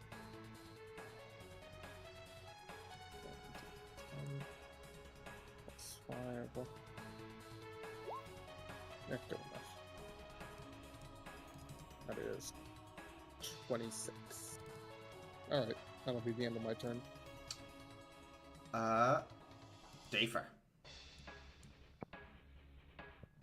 Actually, not sure what to do about my bonus action. For my action, I believe that's the most valuable thing I can do with my action.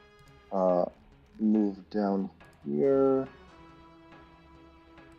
Actually, no, that's not the most valuable thing I can do with my action. If I can get advantage another way. I will attack with advantage. Solely in the hopes of trying to tap her once to see if I can apply my Rune of True Strength on her and see if that still does anything. Yeah. So that's... I'ma make that... Actually, let's give her a cold boots kick first. That's a 20. 20 hits. She takes 8 damage, and you take back 9 lightning damage. She gains a stagger from me. Yes, she has 2 points. However, that would tap her in terms of Yes, my rune. you did Does hit her the with the effect rune. still apply? It does apply. Okay. That applied. I don't think I'm gonna do much more than that. For the most part, I made it so that she wouldn't attack you there. And learned that you take lightning damage if you attack her.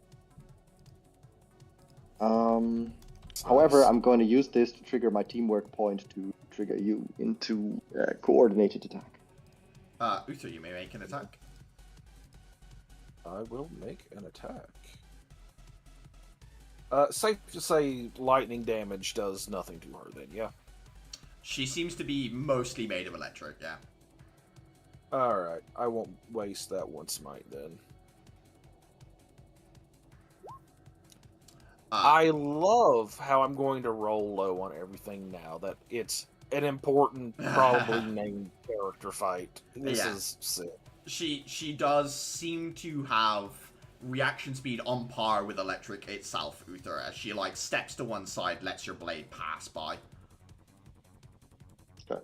I can't do anything worthwhile with my with the second attack, so I'll leave it here. Okay. And try to defend myself as best I can. Clara, Caster did seem to slip through some sort of like portal-like opening and disappear. Well, I'm going to take my anger out on this guy who's coming up the stairs to me. Yes. So I'm going to steady aim. Guy. Yep, you have advantage. Yep. Let's get rid of that. Is everything that should be ticked? It looks like it. 15 hits. Nice. Let me check if I've ticked the damage. I have.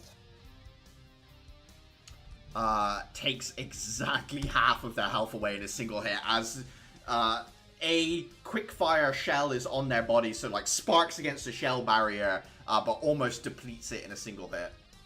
Oh wait, that has no sneak attack on it. Yeah, you would have sneak as well. Oopsies. An extra 10. Still the same story, just very much closer to being completely wiped by a single hit. Lovely. Big snake. 30 feet to me. 1, 2, 3, 4, 5, 6. There you go. Thank you. Snaking his way downtown. Atira. This, first I'm gonna run this way. Sort of slide down. She doesn't seem human. Like, it's not Absolutely not, no. So not from here, got it. I'm going to cast a 4th level spell. I need to make a charisma saving throw, do I not? Yep. Please work, please work, please work, please work. What's your DC? My DC is 15. However, in this moment in which she passes, Adhira is going to flick a charge on Comson. The cylinder turns, and use a reaction to cast Silvery Barbs. She needs to She needs to reroll. roll that. Damn. No! That was such a good idea, though. It was so the crystal pulses. For the first time, her playful disposition disappears, Adhira, and you see a frantic kind of fear take over. The kind of like, I just can't go back. I like someone who's like, I can't go back to prison, right? Like that same sort of like, it would destroy me. As you cast the spell, it looks like it's about to take hold, and then you see the shadow of another figure nearby, kind of like watching all of this, that puts their finger on the scale and pushes her back into reality, saves her from you banishing her. Like something else is here as well in the shadows, Adhira. I'm going to expend a spirit point to dodge, but I'm gonna growl at her to leave. I think... Oh, and I'm giving advantage on Uther's next attack. That's something the guy that you just nailed, Clara, is going to surrender. He just, like, lies down on the ground, like, absolutely not. That almost completely wiped me. Just lies down, puts their hands over the back of their head, gets on the floor.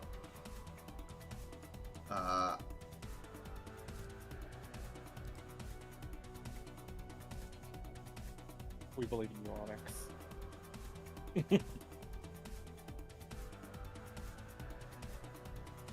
This individual looks down at themselves with the rune on them, Dafer. Looks down, licks the rune off, swallows it, and says, "That will have to be it for now. Jean-Louis, let us go." At which point, the shadow in the corner bursts forth into full size. A woman who is mostly mouth leans down and bites the electric woman and kind of like picks her up like a T-Rex and swallows her whole into her body. Uther.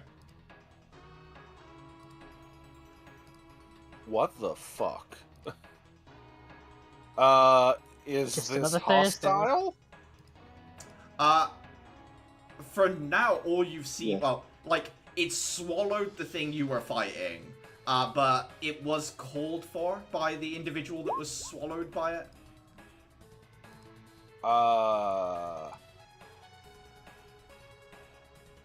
Hold an attack until it does something, I guess, then. Okay, hold on here. This glow-eyed individual also going to surrender, seeing the fight turn horribly. I need to roll for Peacekeepers. Give me 1 second. 18. And...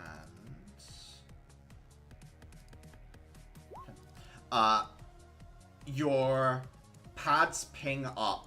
Peacekeepers in the cordon have grabbed the individual who tried to flee and have got him under a dimensional anchor. Castor has been captured by the Peacekeepers while attempting to teleport away. His short-range teleport led him into one of the patrols.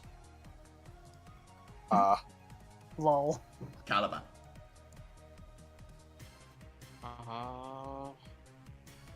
What's our target now? Giant, 10-foot tall, all-teeth woman. Got it. 2, 3, 4, 5, 6. Taking a shot. Hello? Let's Hello? see if Roll20 agrees. Okay. I was about to say, like, a Tinder die. Oh, no, sorry, I was just waiting for the roll. Okay. 22 absolutely hits. 11 damage. Bullet rips into just this huge mammoth, like, feminine sinew and black and red material creature. A tiny, like, pinprick wound that just gushes this weird blackened blood that spurts out onto the ground, but otherwise ignores you completely, Caliban. 13. This one kind of bounces off, almost like blubber-like exterior of her flesh. Okay, great. Oh, that will be all for me. Dafer. Dafer thinks for a solid 3 seconds. Oh, this is over. Oh, thank God, we survived. Even against an onslaught. And then he realizes, despite not thinking, oh my God, I don't want to deal with this, that he's grabbing onto the woman to make sure she's not escaping. Despite himself. Okay. Yeah, athletics check. Despite himself, he's making a grapple check. Yeah. Athletics at advantage. 21. As you get close, a arm rips away from the central portion of the body, and you just kind of get backhand slapped backwards as just raw strength pushes you back. Okay, I want to see if I can on the backhand slap grab onto the fucking hand. Yeah. As I have a second attack. 23. 23. Needed to beat it. Needed to beat it. You're on the offense. So yeah, you do. As like the backhand hits you, you manage to clamp your arms around it, and you grab hold of that arm. Oh, I thought that was to my disadvantage. No, because you're the aggressor, and that was the defensive role. So yeah, you would succeed. In that case, I have an grappled. As a bonus action, I shall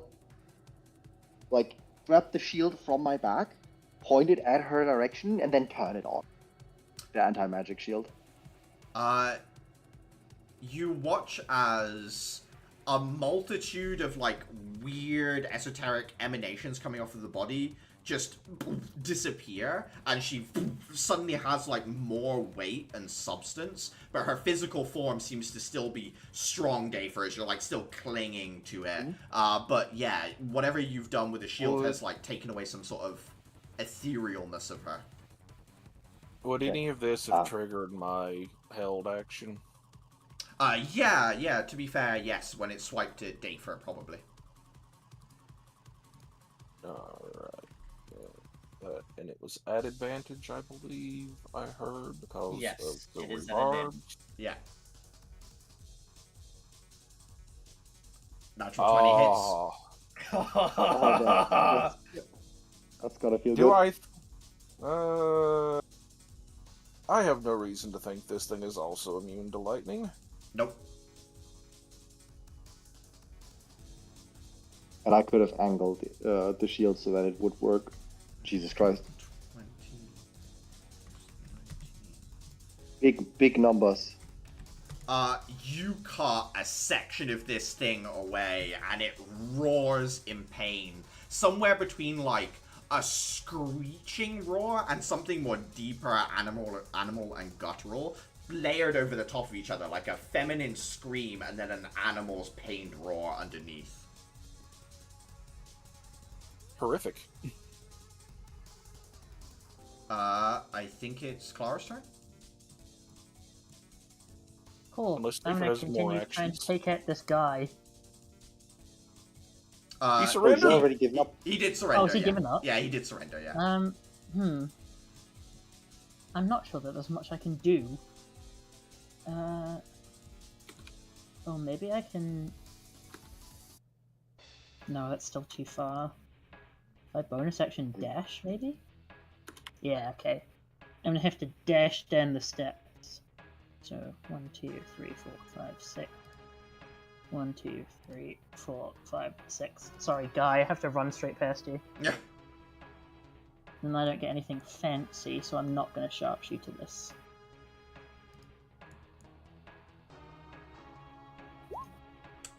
It didn't matter. Yeah. Carry on. Snake 30 feet towards me. Yes, of course. Go something like that. Atira. Would I be able to reasonably ask Dather to like angle it so that this, I'm gonna call it a tooth fairy. The tooth fairy's head is exposed to magical effects, but the rest of her body is still under the wave of anti-magic. It's a 10-foot tall creature, so like it wouldn't even be difficult for Dather to do that. Yeah. I will do so, and I'm gonna run, sort of use Uther as a springboard, and I am going to punch it with my arms. The arms shifting into the thicker array that we discovered during our spar with Axel. Yep. First hit.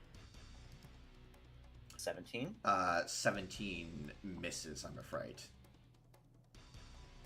Second. 16 misses as well. 2 impacts, bam, bam, and just the physical form, it's almost spongy, Atira, as your punches, like, the blows land and it sort of sponges in. Spending a key point for flurry of blows. A crit will hit. That'll hit. I'm also going to expend a spirit point for stunning strike with this one. Okay. So first the impact is 15 damage, and then a Constitution saving throw. 31. Yeah, I don't think she can fail those. And last hit. 12 miss. 12 will miss. I think if we get one more turn, I'm going to try and just grab the woman out of her. That'll be it. But I am sort of backing up, kind of like boxing feet work. From inside, the lightning woman's arm pulses out and is going to reach towards Dather. Give me 1 second.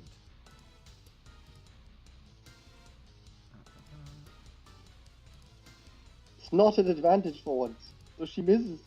27 on the second one. That's alright. Should have shut that off. 10 points of damage is your overload does still protect you. But she is going to use a teamwork point to pull in her ally, whose teeth go to reach down and will attempt to chomp down on you, Dather. Sure. 33. Jesus Christ. You take 9 piercing and 7 necrotic. 1 second. -9, -7. Yeah, I'm not surviving another one of that. That is their turn. Uther. Yikes.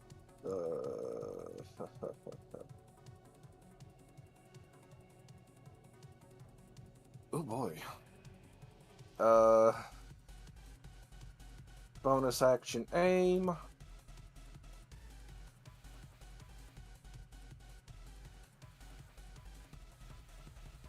Absolutely hits. I'm just going to do the exact same thing as last time. Cut as much as you can off. Yeah, the smites are proficiency. Yes, you got 3. No, yeah. Okay, cool. Mm-hmm.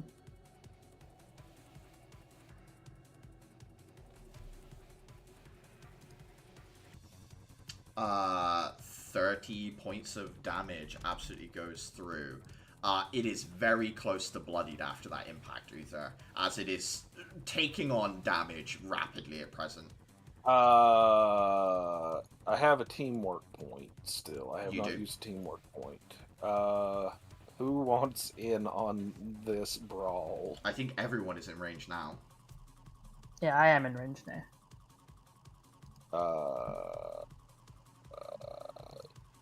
Sure, Clara, throw something at this Clara, thing. dismemberer.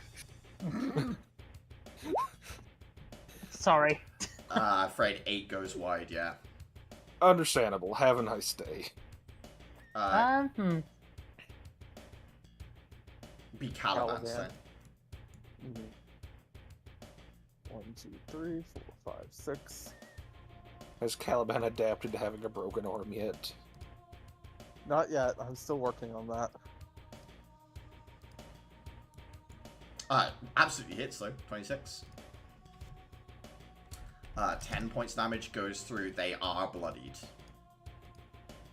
Oh boy. second hit.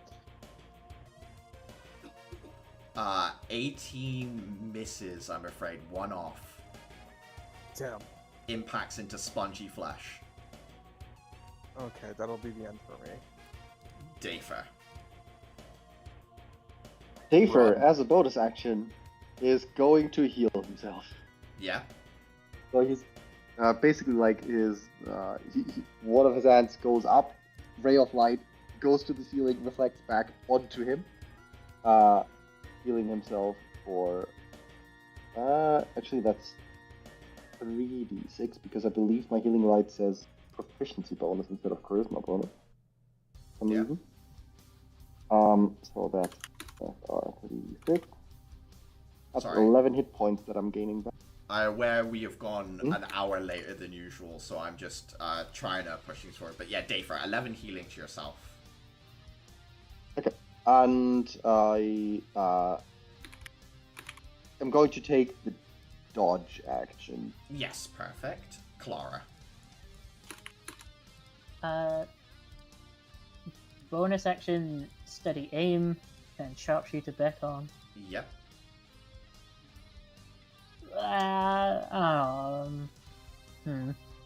So Do it's I a let that? 12 Do you have any impressive. idea what we normally hit this thing on? Higher than 17. 19. Okay, then no. 19 has been what's been confirmed by Caliban. Yep, nope. All Carry right. on. Atira. I have no way of breaking this creature's armor.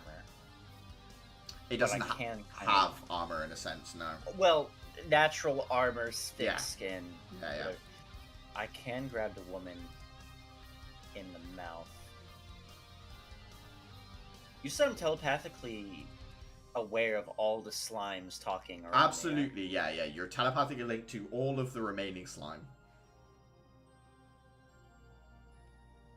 Charge! I am going to shout out a cry for them. Attack the big woman! All the metal you can eat! Give me animal handling at advantage. It could work, but obviously Yeah. 18. As the huge one stands there, all of a sudden the pharaoh slime starts swarming up the body and starts to push its way down the maw. You do watch as it doesn't look uncomfortable for this creature, almost like it's like a war of attrition between how much slime she can eat and how much slime there is as you're watching the Satira. Alright. While her mouth is full, I'm going to strike at the Harlequin inside of her. The arm that came out to strike at Dafer. Yes. Mm-hmm. Miss. What? It does hit. Grapple. That's not how grapple works. I'm very sorry, but they're also immune to grapple. As you grab hold of them, your fingers slip through their form that shifts into lightning briefly and back. Okay. Damage in. 7 points of damage does go through. And I'm spending my last spirit point to flurry of blows the Harlequin. Yeah. That hits. And another. That hits as well. Good rolls. 777.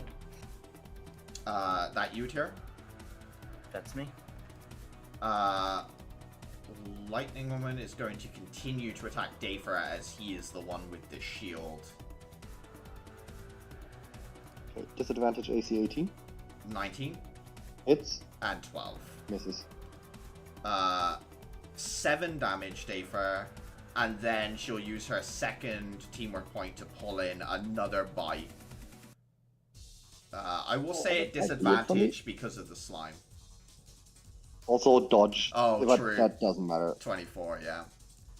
You take I'm out. 15 necrotic and 4, okay. Doesn't Sorry, matter. 15 piercing. Dafer is unconscious. The shield does drop. Some of the ethereal nature of the creature does, but that's the end of its turn, Uther.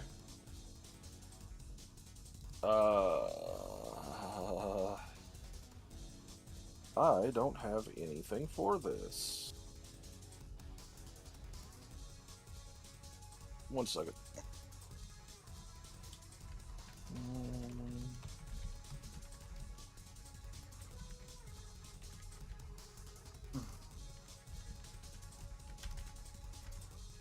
Didn't we have health potions at one point? Did we already use those? It's Y'all had rice waffles or something? Force feed on one of those. That's HP I is still not have a gonna healing work. potion in my inventory, so. Yeah. Okay. I'm not sure who has what. Sorry, Uther, on my side. Yeah, you know, that's fine, that's fine. I was checking my inventory specifically going, huh, that's weird. I guess I'm going to try to hit this thing again, chase it off. Yeah. Bonus action to aim. Yeah, you have advantage. Crit hits, Uther. Let's see it. This will be the third Emberic Smite, so I'll be out of those for the rest of the week.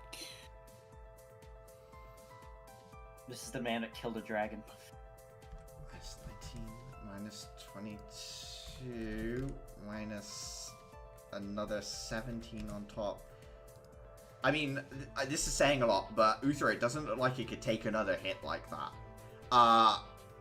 You do. I should hope not. That's a lot of damage. You've hit it hard. It's still got physical form there, Uther, but it is damaged.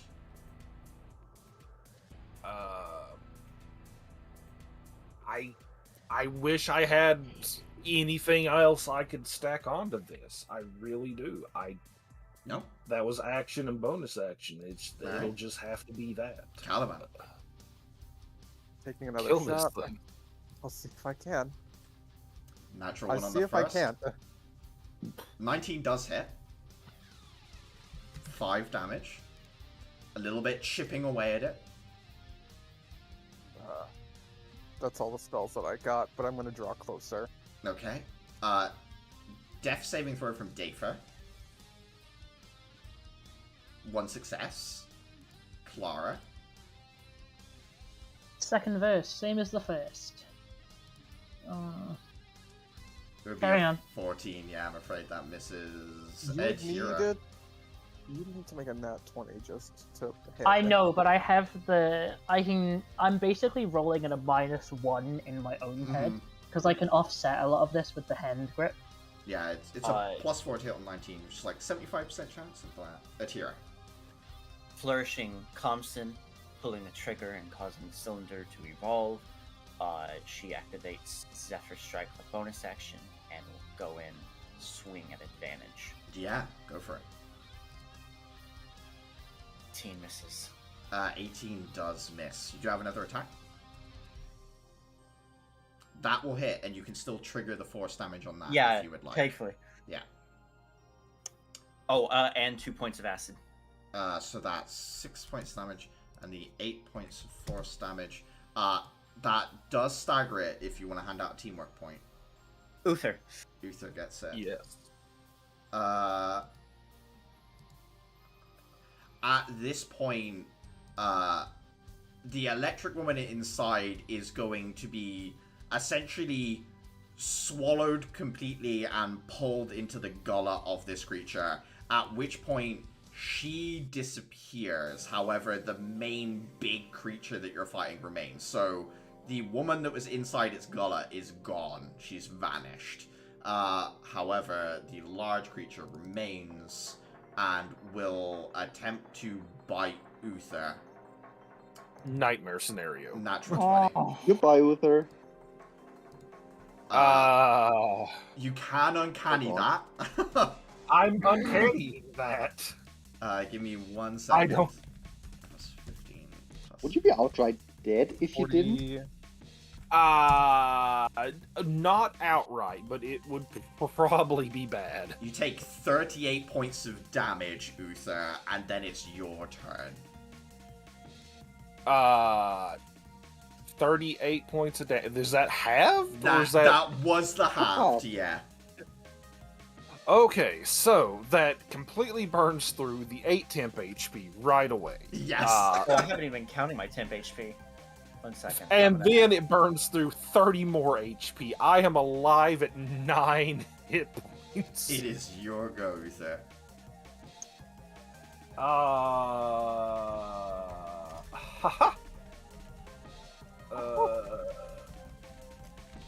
Let me double check.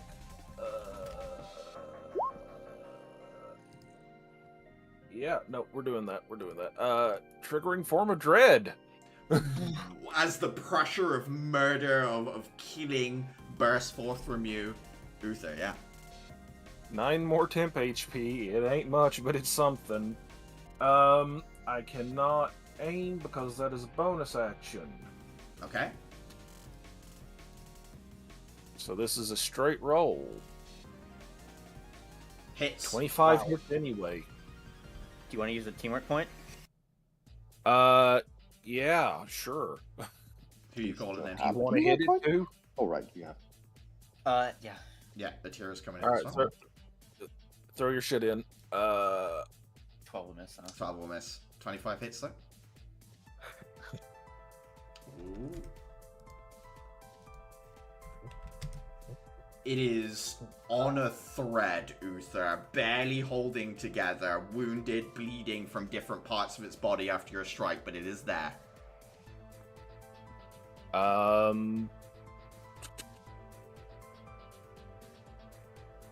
What is this device right here?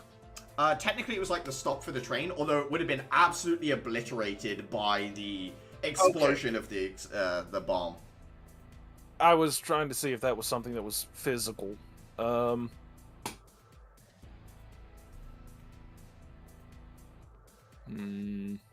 that you, Uther? No, yeah, I was trying to see if there was any way I could wiggle out of here, but no. Caliban. Nope. Gotta fire a shot. Point blank would be a disadvantage, unless you have a thing. Gunner prevents it. Yeah, you Gunner got Gunner. lets me not. Yeah, gotcha. Prevents. Yeah. Hits. Oh, thank fuck. 11 is enough, Caliban. How do you want to finish this? Yeah, fires once, drops the sword, goes for the knife Yeah. at his waist, and just like plunges it up with like his remaining arm. You plunge the blade up. Yeah, and just sees what spills out. As ooze that was contained within her stomach, as the body falls apart, just bursts out. This body falls apart into pieces, and what's left afterwards is like transmuted back into human flesh and bone, but on a scale that isn't possible. And it also seems at random, like sections of her arm turn into like full human legs and other parts of body pieces. It's like a pile of bodies kind of tumbles away from her in a sense. But that is where we will leave our session off for this week. Oh. Just like imagining Caliban just looks at everybody else. This is gonna hurt like fuck when the adrenaline wears off. He like points to the just 2 different direction arm.